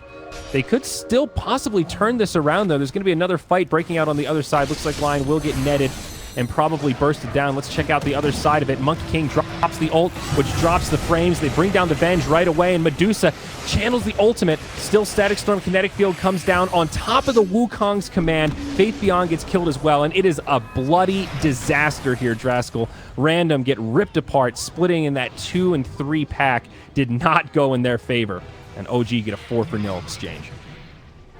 It's rough right now for Team Random, I think, is the only way I can describe this. Yeah. Like, they didn't get the kill on Naga. Faith Beyond kind of bailed when the Lion was in there. Like, why went for a kill? He fingered. I think the Naga walked out with like 10% HP. If he had stayed there, probably would have gotten the kill. Jerax just like casually by the enemy team's well. No big deal. But yeah, this is just Rax. That Medusa with, you know, Ultimate Orb Manta style Dragon Lance and the Aquila, not tanked at all. Just literally exploded. And also not that much damage. It feels like this build is just not doing enough of anything. Not really providing that much survivability, and also not providing her any kind of burst damage to catch people off guard. And that Stone Gaze right in the middle of the fight seemed like an alright Stone Gaze, but Fly was one step ahead with that Static Storm Kinetic Field, so she couldn't even really disengage once that defensive ult was used. Yeah, it was like everything onto Blink, or excuse me, onto Shadow, and then he just kind of fell over. Yep. But it's like you said, the build is just not really doing any damage because he's relying on everyone else on his team to be damaged, and he wants to be the front line. He wants to be the focus of attention, and sometimes for a Medusa, that's okay. Because when everyone's going on you, then yeah, you get a lot out of your Stone Gaze because you have this, you know, Vengeful Spirit who's going to be dealing, what, like 50% bonus physical damage during the stun if for whatever reason OG don't start running away. So on paper, yeah, it sounds great. Yeah. Then you got Fatal Bonds and like this overwhelming odds, and it seems like theoretically there's a lot of damage that can be dealt. The problem is that it requires very, very solid execution, and then, you know, the good initiation by Faith Beyond getting his Blink and his Blade Mail off in a duel. But it just hasn't happened. Like, they're just not able to get the proper fights. And a lot of that, again, attributed to vision. I mean, OG can see pretty much everything on, you know, Team Random side of the map, whereas they have some defensive wards down, sure, Team Random, but it's not really been able to stem the bleeding. No doubt about it, buddy. Team Random completely locked in their base right now. I mean, just look at the dire wards for a moment. They've got one. I don't know if I've ever seen this one before, but right outside of the fountain, behind the tier 4s. Getting some vision into the base. When you do that, because he got spotted out by the Lion. Usually when someone does that, you just expect that they're buying from your shop, right? Yeah. So you place the ward, because there's no way they're going to expect you to do that. It's like, why would there be a ward there? But there is. Not a very common D ward spot. Another smoke here from OG. Near the enemy shrine, they'll clear out the jungle. Take a look at dire vision. They do see a little bit. They've got something up on the plateau, so they get a glimpse of the Lion. Also a glimpse of the LC. It looks like they ping out the bottom lane, perhaps. An interesting smoke play from OG. Maybe just baiting with Ana. Monkey King goes in, drops the Wukong's command. Be a little premature. It's a zoning command. Oh, but the Golem, he baits it out this time. And he's still able to jump away. Oh, my. Oh, this is horrible. Oh my god, This is so almost bad. worst case scenario. 3. Fly's going to set this up. Static Storm, Kinetic Field. It's going to come out on 3, and it connects. This is the setup that OG were waiting for, and they will find it. Immediately, Blink says, all right, it's over. Let's call it. GG, well played. They get a couple of kills to clean up that fight, but OG just, beautiful execution in that final team fight. The photo finish. Dude, I think literally everyone on OG just played super well. Like, I can't think of any of their players that didn't do pretty much exactly what they needed to do. That's the crazy thing. Like, normally, one person has a rough game, and then maybe the 4 other players have a good game. But it actually felt to me like everyone in OG literally had a good game. And when that happens, sometimes I feel like it might be down to the draft. And I'm looking like mainly at the Legion and how little impact Faith Beyond actually had. Like, this guy is one of the best offlaners in the world, in my opinion, and he just got destroyed.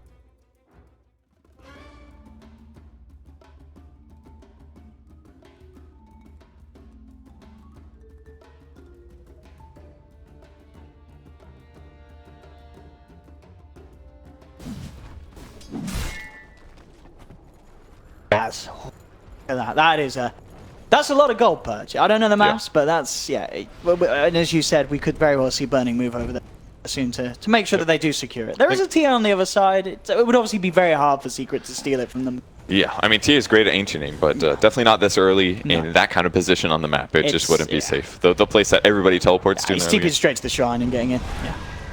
We go mid lane though, so that's going to be where the aggression comes through from Secrets. They move in with the shackles onto Lina. They're now going to move over to the Ancients. They're actually going to find Burning doing this. This is a perfect time for Secret to come across. They know what's there. I mean, even though with that knowledge, can they do anything to stop him? I guess they can slow him down and make sure during this God Strength he doesn't. That's huge, actually. I mean, it only lasts for 25 seconds, and he's only going to get like 5 to 10 seconds of it. He's not going to be able to finish it with this one. Yeah, all that took to mess it up was just a run past, just a little drive-by, and now he's going to jungle the whole thing so much slower, and in fact, like half as fast. They do get a kill on Tapai, though, who was AFK in the river, but Boke on the high ground just hooks him straight up, and get the Shaman. Bit of a freebie. OP's going to come across and help, so even though they don't have the God Strength, just pulling in the whole team to make sure that Burning is still able to finish this off at the end of the day. He's falling incredibly low, though, to still have the Shrine, and they will get it, but indeed at a lot slower of a pace than they would have hoped initially. That was really effective Secret, considering that they also got OP in a kill there. It just got so easy when they used Shackle on Lina. I mean, Lina's certainly vulnerable to right clicks, but throwing in a little bit of Disable on top, that just makes everything cake. And in the meantime, Pylai finally getting some needed levels. I mean, he's been sacrificing heavily for his team, only now having Brown Boots. So now he gets levels in the lane, as long as XXS doesn't deny everything. And hopefully for him, a faster level 6. I feel like he's been sacrificing for the team, doing more, whereas Puppy's kind of just been walking around the map for 8 minutes. Puppy has picked up level 5 at least, so he has at least accomplished some really solid leveling. Oscar Manis complete now, Burning on the Sven. I'll be interested to see where he goes from this. Do you feel that for Sven, Mask of Madness, it is like an item you have to buy? Or? I don't think you have to buy, but it's definitely super good right now. Just because Echo Saber was generally the item before. He'd go like Treads Echo, maybe with the Blink Dagger, into a BKB. Echo's still good, but Mask of Madness is quite a bit cheaper. Echo Saber is something like, what, 2,500 gold? 2,650, I believe, and Mask of Madness is only 1,700, so you're shaving off 800 gold there, and it arguably gives you much better attack speed. Yeah. It gives you definitely better burst. Echo Saber is great for the first, like, 3 to 4 hits. It gives you more attack speed probably, but over the course of 8 seconds, Mask of Madness is way better. Yeah. And Mask of Madness is way better farming too, because it gives you sustain, which Echo Saber doesn't. Yeah, make sure which is very good against these heroes like the Riki. You know, you don't want to be low health jungling with Puppy moving around the map. Exactly. Less mana this way, but considering it's only 25 mana to cast Mask, it really solves a lot of what Sven needs. You can see this for MP constantly using the walls to just follow around the members of IG. Here we saw in there, just keeping it on Burning, making sure that they know where this Burning Q movement's coming from. Yeah, it's really interesting, actually. The AUI was talking about this yesterday. He actually doesn't like getting max wolves right away. He goes more for Howl and for Impulse to buff up his team's HP during the night times. That way they don't die as often. But the faster you get level 4 wolves, now you can use it for vision. It's something that Lycan consistently did in the past, but cool to see it happening again, despite the other good skills.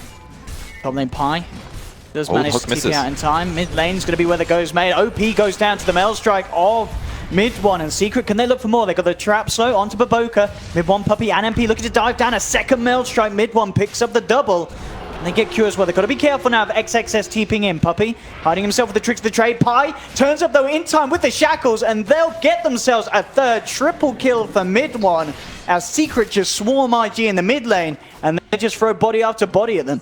Yeah, this is the period of the game where Secret's physical damage heaviness is really effective, because if Sven isn't there taking a team fight with Warcry, there's nobody that can make Pudge tanky or Avenge tanky or Lina tanky. These guys are dying really fast to heroes like TA and Lycan. We have as well talking about Lycan, the second Mask of Madness in this game being picked up, MP having it. Something that we were kind of talking about yesterday absolutely makes sense as well on this hero, doesn't it? It does so much. You cast your Wolves, you cast your Howl, you cast your ult, and then you just run in and attack really rapidly. And the minus armor is not that big of a deal because you can usually just run away if things get iffy. And his overall farm speed when he's just hitting creeps is so much faster than traditional builds like Medallion, maybe Armlet. Armlet's still super value item, but just getting around the map faster and having the full sustain is really good on this hero. So it looks like IG's going to be grouping up, trying to pressure mid. Pudge is going to have to land a hook on an important hero. I think that's going to be crucial to these fights. If you can grab Shadow Shaman and get him out of position, that could change everything. Even the TA, hooking him in would be great, because he can also rot off the refraction. One just being very careful with his position, and absolutely has to be with these four heroes there. Again though, these Wolves, consistently giving all the information Secret needs in terms of how many are in that mid lane looking to pressure, and allowing Secret to have this read of the map where they can afford to have Kezo moving incredibly aggressively down on the bottom lane. IG will still go in onto the tower. The fortification comes out mid one, spooking them away with the refraction and the slow. Has the haste rune. Won't look to chase though. It keeps them off the tower. And as soon as he presses God Strength, they just glyph it. Stops Mask of Mana, stops God Strength, and IG's full push is kind of just countered with one hotkey. Kind of a mistake. It was good that they showed up, but Secret played that last like 15-20 seconds so much better. And immediately after, when they back Secret smokes, because they know that IG's going to back off. They're going to go to the jungle. They're not going to have God Strength. This is the perfect time to fight here. And if they can win a fight, they can take the tier 1 as well. This could be huge for Secret if they win this. They get away with this. Mid one's got that blink as well, so he's ready to jump in deep and back these guys up. There, they'll find Burning. Warcry just about to wear off as well. They'll drop the smoke screen into the shackle. He will be hooked by Baboka, Burning, chased down by MP, and there's the blink forward from mid one. Dives behind the tier 1, instantly picks up a second. Secret with some very, very tight, cohesive teamwork here in these early 13 minutes of the game. The wards are dropped, the fortification is there, but they should still get this tower, no problem. Bottom lane, Kezu could be in trouble. Q and XXS eyeing him up. They'll go for the duel straight away, but he still has the borrowed time, so the duel win won't be successful, and it looks like they won't even get the kill. Puppey's there with the smoke screen to make sure that IG can't chase him down. And at the end of the day, Secret getting 2 kills and an objective and not losing anything in return. And mid one, okay, he's diving deep. Maybe a little too deep. Baboka's there with the hook. Now, tricks of the trade. Baboka's trapped in the tree line. XXS in as well. Could be in trouble. Mid one has the aphotic shield on him. Trying to get himself out. XXS going for the chase down. Doesn't have the duel, but the Laguna Blade comes through from OP. They bring down mid one. Burning with the God Strength. Looking for Pylai Die, but Pylai Die turns him into a chicken. Looks for the die. Pylai Die! He gets the deny off there as he hexes up, walks into the creep camp. But at the end of the day, it's still great for IG. They managed to get 3 because they got mid 1 as well. It was getting a lot of flow, a lot of big, kind of a good lead in this game. Yeah, the crucial thing that IG did there was when they felt pressured, they got into the trees. So it made it a lot harder for Secret to engage, hit the heroes that they wanted, and escape afterwards. So they overly committed to some of those heroes. They kind of played it safe, but they just got caught repeatedly. The hook shot, or the hook on the TA was massive as well. Got him into the trees, broke his refraction charges. If you don't have to work through refraction charges, the game just becomes so much easier. And then because they were overdived, Burning got to hit from the side, killed a Shadow Shaman first.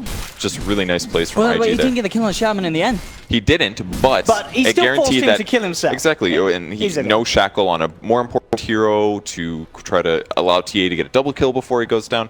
That kind of stuff is massive.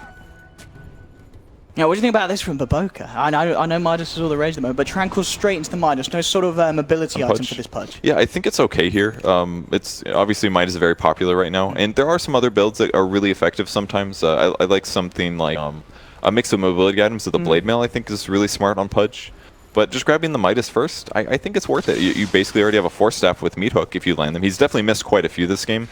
Maybe playing a slightly ineffective Pudge, but I think he can get away with this, and it helps guarantee that those other really important Pudge items that are game-winning, like Aether Lens, Force Staff, stuff like that, Blink Dagger, all of those items are so good on Pudge. And the faster he hits 20, you get the GPM perk to buy those items, and the faster he gets his Midas, just accelerates all that. So I think it's worth it on Pudge, definitely. Well, IG with the smoke, ready to go. Ults are available, God Strength there. I believe that the walls maybe scouted out that. I don't think so. I believe some of the walls just died. It looked very close, but Okay. I mean, Secret is still sticking down it. Burning. Just going to run straight in and dispatch of these wards. I mean, it's a fair bit of gold, and you're stopping them from getting a tier 2, so Burning will be happy with that bonus. What is it? 37 or so per piece. And that's quite a bit of a chunk. And the other aspect was that Secret wasn't actually hitting the tower with their heroes because they knew there was a threat of getting initiated on. So they let the tower, the wards do the work, and that's why Burning came forward to reveal himself. The Pudge already kind of revealed the gank. So Secret backs out from that. They commit wards, they lose wards, but not a big deal. That's what they're for. Drop them at towers, hit the buildings. Start the CIG looking for more of those plays. XXS in the middle lane, very close to having the blink complete. Bottom, Pi and Kezu eyeing up Burning. The two of these actually kill him. That's the question. He's pretty tanky. Bring him down to half health, and looks like it will just be the Rasmus out of lane. He's actually ready to turn. Kezu does have borrowed time, just pops it immediately, and looks to get himself out of there. Burning continues to chase, does have backup on the way. He might die now. Procs trying to slow him down. Looks like he will hold back. The rest of the team couldn't quite get there in time, and at the same time, elsewhere, mid one managed to find the jump in and get a quick solo kill onto Q. Big kill. Does go for Blink before Deso. Maybe a little unexpected there for Q, but nice pickup. Kind of interesting to see Burning's build. He's going, he went S and Y, now he's going to BKB. He also grabbed the Talent Tree perk, the mana one, which is interesting. It's another way to get around the problem of skipping Echo Saber. He doesn't have to necessarily buy it for the mana pool, so making it work pretty well. And just the S and Y plus Mask of Madness, he's going to be really fast now, and in some ways more competitive at dealing with heroes like Lycan, who are also fast. So I think his build adjustment has been good here. And as we saw, I mean, you need to have at least one of the cores there on Secret to have the chance of bringing down Burning. Much too tanky for the supports, even Kezu on the offlane to deal with. They need that extra bit of damage. I actually wonder if Secret, if they would have hexed on the Sven instead of shackling first, they might have killed him because he was able to get Warcry off, which made him basically invulnerable. Maybe they can work him down otherwise. Or at least get him lower. Oh, look at this up top puppy. Amid one finding OP, gets himself out of the smoke screen, turns around. The stun is going to be off point. The hook from Baboka isn't. Grabs mid one in the midst of it all with the magic missile, allowing Burning to move in. They should bring him down. Oh, mid one does find the purge with him, but it will be IG taking two as they find Puppy as well, post tricks of the trade. I didn't see when Lina picked up this plate mail. It might have been right at the start of that fight because she looked so tanky there. Yeah. At first I thought, oh, it's just because TA doesn't have Deso first, but he even got hit with Melt Strikes, I'm pretty sure. Surely he usually gotten lower, but that plate mail pickup absolutely changed that gank if it was before, because you could really see how hard to kill he was. And Secret was not expecting that. They overcommit, Pudge gets there in time, perfect hook on the TA, and that gives him Roshan at 19 minutes into the game when Secret was not anticipating this tempo change. No, MP and Kezi just turning up a little too late to do anything, and even if they were early, it might have been hard to. At the same time there was that kill happened by the Shrine, down bottom lane. Secret were able to finish off the tier 2. They also got a kill onto XSS on his Legion commander. Actually, interesting as well, Midas on the mind. He had the money for the Blink Dagger, but he said, screw it, I'm buying a straight up Midas. MP, big kill here for IG as they find him by their own H's, will be chain stunned. And Burning, Baboka and Q taking down the dog. That's a big one. That's a big freebie. I didn't see how that fight started, how he got caught, but he did use Shapeshift to try to run to the Roshan pit in time. So there's also a possibility that these cascading of events got him killed on top of that. That's like 3 mistakes in a row maybe for Secret here. And now they might lose their tower in the mid. This game changed so much because of that gank that went wrong on Lina. Like almost everything changed. That plate mail could be game winning. Could be. And keep in mind the tempo that Secret chose to go. They went Blink on the TA first so that he could combo with some of his other heroes for ganking. If that was just a straight Deso, do a smoke gank, get a kill or two, and then you take Roshan instantly. Like if you have the TA, you're supposed to be the team that takes Rosh really easily. And now that tempo went to IG. Just really a big testament to what's typical from them. They just beat other teams all the time. One does have a bit of the dream rune here with the haste. OP kind of alone on this bottom, straight up dropping the wards. With their shackle, they'll get it. They're looking for more. Burning and Q. Already on the retreat, mid one. Looking for the chase down with this haste rune. As we see Burning, so much armor though. These hits barely doing anything. The hook actually brings Burning away of this puppy. Gets the 4-man smoke screen. BKB pop from Burning as he tries to man up, but mid one's just doing too much damage. Burning has to get himself out of there. The wolves will continue to chase him down. And a lot of damage coming through. We're seeing that once the war cry wears out, Burning still very vulnerable to the physical burst of Secret, and OP just has to kill himself. Those were really good reactions from IG. The swap absolutely saving Burning's life there. So technically, they only got a deny out of it, but... Yeah, it seemed like Burning, I did believe the Wolves actually managed to finish him because the Aegis is gone. Okay, so they were actually able to chase him down. That's right, I did see Wolves chasing him. The Wolves did it. So they got him at least. Definitely committed a lot to that, but it was all effective. Interesting item build as well on Abaddon, going for an AC this game. And he actually passed up the experience gain talent. I don't think I've ever seen that from Abaddon.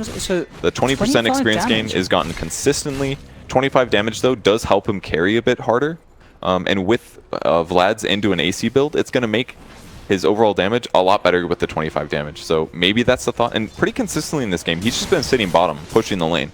Like, he is the reason that tier 2 tower is gone, as far as I'm concerned. That's because he can do that as well. Abaddon's just very safe at that. So kind of cool to see the playstyle difference. It's working out here. And it's going to make it so much easier when Secret's ready to go. If you had like Midas into Radiance or something, completely different impact. I mean, and looking at the lineups that both teams have, you need Secret.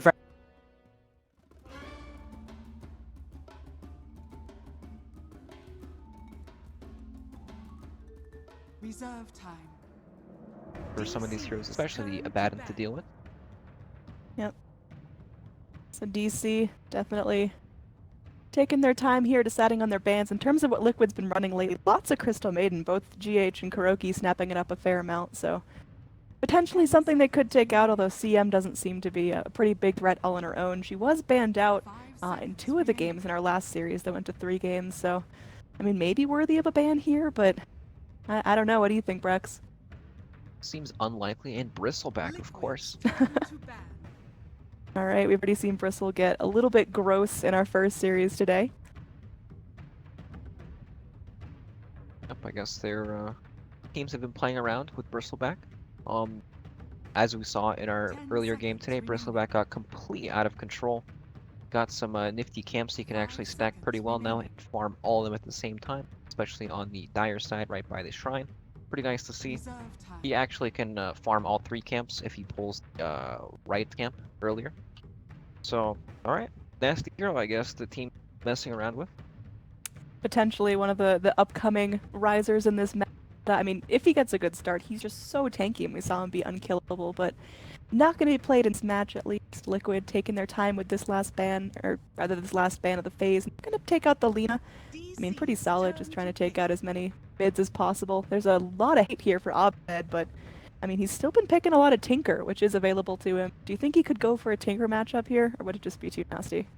I don't think Tinker looks particularly good here in this matchup, not yet at least.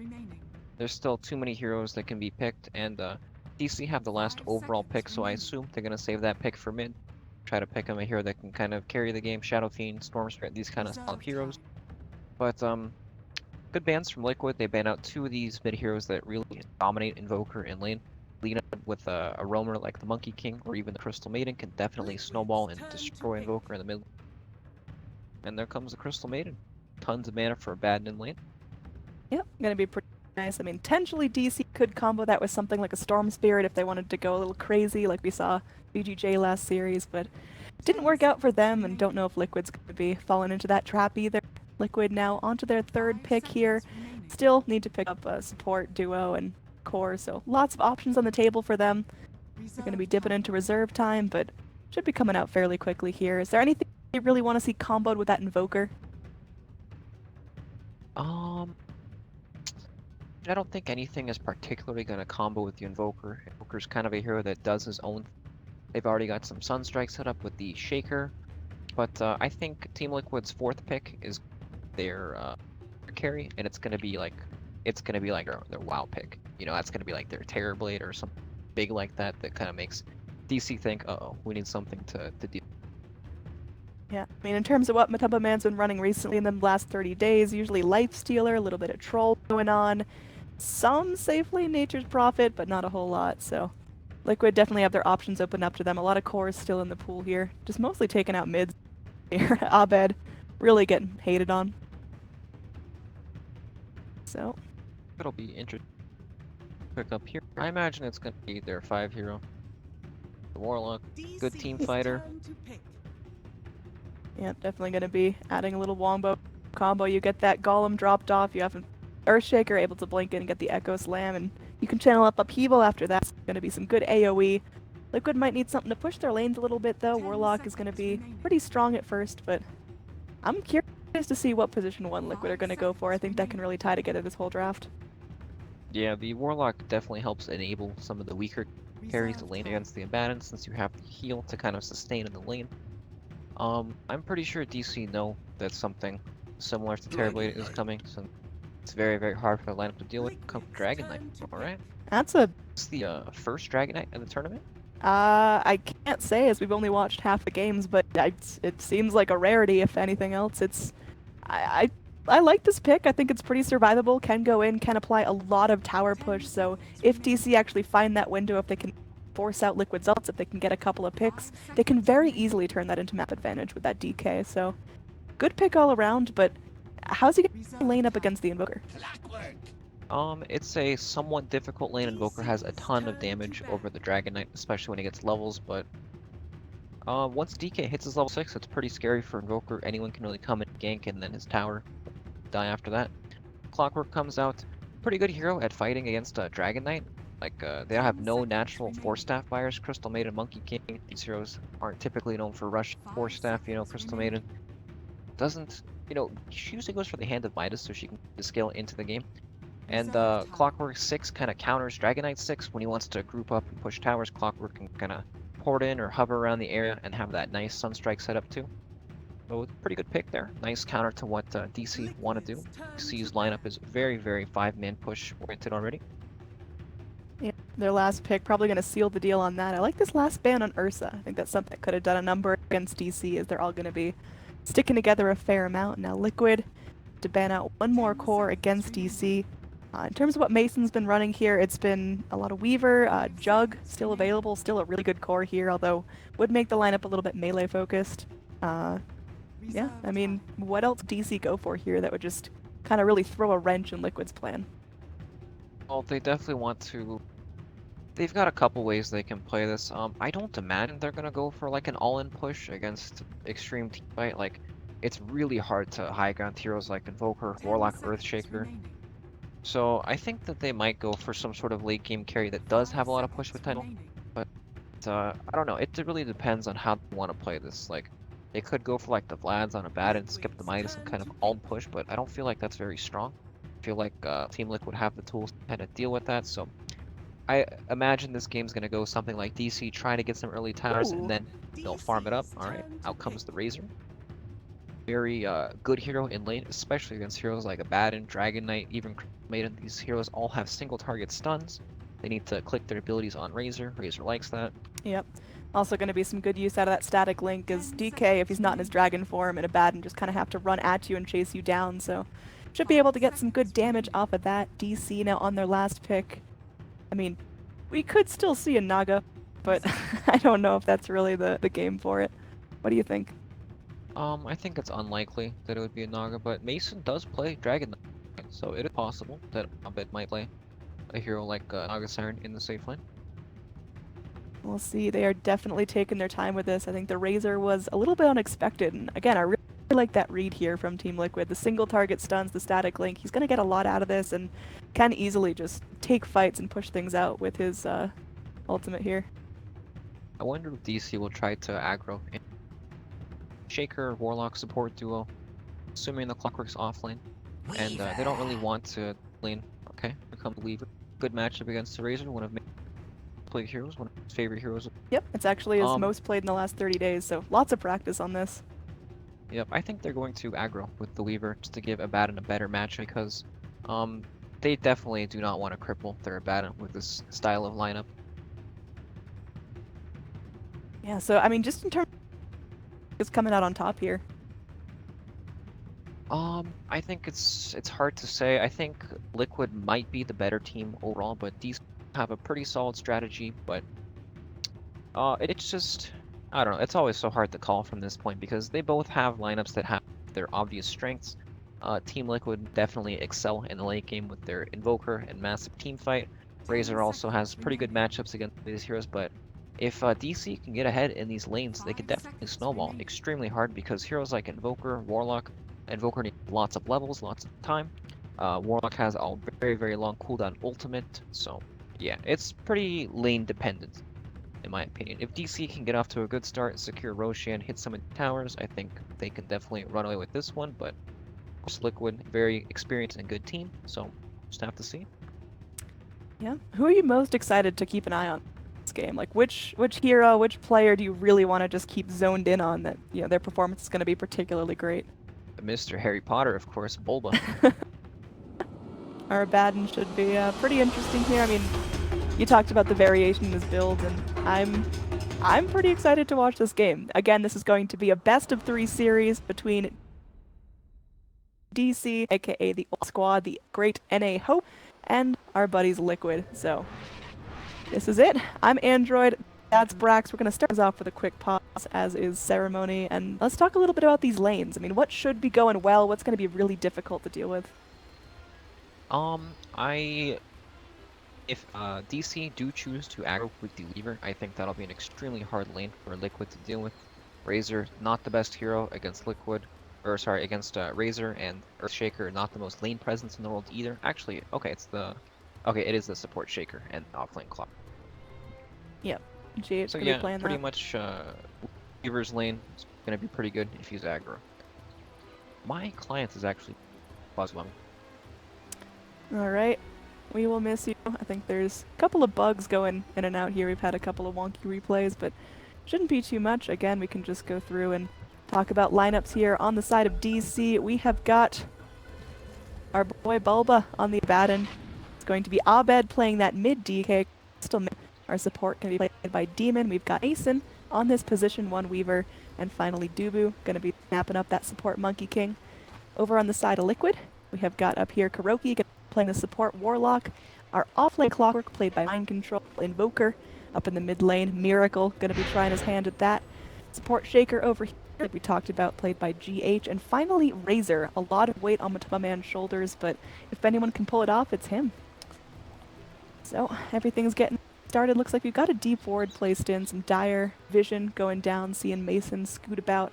Radiant just getting a ward here, making sure there's no rotations in from Mind Control, but everything pretty calm right now. Brax gonna be coming back in, and we'll hand it over to him. 30 seconds. I thought I had a big error, but I'm back. What did you do, like leave the lobby? No, my game was stuck on player perspective because I was watching a replay, so I watched a different game, like a random game, and then I switched it there, and then I came back in the game, and I was worried I couldn't reconnect to the game, but... Alright, looks like... Great story. Thank you, I'm full of them. It looks like DC are opting to just Iron Talent their Abaddon instead of playing him against the Razor, and instead just secure the...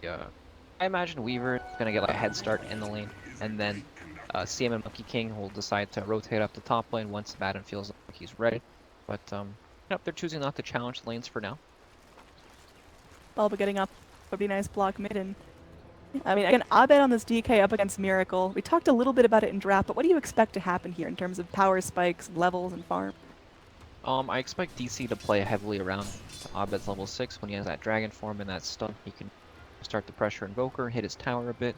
But until then, it's pretty Invoker favored. He has a lot of damage on DK, especially when he gets to like level 3 and 4, brings out the Alacrity.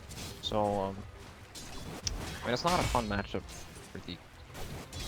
Yeah, gonna be taking a little bit of damage there. Goes for the first point of Breathe Fire just to help potentially secure some CS, leaving him a little vulnerable into level 2, and he can get that Dragon Blood. Down bottom, it's gonna be 3 heroes versus Mind Control. I mean, can Clockwork withstand this, especially a really aggressive heroes like Monkey King? They're gonna want to keep up the harass. Is something Mind Control can lane against, or does he have to bail out? He can definitely lane, but it's not going to be the most comfortable lane for him. DC have stacked the hard camp, so once we're starting this lane, they can keep denying him experience and waves and pretty much zone him. You see Dubu has skilled up the Jingu Mastery. is a ridiculously hard spell to lane against once it's that stack going. Pretty much no offlaner can man up through it. So, but you know, Clockwork, one of the best offlane heroes at any his experience. He cog back the wave and keep pulling it back. But this is when it's kind of tough. It's gonna be hard for him to really move out lane. And GH is actually going for a snipe on the courier. He's smoked up with boots. Can he actually get this? One more, man. No, And he's chasing it. oh Yes, my- he does. He gets it down. GH with the smoke and the boots. The move speed is just barely enough. And he gets exactly what he wants, which means crippling Abed here, who, yeah, he needs shoes of his own. There is going to be GH going forward. Perhaps someone with the fissure. Miracle, not really going to be able to find a kill off. So this does have a Sunstrike ready, but with only 2 points in Exhort, it's not going to be doing a whole lot. Alright, so he caught the curve by only having 5 moves. That's fair. If I he guess. like pulled out a Monkey King ranged auto attack for that last one too. Yep. Mind Control actually gonna catch Demon here. Demon has that one freeze, just trying to cut his way out of cogs. This time the Sunstrike will come in, and combination the fissure is more than enough. Mind Control snaps up the first blood, so a little bit more money going his way, some good experience as he ticks over level 2. Very nicely played. Dubu returned the courier clamp action on the mid lane. Actually, he was hiding behind the lane, disguised. He actually manages to snipe that one too. Yep, now picks up an Invis room, potentially trying to turn things up to Miracle, but that's a tricky kill as Invoker's playing pretty safe and can keep some distance between him and the DK. Invoker does walk up. He could potentially die, especially with Dubu hitting his level 2 now. Miracle is going to be walking back up, going to be starting to stack up the Jingo Mastery, but Dubu just walks right away, just ticks up to his level 2. So we'll see what comes next. Meanwhile, No. GH's presence in the bottom lane has actually pretty much forced out the supports from deep left Weaver to solo ever since he got that nice CM kill. yep, I mean, Mason's farm isn't suffering too much. Weaver can keep himself safe. Well, Miracle Midland going for the Sunstrike, trying to get some hit on some Dubu, but Dubu gonna be running back. The Cold Snap now gonna wear thin. Miracle just keeping himself safe, solving up, so no bloodshed mid lane. But yeah, back down bottom. Weaver, I mean, it's not going to be as powerful of a lane as it was before. They're not going to be able to continually chain kill Mind Control, but Mason will still farm, will still get his levels very quickly. Yeah, but all of a sudden this it looked pretty difficult for Clockwork. Looks pretty easy now. He's having a good time. Picked up 10 CS. Yep, already level 3.5 himself. Up in this top lane, Bulba just playing very safe, almost level 4 for himself. Just way far back, making sure there's no possibility that Matumba Man can just run him down. It's a very far mid lane, but Invoker doesn't have too much mana to work with, but they could potentially walk Abed off on the cliff. Looks like it's quite unlikely, but I'm more worried for DC here. They're one lane that was supposed to go very well for them, but not going so well. Abaddon has a horrible matchup against the Razor. He's not going to be able to do a whole lot there. Yeah, DC, I mean, the good news is their Weaver's getting farm, and now with the supports coming back down to bottom, they might be able to find a kill on Mind Control. Meanwhile, up top, Abaddon in a ton of trouble. Bulba trapped in by that fissure, trying to make his way towards the shrine. Meanwhile, Matumba Man is soaking up all of that damage. It's just rolling forward. Only needs a couple more auto attacks before Bulba is done, and that's going to be denied. He actually gets off the deny with his miscoil, so well played Abaddon, but still means this lane is left defenseless, and this tower probably going down as Matumba Man gets the most out of that extra damage. Yeah, tons of extra damage. The Ring of Fantasy as well. Ooh, okay. Harry Potter out of the game. He wants out. Let's go to the next game, guys. Invisibility cloak as he just removes himself here, but yeah, we'll hopefully have a reconnect pretty soon. Kill score 1-1 in terms of, you know, last hits. Razor's doing really well for himself. DK's getting a lot out of the mid though, actually giving a fair amount of harass to Miracle. DC definitely have a more tricky road ahead, as you mentioned. Liquid are getting farm on all the important heroes it's important to get farm on. But what does DC's path back into this look like? What is their mid game going to be? They definitely still have, like, all these heroes that are really strong at fighting together. DK, he's tanky, Abaddon, shields, and their 5-man is just really, really strong right now. It's strong before Liquid get damaged. Once they get damaged, and they can cut through these tanky heroes like DK, they can deal with a elusive Weaver, that's when it gets a bit troublesome. But Bulba TP's back up to the top lane, and GH just pulls the creeps away. He's got a ward behind, and then Bulba might, if he can fissure block him off. Yep, GH gonna be looks moving like forward. a free tower. Fortify comes out, but of course he just fortifies. Why not? There was a shrine used here in the bottom lane, so all these supports now fresh up with mana. They might try to go in and maybe catch out GH off guard. As he's just going to be jumped on by the Monkey King, grabbing that Purple Spring. Going to be stacking up the Jiku Mastery as well. Now the bad moves forward, and this looks like it could be a big kill. GH just going to be healed up by his Warlock, but it won't be enough. That's going to be Dubu snapping up a kill there. They go for the Boundless Strike, and now Matumba Man in some trouble here. Gets frozen, and it will go down. So Demon getting credit for that one. That was Liquid just playing a little bit sloppy there. Bit of a strange play there, but you know, you see, there to capitalize. They get a lot there. Actually, they get much more than they should. Yeah, they're definitely like big kill on the Razor. That tower is all of a sudden not dead. And Badham's getting close with level 6. You know, the thing about that is when you TD out and then right now you have 80 seconds left on your double down. You gotta make the long walk of shame back to your lane. It just feels pretty bad. It does indeed. DC sending the ports here, just kind of poking around the jungle. Looks like they might find Matumba Man as he walks back through, but lacking the resources to take him out. So just going to be a regroup towards this top lane, and DC picking up a little bit more momentum, actually cornering KingCharlie back under his tower. And with the rotation of the supports, they might be able to take the King, jumping all about. Meanwhile, Matumba Man does find the leash onto Abed. Abed just continuing to press forward, but without any damage. So much damage. Yeah, this is going to be really difficult. Abed now hitting for a whopping none. Sunstrike and forward. Man, Demon is just in a world of hurt. Trying to play Ring Around the Rosie. Is he actually getting away with this? Wow, he cuts a path to freedom, goes for the TP, and Liquid don't have catch. They don't have any AoE vision. Oh, G, bring out his classic maneuver there, the tree into the TP. And now the forest on rotation. Hey, Miracle. On forward, they catch him with the Boundless Strike. Miracle's going to go ahead and invis himself, and well, there's not a whole lot that DC can do about that. Just going to be using Abed's Dragon Form to pressure this tower, and Fortify comes out nice and early. Just going to be trying to mitigate the damage done to that. Support's still hanging around the mid lane. Dubu is very low mana, so can't go in for any more Boundless Strikes or anything like that, as GH pokes his head forward, ready to initiate with a fissure if needed, but seems like it's just going to be a bit of a stalemate around this mid lane. Although with Raider TPing in, it seems like Liquid really want to make a hold here. Demon's in some trouble here. He's got no TP available. Gonna get linked up as well. This time it seems like Demon might be dead. He's running away. Sunstrike comes in. Demon gonna try to juke, but Miracle still grabs up the kill for that.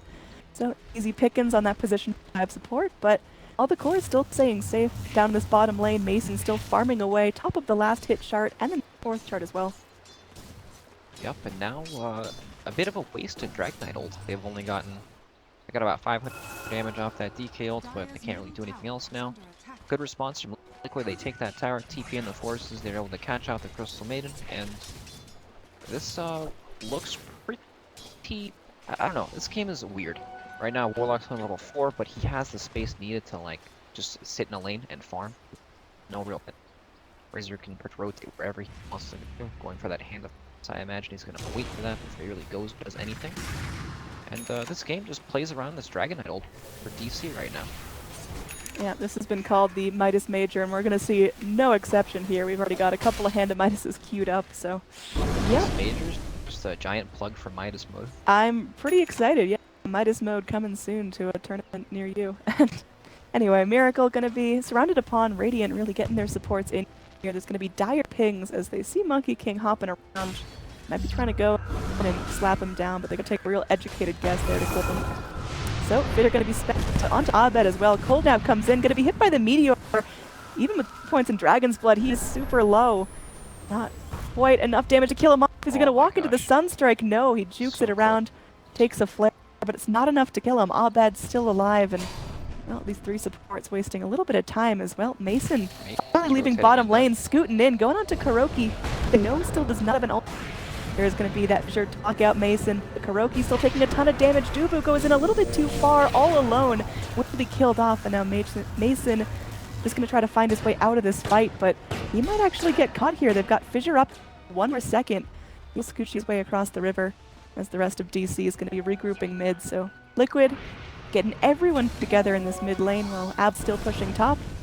So it should be enough to find potentially a kill here. The Fissure comes in. Sunstrike onto Abed, just barely not enough.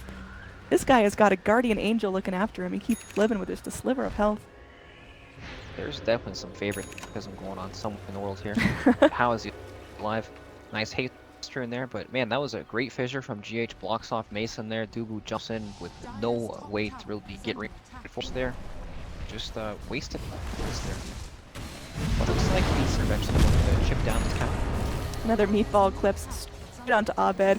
Demon, okay, all right.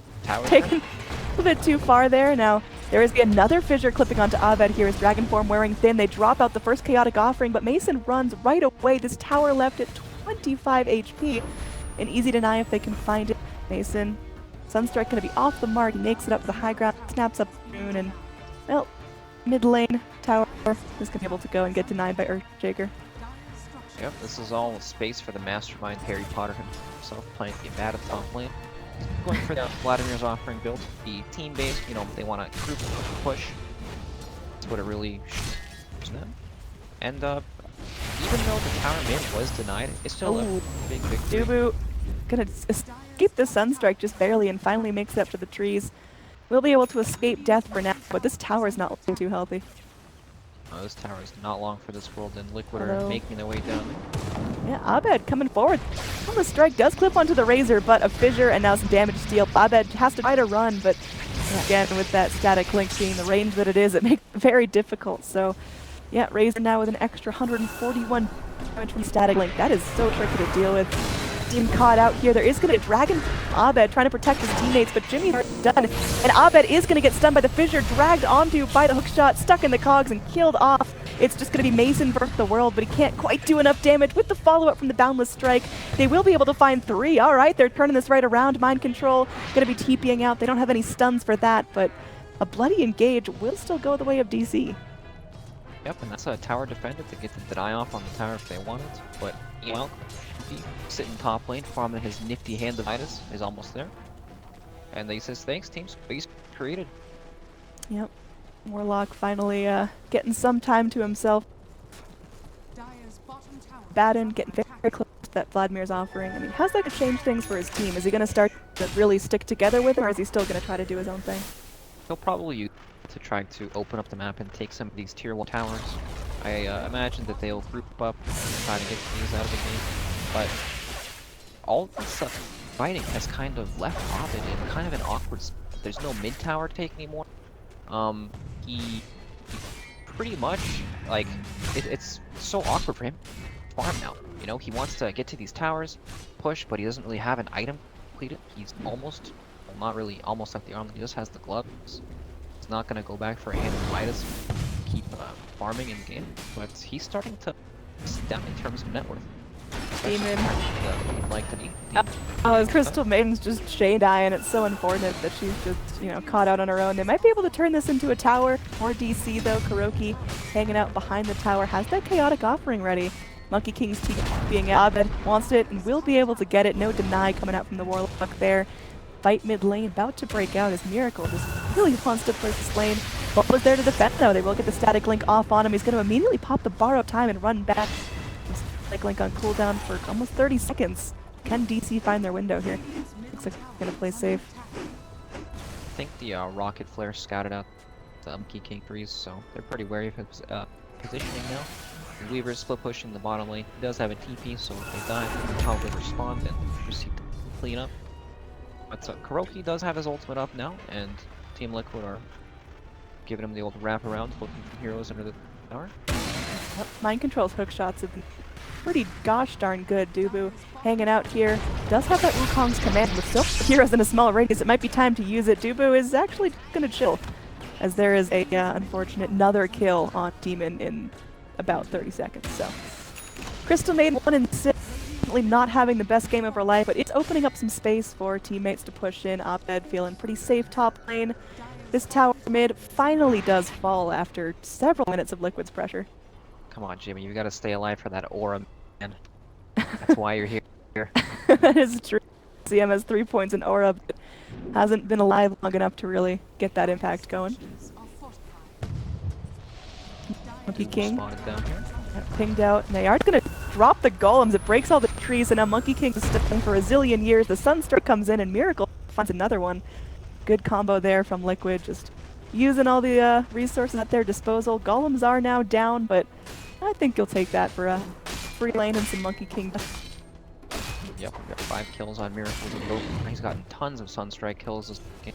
And Liquid are totally fine just dropping the ultimate like that, because DC are a team that need to group up, so once they can get these kills on these heroes behind like that, it makes it really difficult for DC to do anything afterwards. To get these lanes back, Kuroki's in quite some trouble. No, I think Mason's the one in trouble. There's going to be Weaver just slapped down. No chance of time-lapse.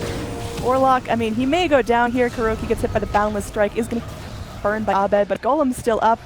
Wukong's command comes out after there's no one left in the circle, so Taboo not going to get a whole lot of use out of that. Mind Control now on the run. Fisher holds back too. Very nice play there from G. Not just going to be escaping. Mind Control using the cogs to break up the... Will he make it back across the river? He sure will, as Bulba runs in and does get that mana burn going. Demon barely lives, able to split the difference in that Sunstrike with Abed, but that could have been another death. At least Demon is still up and running, got that aura going. That's right, supplying his team with mana. He's kind of like the water boy, you know, like a football game. Don't worry, guys, I got the drinks. That's what it kind of feels like. He's got the smokes, he's got the dust, he's got the ward. This is a position 6 Demon right now. Just trying best, but you know, if he can make space for his teammates, it's going alright in terms of overall net worth. He can Weaver doing really well for himself. Mason very close to that Lincoln sphere.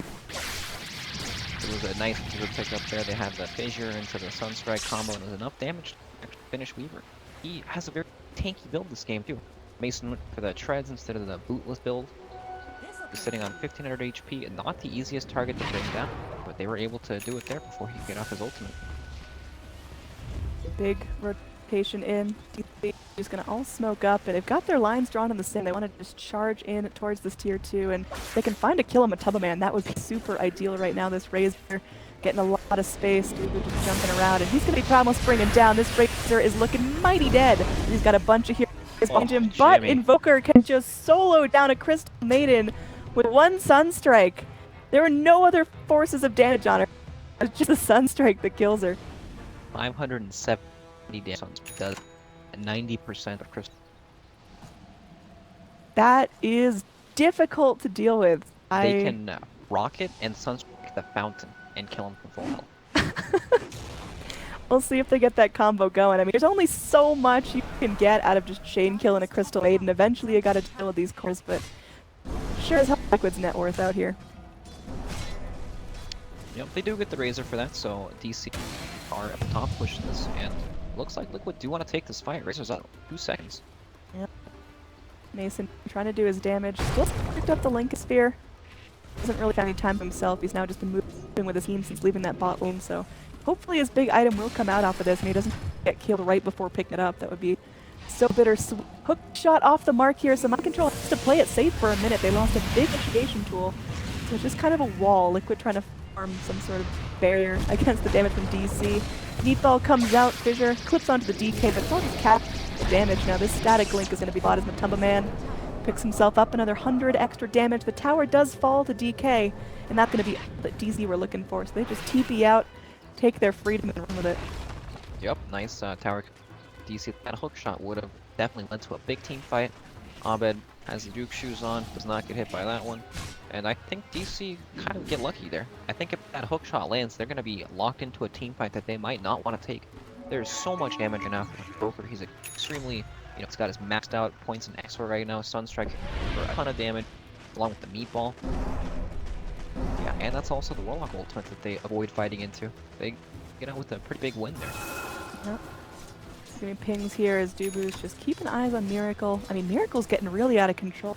He had some early ags and Blink picked up very shortly, unless he gets killed here, but oh, he goes. Ghost Walks will be dusted, so he's just going to bail on the Ghost Walk.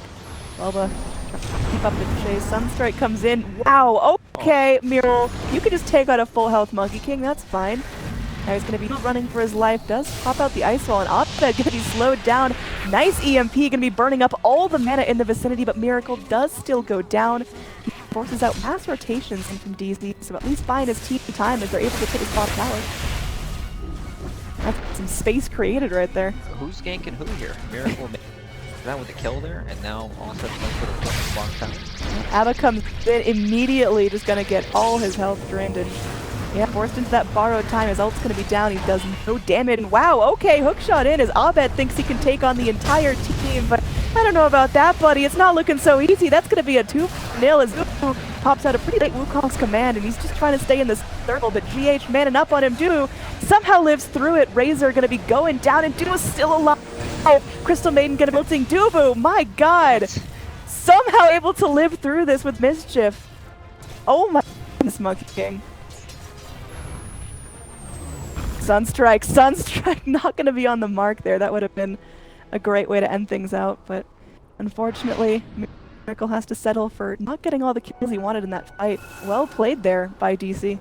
Yeah, it really looked like Team Liquid had everything they needed to win that fight. They got the massive static language off, and Abed even dropped in that fight extremely early, but Wukong's command, even with no items, did so much damage.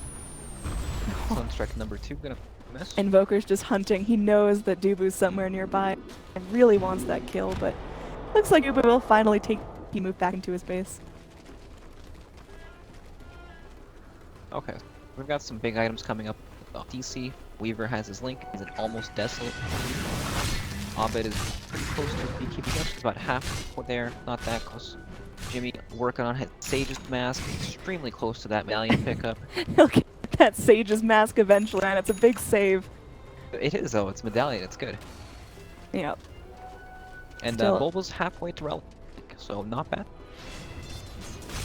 Yeah, Abaddon's had a lot of space to himself this game. I mean, I feel like Abaddon offlane is just considerably undervalued. You leave him alone for a long enough time because the rest of the team's getting active, and then all of a sudden Abaddon just runs with like 4 items, and it's really hard to get him down. But yeah, I think Razor has been pretty effective. You just go in, Abaddon tries to run at you to get that curse going, and yeah, you just static link him, and suddenly he does nothing. Yep, it's definitely a good counter to the hero. GH actually just picked up his Blink Dagger on the Earthshaker, and they were setting up a gank on the bottom lane, but they did have a nice Observer Ward that just died, so Mason avoids that gank. Miracle now with the Arcane Rune on top of the freshly picked up Blink Ags Invoker. Miracle is just ready to kill. We'll see if he can find anything. Crystal Maiden gonna get pinged out. Unfortunately, Sunstrike can't take her down all the way from full health. They gotta get some damage before that. Miracle a little late to the party here to smoke, but the rest of his team will be backing him. Yep, he's got an Arcane team here ready to fight, so if they do find an engagement, it could be pretty bad here for Team DC. Monkey King just trying to push up this lane, trying to force back some rotations, make some space. DC have got to know something's going on, because this lane is real pushed, and Liquid are hitting back to deal with it. Yep, this is quite the obvious indicator here that Liquid are grouped up on their side of the map. You can see the drawings on the map that DC are drawing. They know exactly what's here. So, again, Monkey King just being a brat, pushing into that 2-3 tower, and Liquid eventually are just going to go home empty-handed. They'll clear out the Radiant jungle, or at least use their Midases and try to push. That's pretty big. He's actually 400 damage onto a tier 3 tower like 3. DC, I mean, they're taking their sweet time if they want to defend this tier 2 bottom. It looks like it'll be a free hit. Razor's going to be snapping up the gold for that, and he now has his full Sanj and Yasha, so Razor's going to be really speedy and difficult to deal with. He can get into pretty much any fight with those bots, and he can just keep running at you, getting the most out of that static link. He's not quite tanky enough to be that like big front-lining Razor that you used to see in the old meta, but Matumpa Man's still playing fantastically. He'll definitely get a rocky start, 4 deaths to his name, but ever since he picked up his Boots of Travels and Hand of Midas, he's been farming pretty well. Miracle here just going in. Will be grabbing himself his own Lincoln Sphere as there's a fair amount of single target coming out of DC. I mean, Miracle's getting pretty crazy out of control. 13,000 net worth for himself. Compare that to Weaver, who spent most of the game free farming. Not even quite at that point, although Weaver is going to be pretty hard to lock down. They are going to be able to get off that time lapse and just walk away. So failed coming out. Everyone going to take some bugs. Tornado coming back in, but they can't turn this. They go for the fissure, but just going to be a quick TP out. Monkey King comes forward. They actually cancel the TP with the boundless strike, and Mason finds himself a kill. Well played. What happened there? GH just like didn't get the chain stun off there, and he just got a time lapse off before any real damage came in. It just looked so weird. Yeah, They just did the Echo Slam for it too. They really wanted it. Yeah, they didn't quite get that communication going on how they chain stun Mason, and he just ended up turning it right back around, courtesy of his rotation in from the Monkey King. Dubu, again, goes for that Beta Midas, a bit of a greedier build than we see on a lot of MKs, but he'll get there eventually. Now has the Basher queued up, so gonna start to transition into that core role and getting a lot of that Wukong's command. Yeah, I think the Midas on Monkey King is very, very good. He's a hero that does a lot when he gets these small items, and if he can just make it to Basher, then his next item after that can be extremely strong in these team fights.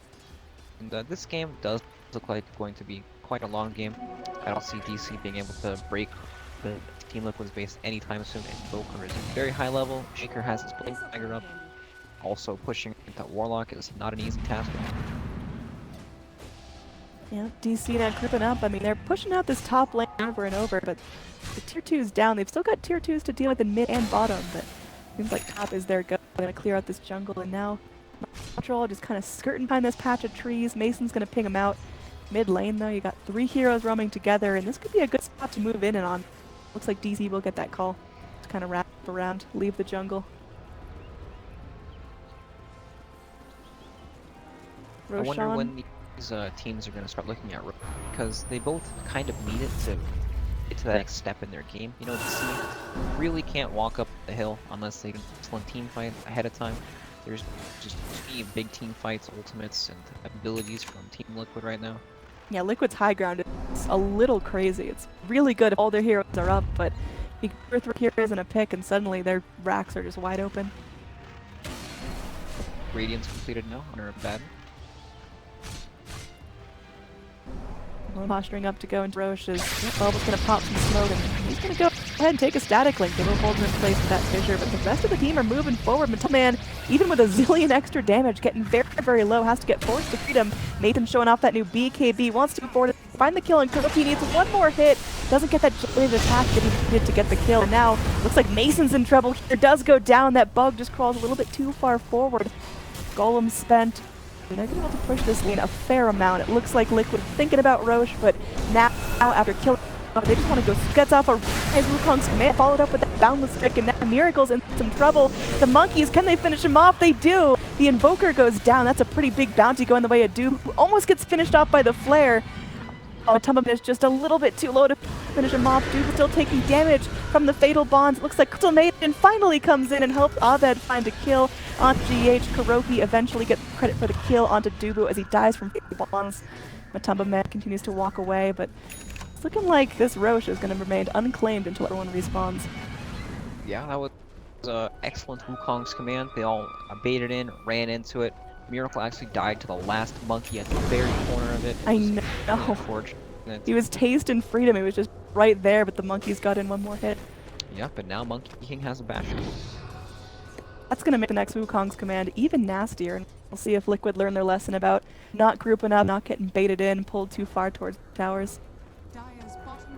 So, I mean, who's in a position to take Roche on? It looks like DC are making their way towards the pit, but like, Invoker up in 8 seconds, and quick Sunstrike could really turn this around. Yeah, they feel like now that since Block Ultimate's down and Earthshaker's ultimate down, they should contest Roshan. But Team Liquid still have a lot of spells at their disposal. Tornado, EMP, Clockwork, Hookshot, all these abilities make it very difficult for DC just to do Roshan in front of their face. They're going to have to try to bait some sort of team fight, make Team Liquid commit to something that they might not want to. And the Boulder Kitty can might not as well as does. Yep. That's pretty big. Now hitting for not a whole lot. Tumba Man ready to go in. 175 extra damage on him, and that is Roche in the can. They're just going forward, melting his arm, but DC don't want to let this for free. How quickly can they really get in the area? They scan it out. They know this is a multi-hero effort. Now, oh god, they get the hook shot onto Nubu. He's going to be leaping away. Now Clockwork stuck in here, trapped in the little neutral pit. Earthshaker going to be focused down. Able to snap up that and piecing away the other 2 cores. Ground control on the cliff. Demon's going to be dancing and will get onto the Clockwork. Deafening Blast comes in and holds back the Dragon Knight. Crystal Maiden does have to trade her life for that. DC still really intent on taking this Roshan. Ball coming into the pit, and this could do a serious number to the rest of DC's cores. A Wukong's command comes in just to zone as they just really want this Roshan. Finally, they find it. Mason the Aegis, and they're going to keep pressing forward. Even to the ice wall, they both the kill on Kuroki. Alright, successful fight for DC, playing the Aegis and some kills. And Dubu's bringing out the bad-mannered pause. Nah, I don't think that's we got a some internet BM pause. problems. I think that's a someone tripped on the router cable pause. Well, that's the guys. Quick, disconnect. I gotta pause. As a professional NA player, you know the deal, right? Of course, that's what happens all the time when people store. They're laughing at you. All right, so DC, again, we can talk a little bit about their backstory here in this pause. The former Onyx squad getting picked up, just a bunch of NA players getting into it, qualifying for this major. It's going to be their first shot at a really big event for this squad together, at least. Of course, Mason's already been to TIs and whatnot, but yeah, I mean, DC, they've got some polishing to do, but since the formation of Onyx, these guys have really come together to playing cohesively, and they're taking games off of Tier 1 teams. What do you think is so crucial to their development, and what really sets them apart from other Tier 2 NA teams? They have a pretty solid foundation of how they want to play the game. They understand each other pretty well, so it's easy for them to, like, when they go into the team fights, you can see, like, it looks well. You know, everything looks really good. Everyone's getting force staffed out. People are, you know, playing these team fights properly. They're baiting people into the Wukong's command instead of, you know, waiting and not using it very well. I just think that they have a good leader in Dubu. He has ideas, people trust him, and they all understand how each other likes, how they want to play. And I think they have these basic building blocks for their team, and they also have quite the they have some very individually skilled players in Abed, of course, and all these other players are also very, very good. Abed kind of, yeah, he's not really new, you know, he's played on teams for quite some time, but he's been in the Southeast Asian scene. He's been more, I would say it's like a sleeper scene, you know, we don't really watch it a whole lot. They're definitely very good players. Their TNC came out of there, and they look fantastic right now. But, I don't know, just a combination of their teamwork, and they have a solid idea of how they want to play the game. And I think that's important, because sometimes as teams win and lose, they lose their foundation of how they play the game. They start to not really trust it as much. Maybe they don't believe in someone's ideas, or perhaps there's a player they doubt their skill level or ideas or work ethic. Something kind of brings like animosity into their atmosphere, and it's just a big downward spiral, and that's what kills teams. So I think they have a good idea if they want to play, they stick to it, and win or lose, they still go for it. Alright, sweet answer, Brax. That was really nice. So There you go, I was reading that off my note cards. anyway, DC grouping up for a push down bottom. This Tier 1 tower gonna get fortified, but finally will go down. Invoker TPing in for this. Looks like he's gonna blink immediately when the tornado comes in. They do clip Invoker with that boundless strike. They get vision on him before he goes invis, but GH wants to turn this right back around. A deafening blast comes in on top of the Echo Slam. Wukong are forced to turn his tail and run, as Invoker will get killed off along with GH. Clockwork's TPing in, and Matumba Man goes straight forward to shut down Abed's damage. Matumba Man gonna get chased by Mason. 3 heroes dead, trading only for a Crystal Maiden. This is huge for DC. Mind Control forcing himself into his own cogs, hook-shotting himself to freedom on top of Mason. But even if Mind Control gets out, that is still a huge win for DC. You could tell Liquid had the confidence in that fight to go in and try to execute, but I just got outdone, and now Mason finally forced retreat. Can't allow off that pesky Clockwork, but they're gonna start tapping on Tier 3s here. Perhaps they had too much confidence in the way they wanted to defend it. They, Miracle ported in, blinked in. He was just in such an awkward position. Couldn't cast his spells in the most optimal way. Got disabled. He just died at the very beginning of the fight. And that's Lina racks for DC. Look how quick those racks melted, just with the damage coming out of Mason right now. This Weaver's been a little bit quiet. Had a couple of deaths in lane, but now really starting to come online. Top of the net worth chart, surpassing the Invoker. Weaver going to do some damage to the shrines. I mean, that is a full lane of racks taken in the blink of an eye, and all it took was one Invoker kill just to be able to shut Liquid down completely. DC, can they do that again, or will Liquid learn from their mistakes? I think Miracle is like, shit guys, I'm sorry for a little bit. I promise I won't do it again. And pretty much as long as he doesn't die at the very beginning of these team fights by porting in like that was pretty cocky. I don't think a player like Miracle's going to make that sort of mistake again. But the game's still going to go on for quite some time. Invoker, 3 more levels till his level 25 power spike, looking around the map with his Ghost Walk. I think as long as Team Liquid managed to stay alive, their high ground defense is still insanely good. Yep. Going in, getting those little picks is going to be super huge. Smoke in.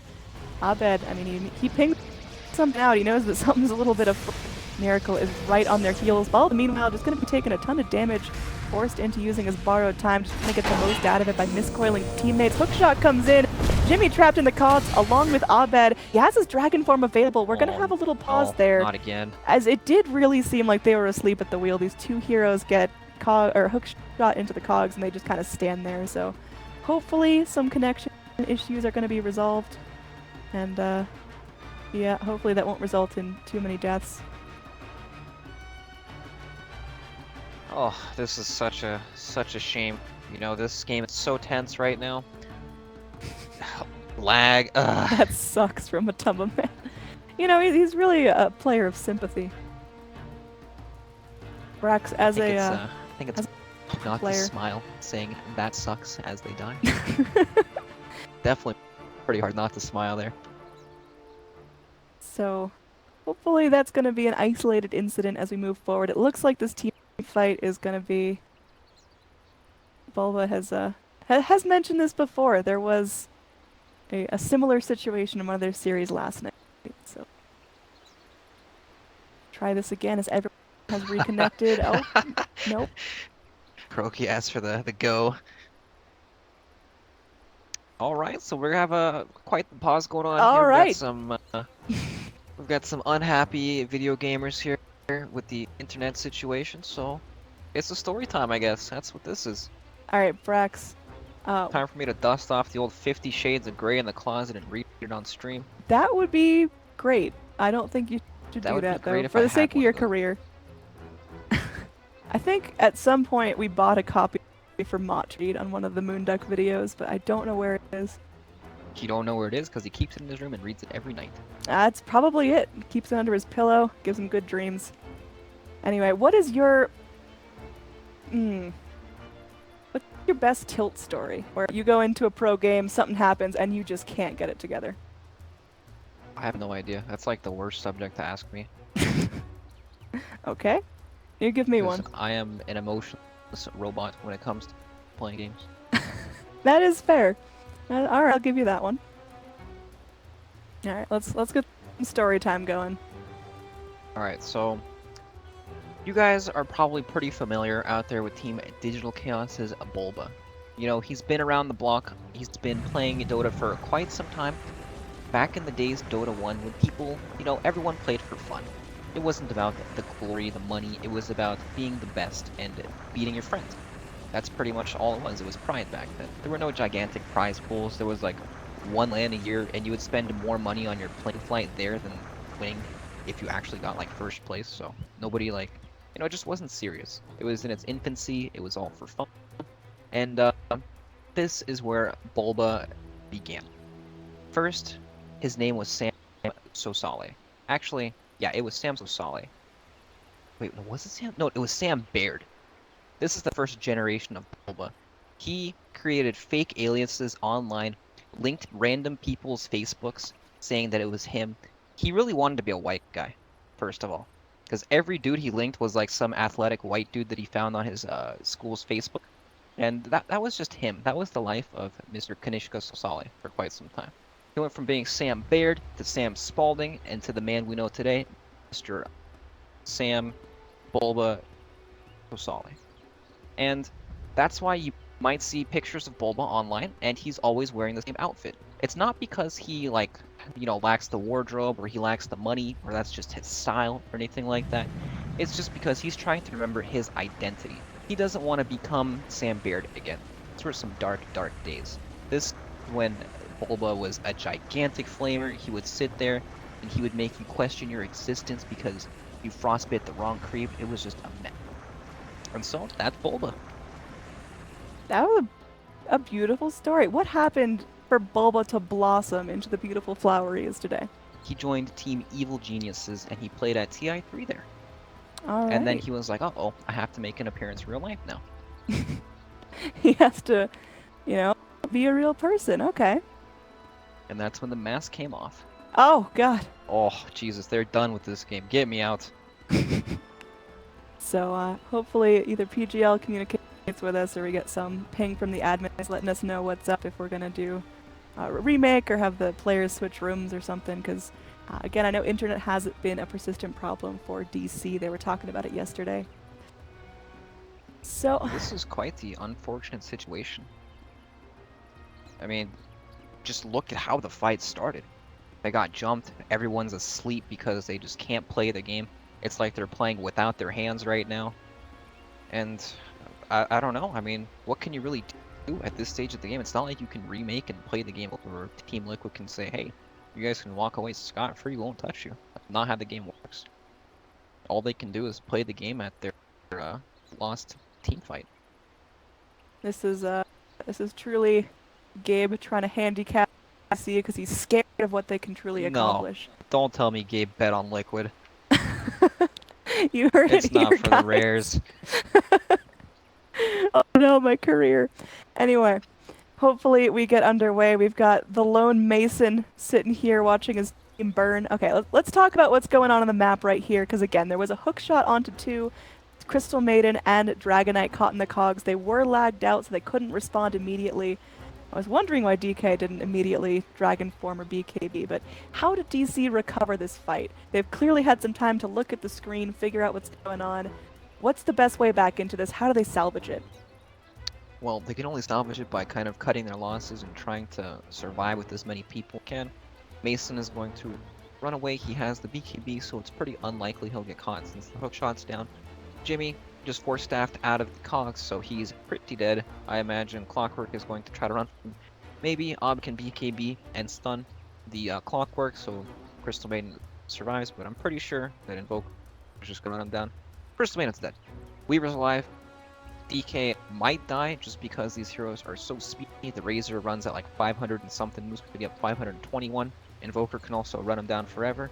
Monkey King might just throw down the zoning Wukong's command to try to save Dragon Knight, but he kind of doesn't want to do that. He wants to survive as well, so this sucks.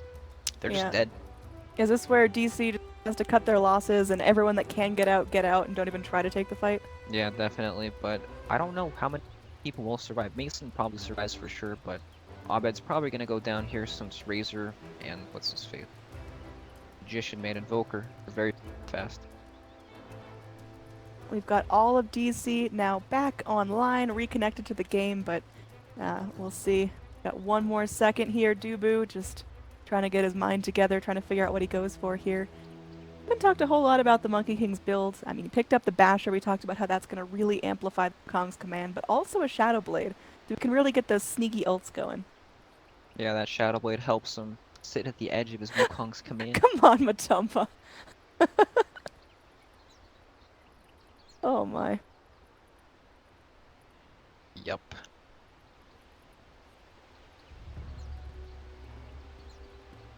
Brax, how was your day? My day was fantastic. I'm here talking about Dota at like whatever odd hour it is right now. It's sweet. Doesn't get better than this. 4 a.m. Sitting here at a pause screen.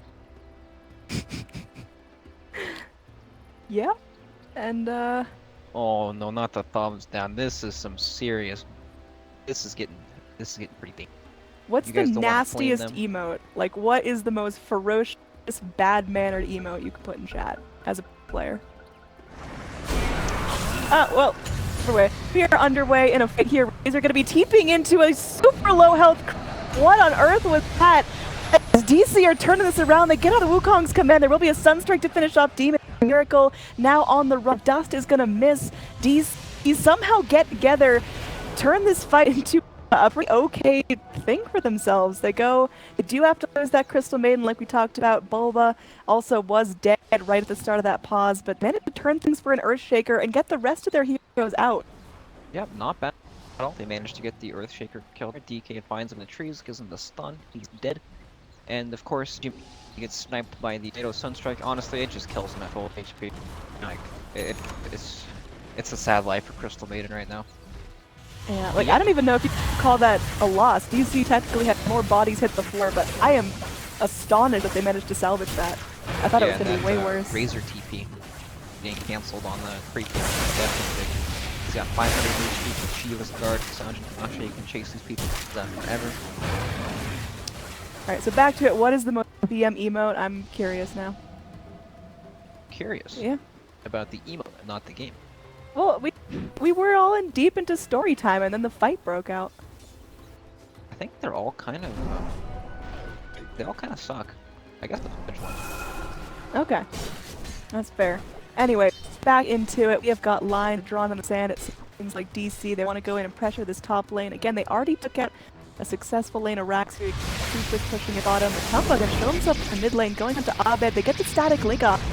But Abed should be able to force himself back. It's going to be 3 heroes cuddled up. I think the Warlock ult.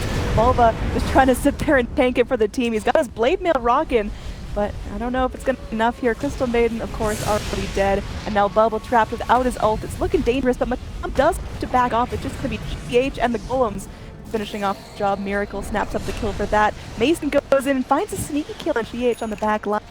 But now Maiden forced to go solo up against Invoker. They're just going to cut ties, look their separate ways, and in the end, it will be a 1 for 2.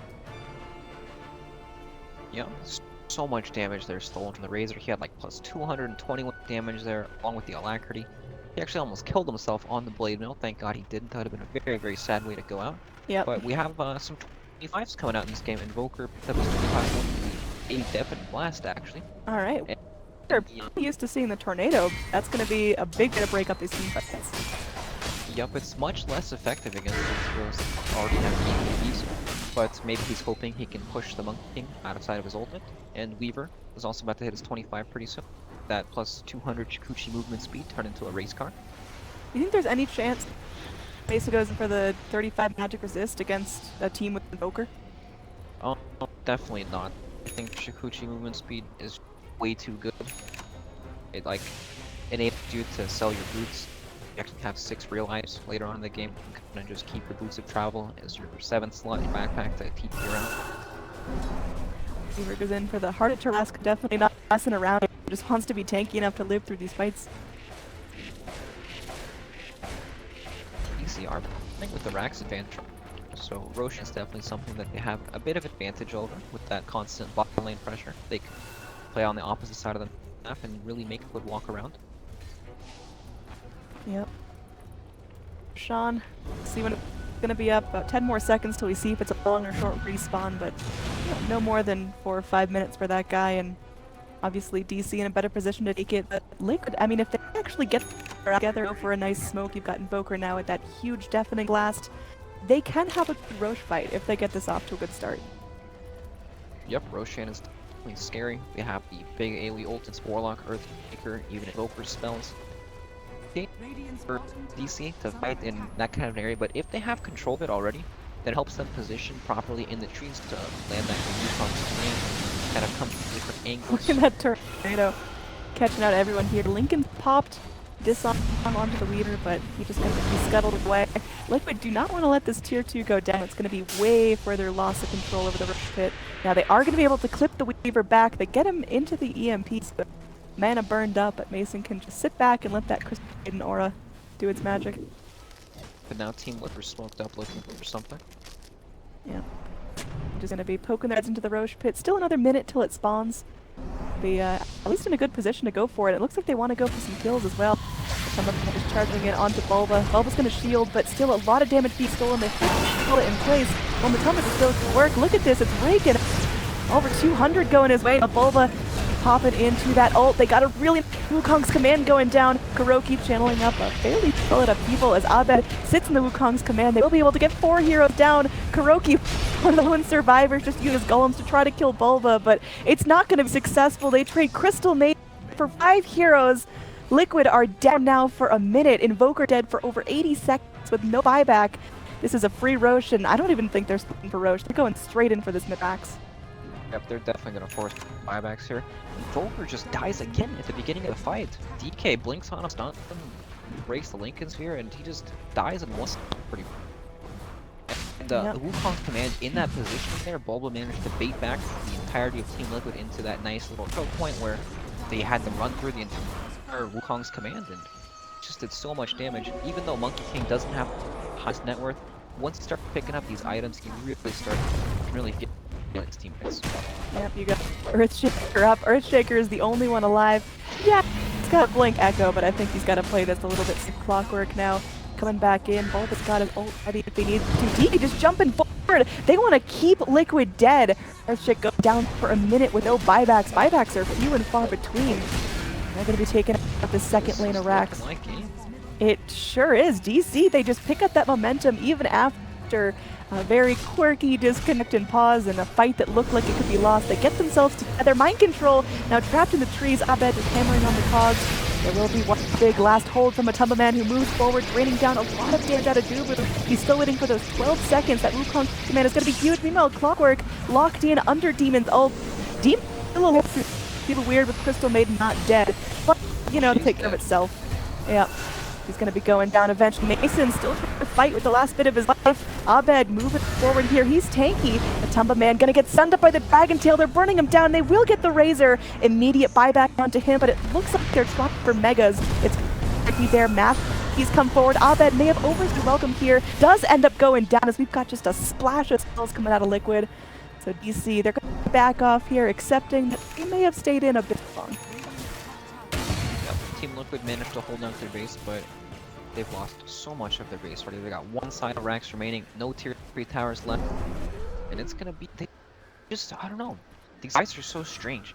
They keep like chasing this Batten with Blade Mail on these choke points where command comes out, even Crystal Maiden ultimate comes out, and Weaver can find his way into the back lines. He kills Warlock in like 3 hits, even the Shaker dies extremely fast.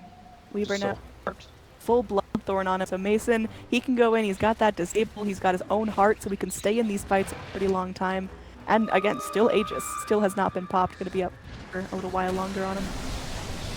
So this is time for Liquid to actually get out of their base, to get active, and they've got a couple of minutes before they're really gonna start feeling the pressure of these 2 lanes of super creeps. They've got to go in, they've got to push, they've got to get a lane of Rax or at least a couple kills here, or it seems like they might just finish. One thing they do have going for them is that Dragon Knight does not have buyback at all right now, so perhaps Team Liquid can force a team fight that DC don't exactly want to take. Seems like Liquid gonna play this one safe, just trying to clear out the exterior towers, get all the tier 2s, make the creeps have to work a little bit harder to get out. But big smoke in, it seems like DC, they're trying to end it all here. Mason, with extra Scoochie speed, is just going so fast. And now they're finding mind control here. He's going to force himself to freedom, eating his way out of the cogs. There is going to be many things to hold him in place. Dubu going back in, has to be a little bit careful. Hook shot out. Liquid spend a good amount of spells just to get out safely here, but no blood. Could make it out a bit more. Well, their heroes aren't the worst in the way of dealing with these super creeps. They have 2 boots of travels on their heroes. Earthshaker can also start to clear out some of these places if needed. And, I don't know, there's just so many things that they can't do right now. Dragon Knight has 6 armor. So once his BKB is up and he like dodges ball damage and everything, he probably is not going down in this fight. The only way he can activate is once his BKB is out, he gets hit by all these spells. But of course with the Blood Dagger, he can kind of get in there and force them to fight them, especially with that Bloodthorn. He can now pop the Invoker Lincoln Sphere. Circle just picked up 10-second BKB, so perhaps he can use that in this fight to stay alive a bit longer. Yeah, I think it's going to be down to DC's initiation. If they go in, they can continually find backline picks. You know, we saw Lincoln, Blink Dragon Tail coming out. That'll be pretty nice for them. Liquid again. They've got good high ground, and now all their heroes are up. It's going to be a very different push than we saw just a couple of minutes ago. And they're smoked up. They want to get aggressive. They want to take the initiation here. They're living their base, and it seems like DC are going to get surprised by that. They start things off with really nice echoes. Golem's going to be dropped out on top of that. They kill off the Monkey King, and now Abed getting all his damage and trying to miracle, but it's not working out. Abed going to be going down, and Bulba popping on his borrowed time. Meanwhile, Kuroki will get focused down by Mason. It's on Mason to turn this fight around out of here, as Bulba probably going to be finished off here. Going to be KB getting there, going deep, trying to get down Matumba Man. A couple more hits, it'll be done, and they will be able to get him with the missed coil from Batten. With Bulba's last breath, he takes out Tumba Man, and now Mason goes in, shows off that new Bloodthorn, goes in onto the Clockwork, but won't be able to finish him off instead. Goes for the retreat, the Death and Blast clips the Weaver. Can they finish him off here? He's going to be able to go. time-lapse himself to freedom, and Mason should be able to TP back, has it in his backpack. So, very messy fight, but Liquid holds. Liquid get a 2,700 gold lead from that. XP is going to be huge as well. Mason's going to go back to full health as that Aegis expires, but he's still going to TP out, not going to take his chances. Let's play from Liquid. They realize, hey, once they get in our base and they jump us first, we're not going to win this fight. We need to smoke up, set up a defense outside the base. They jump the Monkey King there and kill them before he can do anything, and they're able to get to their key targets. They get the jump like that, then it's easier for them to actually get their BKBs off at a moment, you know? Invoker get all his balls off instantly there. They had a nice ward up on the hill. That's just what they needed to take the fight. Liquid still alive, still kicking, about 10,000 net worth in favor of DC. Experience is actually going to be slightly in favor of Liquid, looking at overall levels. Lots of 25s coming out for our cores. Volva, the last core, going to be ticking that mark. And what does he go for here? Is he going to go for the big boy shield or strength? Pretty much always the shield. The shield becomes ridiculous. At 500 HP on such a low cooldown, and once he finishes that off-range core clone, it's such a low cooldown. Warlock gonna be because level 25 pretty shortly as well. And is he gonna go for the magic golems? This one I see a bit more of a split on. Yeah, it's definitely game dependent. I think he'll go for the armor this game because there's a lot of physical damage coming out from DC.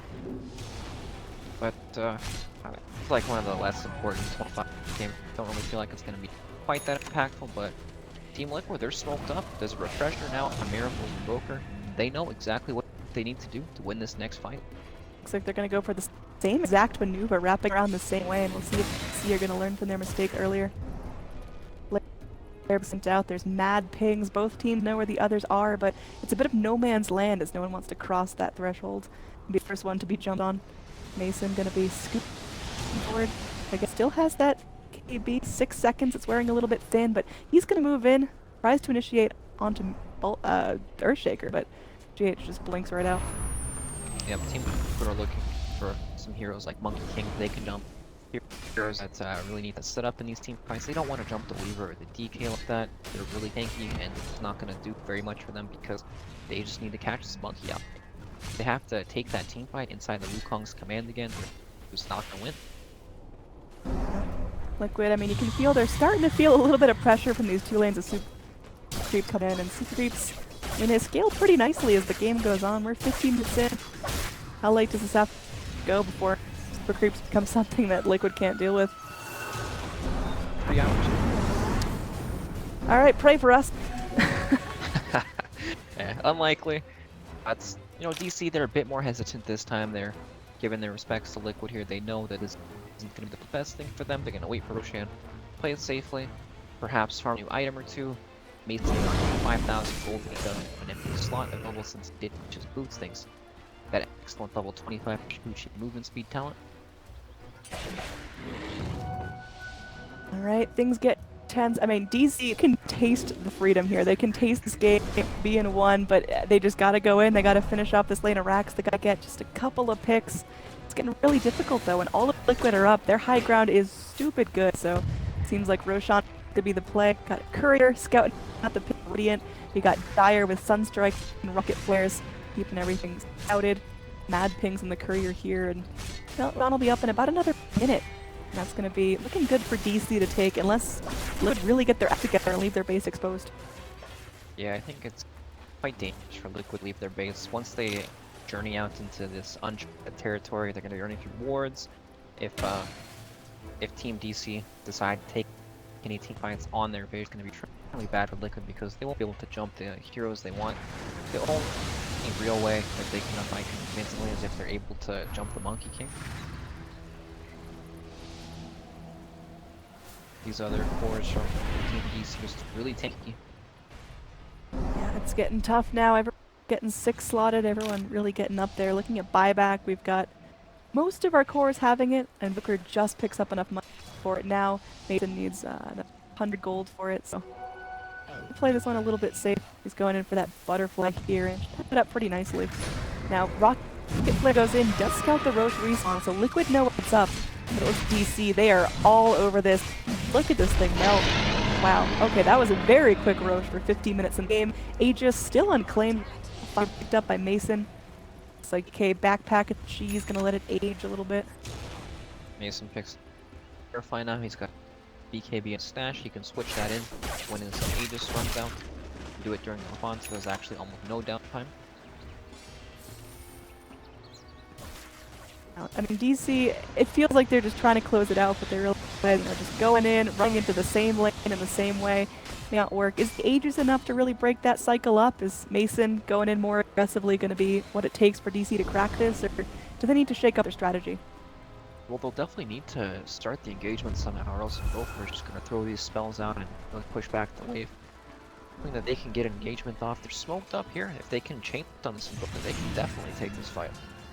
It's all about tactically breaking that high ground without letting anyone know where you are. All Liquid have moved back. You had some pushing out the bottom lane, but they have 6 TV'd in, and they're ready to go for this high ground hold. It's really difficult. Liquid trying to anticipate which lane's going to get pushed in, and it looks like Demon maybe thinking about going in, jump Haruki, and that's going to be the jump they need. Go in, quick Dragon Tail, and my god, that Warlock is just pushed to bits. Matamba Man goes in, they'll be able to get the stack link off onto Abed. Abed getting a lot of damage stolen, and Matamba Man is not messing around, just popped everything for that. Eye of the Storm on cooldown. Matamba Man's stolen damage is still going to be doing a lot of work here. Crystal Maiden, not the cogs, she's going to be dancing with her last breath, but will end up going down. But now we got BKBs coming out of DC, they're going forward.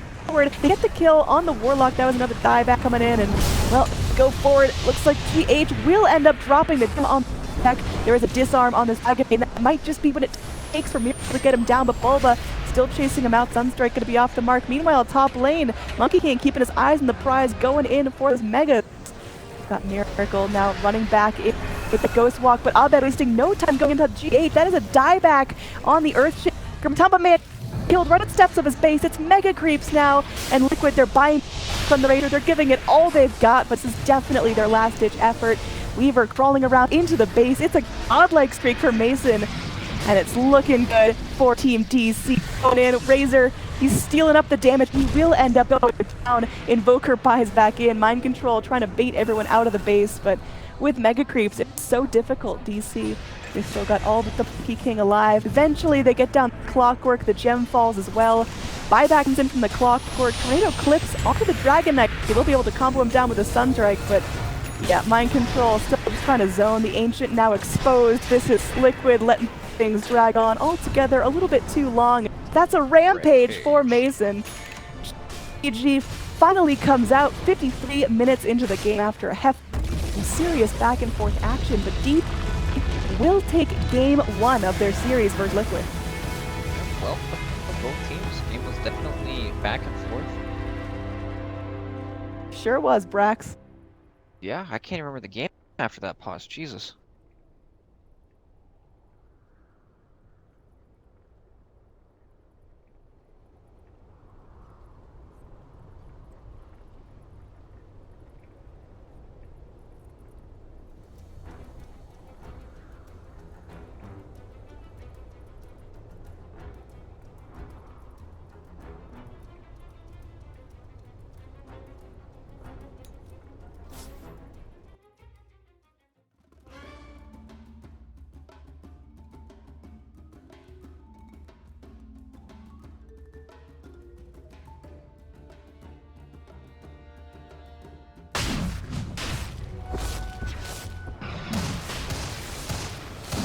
Hope to keep people alive, and right after he finishes his black hole and has casted all of his spells and all of his utility items, he's like, alright, no kill for you, and I'm gonna full heal my team and guarantee that nobody else dies the rest of the fight. And they win a fight, get a tier 2 tower, and they get Roche out of it. And Enigma's alive instantly.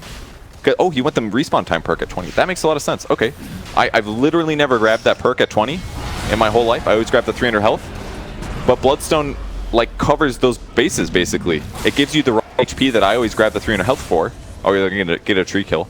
And comboed with the Bloodstone, he's instant respawn. It's that like the Lina BS. Isn't it? For quite a while with those charges. Kezu was literally advanced the Enigma build with this build. Like 100%. This is the new standard. Such a cool build. Like, love it when players innovate like this. And Secret's team fights just look so strong. And good amount of push as well, of course, with this Enigma Zard. Lons Kezu and mid one will look to take the tier 2 down after this fortification is worn off. See if they can try and go for more. Haunt is back available. I'm seeing the black hole down for another 30 seconds. Looks like they will play it relatively safe, but they can feel pretty confident having that Aegis and such on MP. 20 for the moment. Looking at see if we're getting close to any of the 25s. I mean, OP on the Medusa. What do you take as 25 on the Medusa? Is it the lifesteal or the Stone Gaze in these sort of situations that's going to be more useful? This one's a little tough. I think you're going to go Stone Gaze stun 100%. It's hard to say. There's so much magic damage on its team, isn't it? Yeah. That you almost don't want them to be stunned longer because then they take no magic damage. But 2 seconds of stun, that means if they look at you a little bit too long, they're stunned for 5 seconds. And then they take 50% bonus physical. The problem, though, is that they just don't have a physical carry that really profits from that. It's basically just Medusa. So Burning, just with his build, he's not got the damage. I mean, I say soon, he's still, no, he's quite far from the Assault Cuirass. I mean, AC will help a lot, and he's going to get plus 65 damage to 20. So Burning is close to doing reasonably good DPS, and Medusa consistently, she could do that as well. Maybe she picks up a Rapier at some point, and then it's going to be super value. Yeah. Rapier with the plus 2 seconds would be the dream.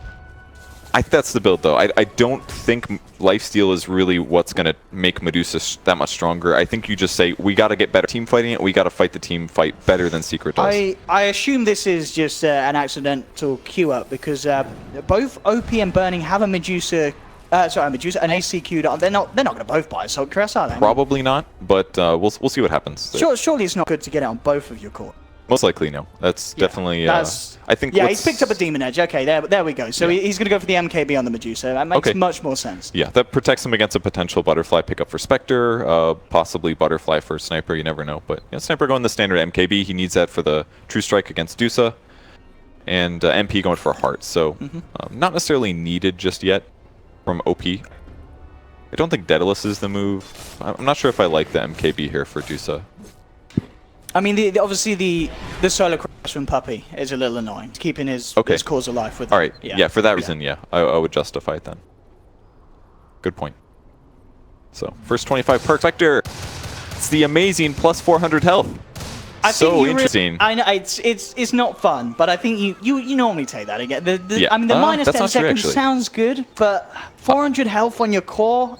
I feel like almost every Spectre I've seen has gone for the Spectral cooldown. And for sure, and as of course the clever people on the internet will say, well, then why is the 25 talent worse than the 20? I mean, plus 20 strength is... It's basically the same. Exactly. The only difference is that at the 20 talent is actually better, because they give you HP regen. That's what people say. A very small amount. It's like 0.6 HP per second. But it's like, yeah. Yeah, it's kind of stupid, but that's where we're at, guys. Some heroes are just... confirmed by birds. Kind of difficult to balance sometimes. That's life. So, what is about? I mean, Secret, I imagine, with the Spectre being where it is, they feel pretty confident. I mean, is there any sort of urge to try and break the high ground? I mean, I think they're so safe right now. Like, this is all Secret has to do. Don't take a bad team fight, and they win this game. I think. Bad team fights is how they throw this lead away. Like, look at Pilot Out right now. He's like, I'm just jungling, I'm pushing the lane, I'm hitting it. This looks like a low MMR game where players don't know how to pressure the map. That's how safe Pi... Maybe that doesn't mean anything to you guys, but like Pi can do whatever the hell he wants this game. The fact that he has an Orchid on a CM is ridiculous, and that's just as a function of where the game is right now and how vulnerable he feels. Like, the IG drafted so much around like winning the team fight against Secret. The only hero they really have that can actually spot for kills is really just Tree, but because they're super behind and they're kind of consistently losing fights, he can't even get on the map to go look for opponents to possibly take engagements. So their lineup didn't quite fit together perfectly because Secret just got real passive. Like, IG had to kind of bulldoze a little harder or win the laning stage to actually pressure the map, because now they feel like they're in a weird spot. Well, what do you think about this as well? Look at Baboka. He's not moving towards the Axe at all. He's actually decided to pick up a second pipe for the team so that they can stack them against the damage of Secret. It can be really good, because you can use them one after another. Yeah, you can still benefit from both of the barriers. Yeah. So it's potentially like 400 magic damage block. It's really good against Shrapnel, against CM. All these heroes basically do a ton of magic damage. I think it's okay. Yeah, you wouldn't have liked to see kind of the movement towards the Aghanims instead of picking up a second? I mean, it can work, but if your opponents are winning, they have a gem, it's just good luck. Okay. They're going to get a Quelling Blade on a hero with a gem, and they're just going to walk around just cutting all the trees down. So, and there's not even that much to farm anyways. Like, hypothetically, it's super good if you control the whole map, you put a little tree on every single neutral camp, and then you start getting like 1,000 GPM as tree every time you ulti. But it's not going to be that kind of game for him. And for that reason, maybe once again we can look at the hand of Midas and be like, hey, maybe he should have just bought Hood right away first into Pipe instead of delaying all of his important stuff. I don't know. Are there even neutrals for him to use this item on? Like, I feel like he can't get out to a neutral camp half the time. It's hard for him at the moment with the pressure that Secret were putting on. They've now started to back off a little bit. Secret back onto their half of the map. Puppy's picked up a couple of smokes, so we'll see if they do want to try and go for a play and move back onto IG side of the map as a full 5-man under the cover of it. Maybe try and catch IG off guard in this period where IG could feel a little safer coming out and leaving the base. It's still tricky. Just so difficult for them to be on the map, because if anybody gets spotted, it's going to, and Kunk is there, he's just going to X marks to spot somebody. Not that Kunk is ultra mobile this game by any means, but I feel like it's one of those heroes that makes a huge threat to playing a game normally. It's like playing X Disruptor. If you leave the base, if you get out of position and he catches you, then you have to fight, or you're going to lose somebody. It's tough to be in that spot. Shiva's Guard for Enigma as well as another pickup here, making him ultra tanky. And Burning as well, still not really picking up any sort of those big major items. It's 44 minutes, he's just finished off of Vlad, so yeah. I mean, just gearing up for the fact, maybe even preparing that you are going to be having to deal with these inevitable stronger creeps, and just having some sort of lifesteal. It's obviously great for kind of OP and such to help push out the lanes, a bit of extra sustain. He did go for the +2 second stun, so he himself won't have that lifesteal. Yeah, that's fine. Oh, they're going to haunt for a puck kill. Oh man, did he die fast. Holy crap. Like, hey, somebody crossed the river. Let's kill him, guys. Risky place to go for IG. That's what he's got to do. He's got to push lanes out. He's got to make sure that the creeps are far away from the tower. Because at this point, IG doesn't feel super confident about winning a fight. So maybe he's over there. Maybe his allies TP the shrine. Maybe they gank somebody that's pushing by themselves. That's basically their goal here. In that case, he ended up getting caught. Ends up dying for it, but that's okay. He's just got to ride this out until he gets his 420 GPM perk, and then he's set, right?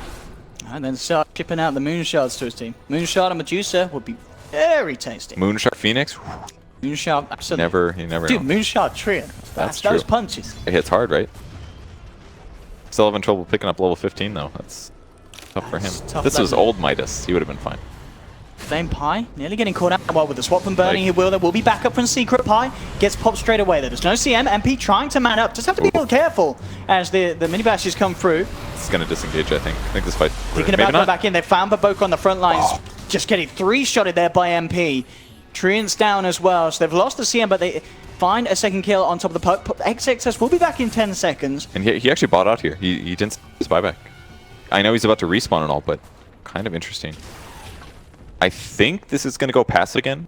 You know, like, again, the way Pai's playing this game, it just shows utter confidence. Yeah, like, he's like, oh, I'm going to push mid, blink dodge your skill. Oh, I got swapped by the Venge. Oh, it's too bad. My team will still take a fight and just kill you. Yeah, like 2 kills, no problem. Oh, and I love it. He is, of course, doing that. He did get the blink, but he is looking for the Bloodthorn. Straight up. Blink, Bloodthorn, Crystal Maiden. Honestly, you might as well. If you're going to build an Orchid, you should just go all the way. Even though CM's not a right-click hero, it's only an additional, like 3,000 gold? Not right, it's 60 damage, man. You're right. I'm underselling CM's true purpose in life. It's right-click DPS. Into the Roshan. They go Secret, playing it safe, and just guaranteeing them the Aegis. And is that the 3rd time this game? No, sorry, it was just a 2nd. Okay. Yeah. Next time there'll be cheese, and we may very well see it next time if the game continues at this pace. Depends how heavy-handed Secret want to go with this push in now that they have an Aegis. So Dusa, only new item here is a Monkey King bar. Has a lot of money in the back. We're getting close to Rapier potential, which may be necessary if IG want to try and close this game out and get the win. It's definitely a Rapier game, I think. They really need to amp up their damage. Venge is not scaling. Again, he's got Midas, but that's only going to do so much. And the Vlad's is going to help probably the Medusa the most, since he buys so many stat items. It's a little bit more extra damage from the Vlad's damage aura, but they're definitely having damage problems, and magic nukes don't scale as well in the late game compared to physical damage, which is why they're just going to keep dropping off more and more if they don't buy a Rapier. Yeah, I know we mentioned it before, but again, because he did take that 2-second stun, as we mentioned, the Rapier with the +2 second stun gaze. That'd be real good. And the minus armor, if they can finish an AC. Still queued up on the bench. He's going to queuing up Mio on it.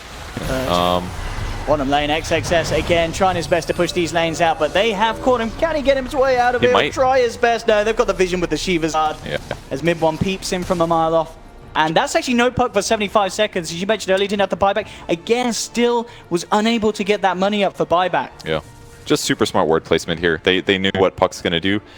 This is one of the things in pro games you have to be careful. If you set too many of the same patterns, then it's easier for your opponents to predict you. And in that case, he was constantly playing around the off lane there, jumping through trees and stuff. They saw him coming, makes the kill a whole lot easier. All they got to do is haunt, and Spectre's got the disable, basically. And he goes for an E-Blade, actually, on Spectre. This has got to be a first. Now that is confidence. So the purpose of this is amplifying your 200 damage Spectral Dagger, actually. Did you know that? Well, there we go. Or no, the purpose is to make sure you use the diffusal blade charges, E-blade them, then diffuse them. Okay. Why not? For the nuke. The BM, the taunting. I think it's for just preventing Medusa from attacking in dangerous moments, most likely. And for fun. I don't know. It's good stats as well. Good amount of Agi. Great for the illusions from the Manta.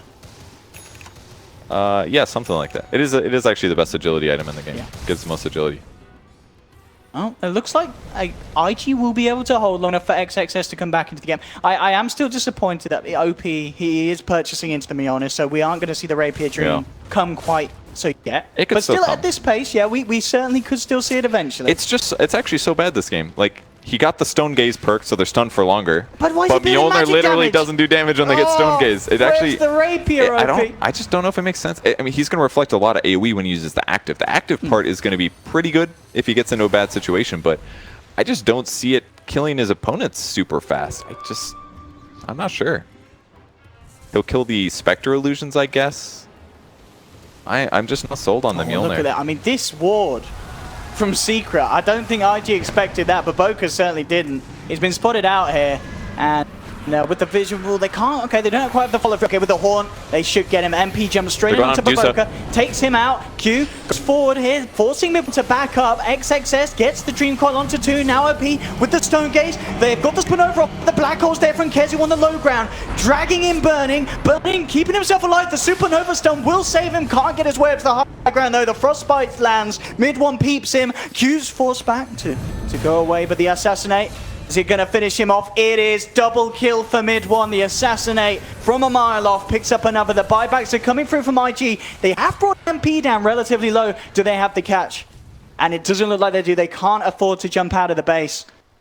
The Mjolnir's working okay at killing creeps really fast and bouncing to sniper and stuff like that without being in threat range, but they're having trouble just killing MP in the first place. And there's the E-Blade usage. With the disarm. Prevents the attacking. Answer it off. MP just goes head in straight away onto OP with the Torrent as well. The lockdown's too much. OP's down for 2 minutes. No buyback available, of course. But Boca comes in with the overgrowth. They have the Orchid onto the Supernova. Phoenix, no chance for any sort of ult. And GG is called. Secret pull through a 2-0 against IG Purge. And it's not just the fact that they won this game.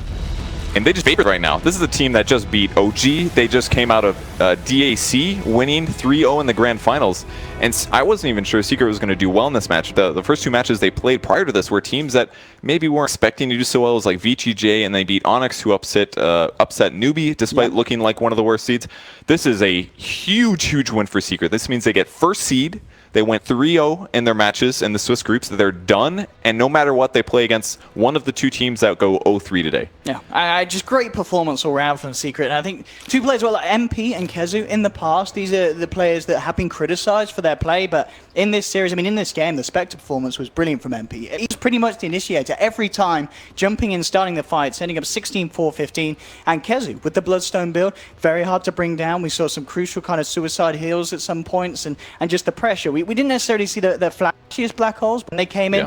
I don't think we saw a single one kind of be cancelled. Every time he used it, it did guarantee a kill. Yeah, this game looked like absolutely perfect planning from Secret across the whole game. They knew what their game plan was. They knew how their lanes were going to go. They itemized perfectly, and interestingly, I mean, Bloodthorn CM. How can you say no to that? I think we saw the one use of the Bloodthorn at the very end when he cast it on the Phoenix. Yeah. So he did get an active off. It's very effective. Phoenix doesn't want to have to build silence when their opponents don't have one.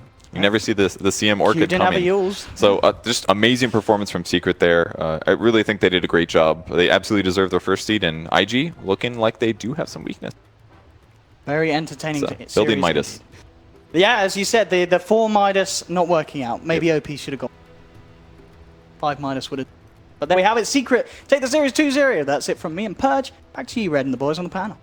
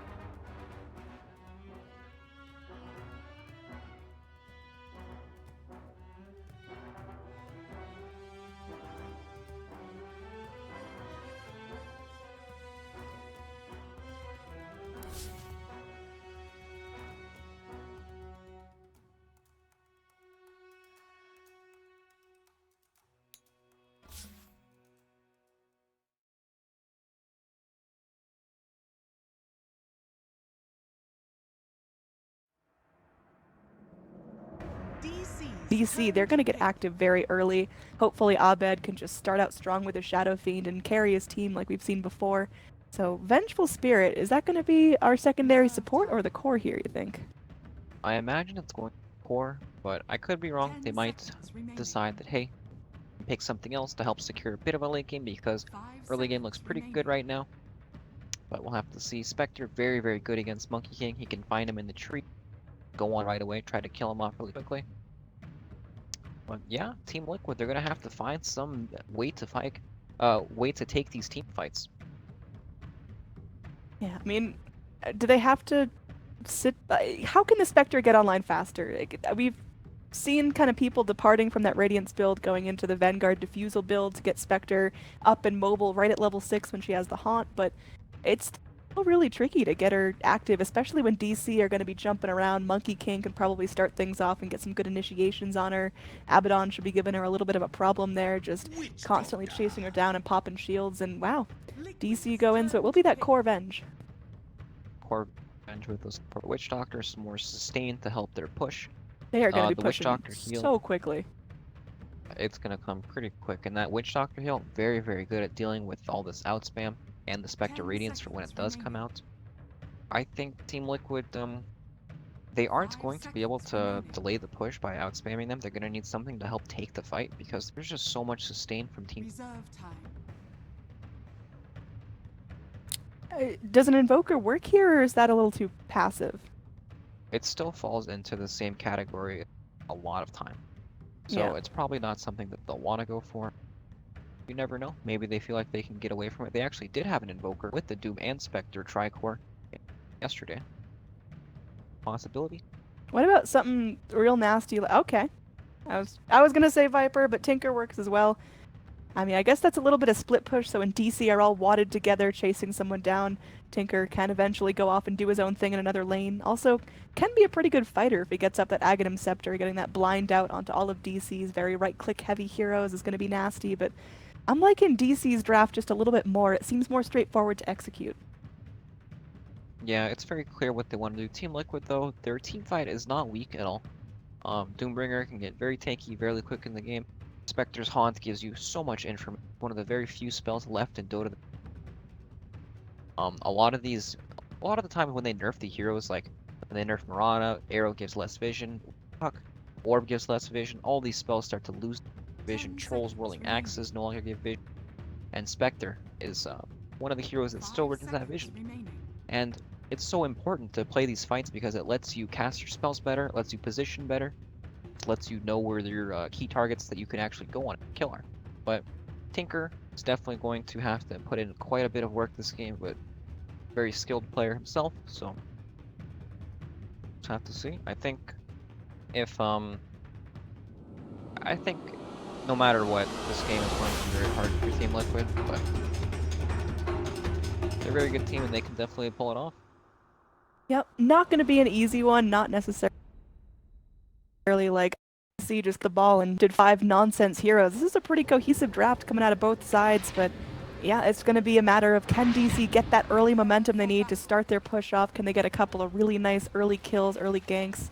Demon smoked up, just going to run right into GH here, so yep, this is it. Again, game number 2 in a best of 3 between DC, the former Onyx, and Liquid here. This is going to be determining seeding. All teams want to be getting that gold seed, that top slot, as we move on to the main event. So, yeah, this could be a 2-0 for Team DC. Do you think Liquid can take one, or do you think this is just going to be a difference in skill? I mean, it's still anyone's game. But we can see, like, the drafts are so different. They're kind of like opposites. You know, one team wants to play this extreme late game, and the other team wants to really group up and push, but their late game also isn't bad. Shadow Fiend, Venge Core isn't even the Abaddon. They're not horrible in the late game. They're actually very strong.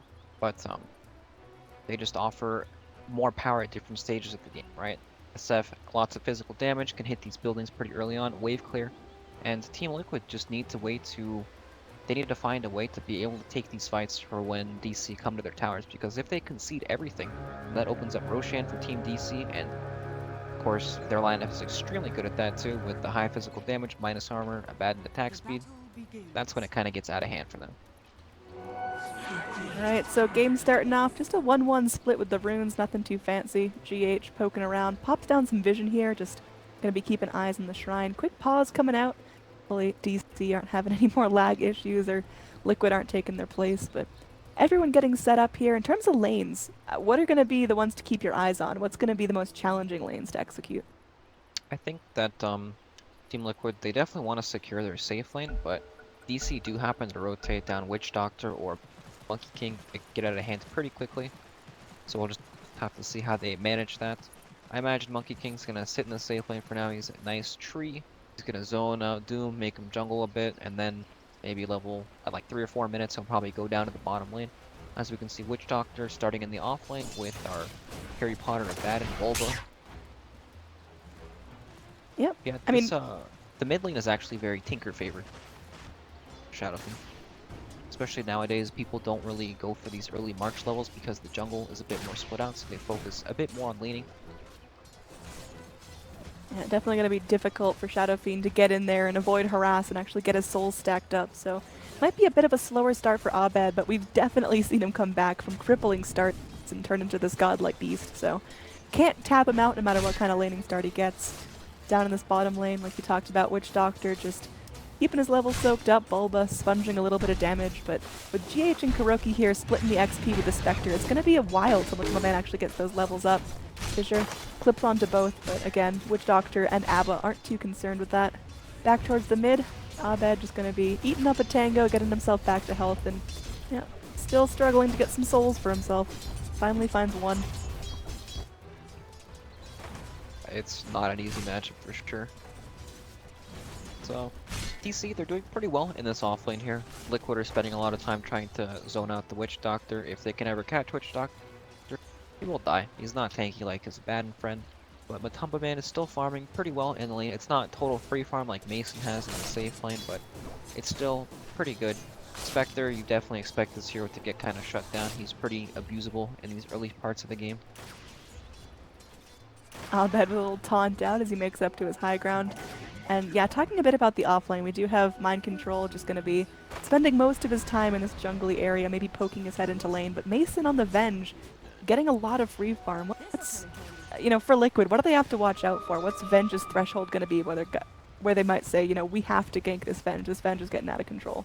Well, it'll never be that. It'll always be we need to secure our Spectre some way, but in order to do that, they'll have to go up to Venge's lane probably. Venge is pretty in control of this lane. She's going to get her early items and be really hard for her to deal with. I think Liquid are just going to entirely focus on Spectre's lane, trying to give him the best possible lane setup he can get, but going to prove extremely difficult when DC get their levels up and they start to rotate in. But as I say, that Bulba might be in some trouble here. He gets frozen up. Yep, he's getting low, trapped on one side of the fissure. Want to keep an eye on the Doom as well. He's getting low in the jungle, but Bulba, one more hit. It will be first blood going the way of GH. A Primal Spring comes down as Dubu actually abandons his chase onto the Doom. TP's down bottom, just trying to hold this, but he's going to be soaking up a little bit of free experience as Bulba's now going to TP back in, but it's getting Spectre some good XP for herself. Ticks over to her level 3. The thing's going alright in that bottom lane for Liquid. Yep, nice kill there on the Abad. And that's definitely what they need to take control of their safe lane. They need to keep pushing Abaddon out, keep killing him, but now DC have rotated in and they've got their tri-lane here to kind of mess with Spectre. Yep, Monkey King gonna take this slow and steady. Has his level 3 just from soaking experience off of that Doom in the jungle. Keeping things annoying and pesty, and now mid lane there is going to be a rotation forward. They got the Witch Doctor in the area, so maybe if Miracle pushes up real far, could fall victim to a cask, but for now, Abed content just to finally get some last hits, have only 7 to his name compared to the Tinker's 15. Miracle definitely having a very fun time as Tinker. Yep, Mind Control has kind of taken back control over this top lane. He's got the excellent Satyr creep there, and he can actually lane just fine at 18 CS. Very well. Yep, there's going to be a smoke gank of these 2 supports coming in towards the top. We'll see if this is going to be fruitful here, as again, Doom, even at only level 4, is still pretty hard to kill. So, dude, we're going to be moving forward. They start things off with the Venge done. They got the Wave of Terror as well, cutting through his armor, and now they just got to keep him in place. They don't have any more damage spells, but the right clicks are going to be enough. Meanwhile, yeah, that's all they need. Down bottom, Bulba potentially going to go down here again, is only level 3. Fissure traps him back. Crystal Maiden coming in from the back looking for the Frostbite, but is going to have to retreat as he's taken too many tower shots, so it looks like Bulba might get off with a warning this time. Or not, as Crystal Maiden runs right back in. They go for the Nova, they get the Frostbite off, and now there will be a TP in from the Witch Doctor. They want to try to hold this. Fissure comes in, clips onto both, and Bulba's going to be able to chase back the heroes for now. Really trying hard to keep this Abaddon in check down here. But nice TP in, saves him pretty much. The Abed, he's off to quite the rocky start. Tinker, not a fun matchup as you said earlier. And it just gets worse and worse as levels get up on the Tinker, and he pretty much will want to head out into the jungle. And once that happens, DC might lose some pressure in their offlane. Dooku's actually level 4 right now, very high for... Yeah, he's been hanging around. He really kept on top of the Doom when the Doom was farming the jungle, which is where he got a lot of his experience. Doom, about 5.5 now, getting pretty close to that level 6. Can Mind Control go for a solo kill once he picks that up, or is it not going to be powerful enough? It's probably not going to be powerful. He might go down here, but... Yeah, Boundless Strike comes in, Jingu Mastery's up, and one more hit means Mason secures his first kill of the game. They're going to transition right into tower pressure. And you got a TP in coming from Kuroki, just holding everyone back with his Q, but it's going to be, again, good pressure coming out of DC's top lane. Mid lane looks real good for Liquid. The Tinker got what he needed, and Abed is still a little bit crippled. And bot lane, Bulba, he went down once, but there is still some good pressure onto the Spectre. She's not feeling free. Yep, especially with that CM rotating top lane. They know Christian showed up there. Pretty much free reign for them. Coconuts bouncing around. I mean, what's going to be the go point here? Clearly DC have a lineup that want to get active and want to push early. What are they waiting for? Is it levels? Is it going to be first round items? They pretty much want to take control of the safe lane, and then once that frees up, then that means Monkey King can fully rotate down the bottom lane. Venge can also follow, and they'll look to make some play in the abandoned lane, so they can try to kill Spectre, force him out, and break open the tower. But for now, they just need to keep scaling, getting the levels. Team Liquid are doing a good job at defending their offlane tower. The tower is still very, very healthy. Doom has good levels. He did go down there, but he was trying to pull the creeps off so he wouldn't get denied a bunch of experience. Probably the worst thing. Mid lane, though. Miracle going for the solo kill. Goodbye. Oh, jeez. Yeah, okay. Miracle just goes right in. Abed really having a tough time here. Miracle just going to keep bottling up as we are missing kills left and right. I apologize on that as Mind Control just lets loose here. Again, only level 5. Doesn't even need to spend Doom for that. Just going to be a quick pick on the Monkey King. So all of a sudden, Liquid picking up some momentum. Mid lane, they've got GH postured up, going in for that aggressive Fissure. Witch Doctor potentially could be trapped out here, although with Shadow Fiend TPing back in, they've got to get this kill quickly, and it looks like they will be able to do so. Max Point and Laser just chunks him right down. We got 2 early kills on our Tinker already. Yep. That's a really good start. I mean, a farm Tinker is nothing to sneeze at. He can come online pretty early, and Abed is just having a really tough time up here in this mid. Up. First Haunt gonna be going in. There is a Doom on the Venge. She can't turn things around with a stun. She's just running for her life. Spectral Dagger on top of her, and she's just gonna get sit back and chained up. Finally, this Venge will go down. Demon's gonna be burning as well. And well, Dude jumps forward looking for something, but it's just gonna be him versus the world. They got the Jingu Mastery up, but yep. Miracle, meanwhile, continues his kill onto Abed. Abed is just chain dying here, and Miracle's off to a great start. Smoke Ank up, and this is gonna be pretty big. Bulba gets some space down bottom to push, but there will be a TP back forward from Mind Control. He's going to be salving up and right back to pressuring this lane. This Doombringer here was extremely strong at this stage of the game. 1100 HP. He's got a ton of health regen from that Scorched Earth, and he can run at everything right now. Yeah, kind of beating the bat into his own game. Yeah, exactly.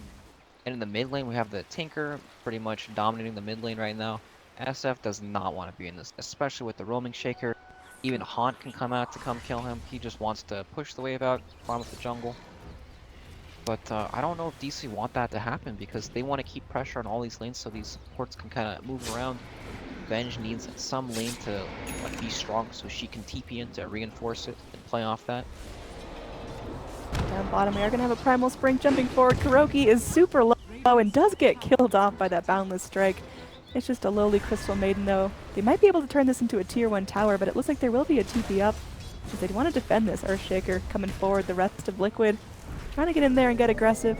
And they're just going to be able to zone him back as Tinker TP's in. Already with Boot to travel.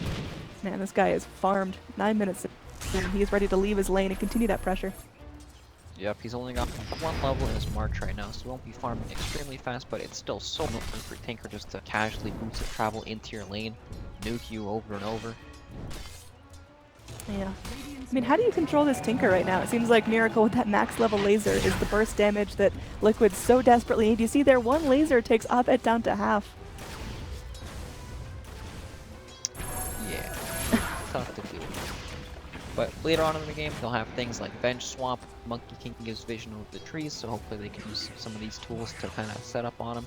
Abaddon also here, they can kind of just charge through the march and not really worry about it, but Liquid are doing extremely well in all their lanes right now. There were a couple deaths early on, mainly on the Doom, but now Doom working towards his hand of Midas. He's got his really levels. Once Doom gets these levels, he gets so tanky so quickly, and I don't know. They just have what they need right now.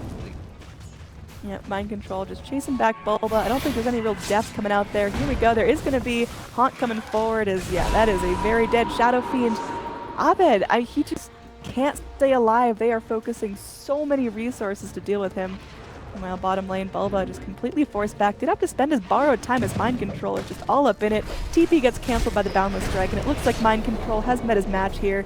Jinku Mastery comes out. Is he actually juking this right now? Dubu gets vision back and will jump down the Primal Spring. Does him in. Bulba finally able to find that kill, but that was a little bit close for comfort there. Yep, definitely. Of course, there's tons of TP rotations, not the worst thing in the world. He was running under the tower, forcing Bulba back. Does pay with his life for it, but at the end, Liquid, not too upset about that. You know, the rest of the heroes are farming. Crystal Maiden has her level 6 right now. Earthshaker has some alone time in the top lane. That is Arcane Boots for the Blink Dagger. And we expect Vengeful Spirit to be one of these heroes that makes the rotation right away, but Venge pretty much confined to this top lane. Definitely not something he would prefer, but it's the way the game's playing out right now. Yep, definitely the Midas Major here, as pretty much everyone has one queued up. Down bottom, Kuroki is going to be solo defending this tower, and Bulba's got to be a little bit tempted by that. Very, very squishy Crystal Maiden, but Bulba can't get too crazy without the help of his teammates. There will be a smoked up Monkey King, now with his level 6 available. Though, TP in from the Doom, making things very tricky to initiate on. They know Venge isn't on. Oh, there they go. They actually get the Frostbite onto Dubu. Crystal Maiden immediately hops in with that freezing field. It's going to be zoning back the rest of DC. Venge gets doomed. There will be the net creep up onto Monkey King, but a really nice death ward by Demon might just be enough to take out Mind Control. They get the kill. GH looking to man up on the Witch Doctor, but Witch Doctor turns that right back around. Meanwhile, Miracle snaps up a kill onto Dubu, so... yeah, Monkey King goes down, trading for 2. Beating that Tinker, though, is so dangerous now. He's really getting a streak going for himself. 4-0. Tinker and Spectre at the top of the net worth chart. It's exactly where they want to be. Spectre is so farmed, actually, at 1,700 gold already at this stage of the game. Very dangerous. Yep, look like she is going in for that Radiance. Not going to play the more, get online fast build of the Vanguard Diffusal, but she thinks she can get the Radiance at a really viable time, and based on how the game is going for her so far, that's absolutely true. Yep, should come out at a pretty good time this game. DC make a move to the bottom lane, but it's a bit spotted because of Team Liquid. They have a ward up top, and that spots that, hey, Venge isn't here, they're going to make a rotation down there. Kuroki plays the ward out in front of the tower, sees the rotation, and they take a fight. But the goal that DC wants is they want that tower. They want to be able to take control of this map, open up their map, and then it gives them more places on the map to farm. They're unable to do it. Yep, Tinker, meanwhile, gets 3 points up in his Marching Machines. He's having some fun pushing in this top lane solo. Abed, gonna be scouted out here. This poor guy, he's just trying to live so hard. He's got 3 deaths already. GH dropping the fissure, and it looks like Abed will be left to his own devices here. He has picked up max souls, so the next Necro Mastery finally doing some work for him, getting some more damage. And should be able to start his steady climb back into the game, still much lower on the net worth chart than you'd expect from him. Down bottom, TP in. Bulba could be in some trouble there. Kuroki just going to be moving forward. Look at the damage coming out. The burst is crazy right now in Liquid. Bulba's ult now evaporated down for a minute. Mason's going to be rotating in, looking to get aggressive here. Just Midasing a creep. going to be just biding his time as the March of the Machines start to roll forward. Yep, that's so unfortunate. Comes down to rotate, looking for a play, and then the wave just gets... Double damage Doom in the mid lane. Demon maybe looking to initiate with Paralyzing Cask, but Mind Control, Spidey senses tingling, just backs off to safety, and DC, they just can't find any openings here. Liquid are playing so safe, and they've laned this near perfectly. This lane's going extremely well for them now. And DC, they should feel really pressured. You know, they need to make the moves to happen. They need to force these towers down, but every time it happens, Tinker, there to march it out. So, I mean, what does this look like if the game pace continues just like this? It seems like Liquid, they got the lanes that they needed. DC having a couple of failed ganks. They've got some kills to their name, but Tinker's still getting out of control. Spectre's farming incredibly quickly. How did DC turn this around? These need to try to do what they're doing now. First off, looking for these kills from the tower. Probably going to fall here. Sparing no this expense. tower, yeah, this tower's been completely surrounded, and this is the kind of tower Tinker can't do. Once it's been surrounded like that, it's way too dangerous for them to begin to try to march it out. And this is how DC will start their game going. But of course, Spectre is so close to that route. 3,000 gold at 16 minutes in the game, and they're just going to trade towers. Yep, tier 1 for tier 1. Still some really good net worth going the way of Liquid. You got top 2 on the chart here. I mean, usually Spectre takes a little bit more time to top the chart than this. She's already 6,500 net worth at 16 minutes. Like you mentioned, Relic Gold's getting very, very close. And, I mean, we're probably looking at like a 22 minute radiance if she keeps up this pace. Sounds about right. And as it looks right now, there's just... DC will not have the items or the farm, or like the levels at all to deal with this Radiance Haunt. Witch Doctor pretty much just sitting on his boots, Raindrops, TP, Monkey King, same story, trying to build up to that Midas. Even Venge isn't that tanky yet. Shadow Queen, Haunt is gonna do so much damage. Pretty much only the Abaddon is really safe from it. I don't know, it looks pretty grim at the pace it's going right now. Yep. I mean, DC could definitely still blast this open with a couple of nice team fights, a couple of nice rotations. If they kill off the Tinker once or twice, if Spectre has a couple failed ganks, if they can burn some ultimates. I mean, DC are definitely still in this. I don't want to count them out just yet at 17 minutes, but it's a much trickier game to execute now that their lanes went a little poorly. Yeah, they're definitely not out, but the clock is ticking. Yeah, I mean, what's going to be the cutoff point? What's the point where it's going to be like, all right, DC just can't get anything. Liquid can just run over. If they lose the team fight when Radiance Haunt comes out, I think. Nah, so that point's coming up pretty quickly there. Spectre already with Relic Gold now, just needs about 1,000 to finish off that Radiance, and it's going to get pretty nasty. Matumba Man got a lot of freedom here. 3-0-2 on the Spectre, already with an urn. Got the phase boots, the poor man shield, and yeah, Radiance not too far off as Miracle just goes in behind the tower. They will end up trading. As, wow, that was an optimistic TP from the Venge. Matumba Man finishes her off with one hit.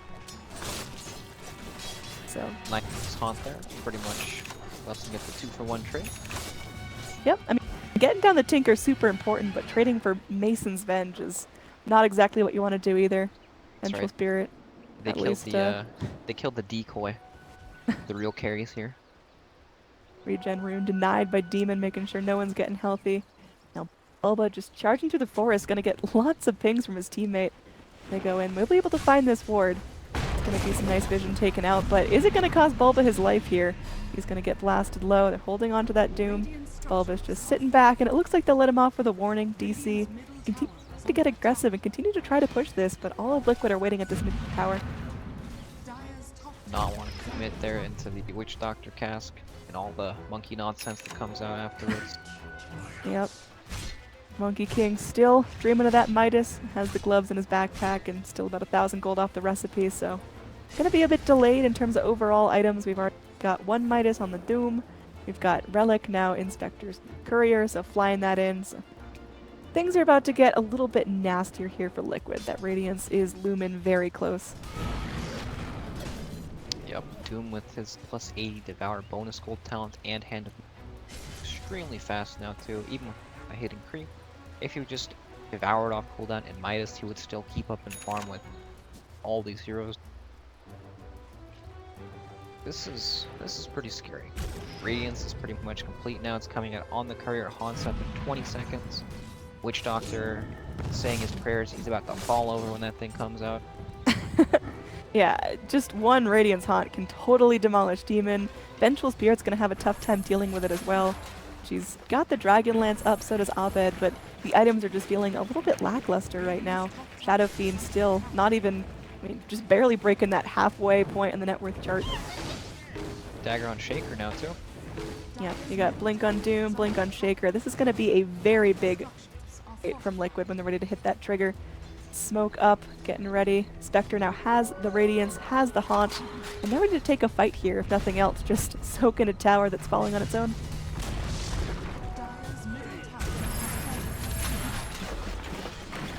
So moving in, Tinker with a blink as well. Wow, this team is very mobile. There's not a whole lot of catch when besides Monkey, but Monkey, sure he'll be sitting on the sideline waiting for Tinker the entire time. But if that Haunt comes out again when they go on Tinker, it could be very, very dangerous. Oh, Abed, he's going out for the rune, but as soon as he retreats, he's going to walk right into these heroes. There's going to be the first Radiance Haunt going in. They top it off with a Blink Echo Slam. Yeah, this is exactly what Liquid wanted. Bulba now trapped there under his own shrine. Dubu running back as well. Bulba has to pop his ult just because of the urn. There will be a Wukong's command trying to zone everyone back. Spectre taking some damage. Dubu just kind of skirting around the edge of the circle, but will be killed off regardless. It's going to be an 0 for 3 as they're going to keep chasing down Bulba. A heat-seeking missile not quite going to do the job, but a blink in from Mind Control with that Infernal Blade will be able to get it done. Mind Control TP's out. Everyone going to be safe on the side of Liquid as there are 4 casualties on DC. It's looking like DC are just losing a lot of steam as this game moves into the mid-game. Yep, that was 4 kills when the Haunt came out. Nobody on Liquid died at all. I guess DC do have Roshan potential. You know, perhaps they could smoke up and just run at Roshan because DC or Team Liquid don't have any cooldowns right now. They used all their ultimates to take that team fight. That's perhaps the only opening I see for them right now, but it doesn't look like they're going to take it. I don't know. This is tough. This is what you're thinking about the next game. Yeah, again, DC have that 1 game advantage, so it's not all on the line here. They still get 1 game to redeem themselves if they can't bring this one back, but well, they're not tapping out till the bitter end. But looking at that net worth, it is just spiking. And this is on the back of a Spectre and a Tinker that are getting absurdly farmed and show no signs of slowing down. Building into that Crimson card, just trying to tank up as much as possible, play that frontline role. Tinker now has the Aghanim Scepter queued up, so gonna make that laser even more lethal in these team fights. It just seems like DC, they had a really clear game plan when they picked this draft. They wanted to get mobile, they wanted to have successful lanes and early rotations, and that just didn't happen. Yeah, it just didn't work out. Liquid had a lot of control over their safe lane. They were able to kill off the Abaddon. Mid lane was extremely rough for Abed, and they couldn't really help him too much. He kind of just had to do his own thing. And then Doom, once he got levels, he was actually very scary in the offlane. Doom and Crystal Maiden able to pretty much kill anyone in that. Yeah, it feels like Mind Control kind of tried to play on this Doom the same way an Abaddon would, and it's being more successful than the Abaddon right now. Abba has his own Radiance queued up, but wow, they are going all in for this.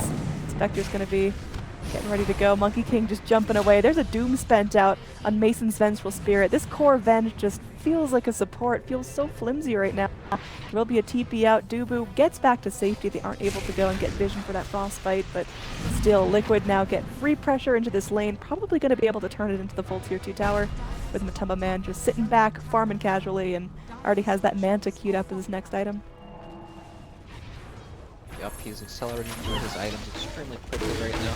Tinker may have caught here. He's coming up on a tree, but definitely does not want to tank the march. Not a lot of HP on him. They just can't do a whole lot, I guess. Abaddon is getting close to a Radiance at least. That's a relic for now. Yeah, I mean, how much can this Abaddon Radiance change this up? If he's sitting with his teammates, if he's soaking up damage, if he's proccing mischances, is that enough to get DC back in this? Alone it's not, but it's definitely something.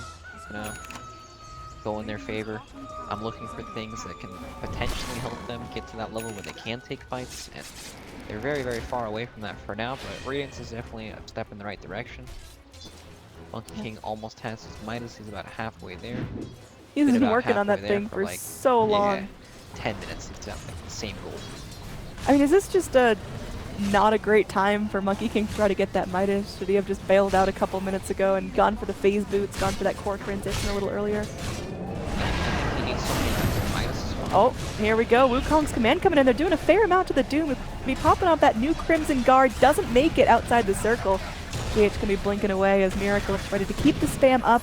Popping out the heat-seeking missiles. And yeah, this is getting pretty tricky to deal with. Doom goes down. DC, they're all still up. And they will be able to do a fair number onto this tower. Will go down. Nice Jump back play in from DC Dubu. there. A little bit crazy there, but yeah. DC, they go in. They finally show some signs of life. We haven't seen a whole lot out of Abed here. Again, had a really difficult lane, went 0-4, and now a Haunt is just going to bring him down again. Okay, that's a godlike streak for a Spectre. That Radiance Haunt just came out and started decimating Team DC. Looks like Venge is going to be going down as well. Finished off by the newly completed Dagon on Miracle. Yep. DC, they actually, it was a nice maneuver from them. They forced the bottom tower. Liquid wanted to defend without their ultimates, hoping they could get away with it, but Dubu, hiding in the trees there, was able to give vision of it, and they just ported into a Wukong's command.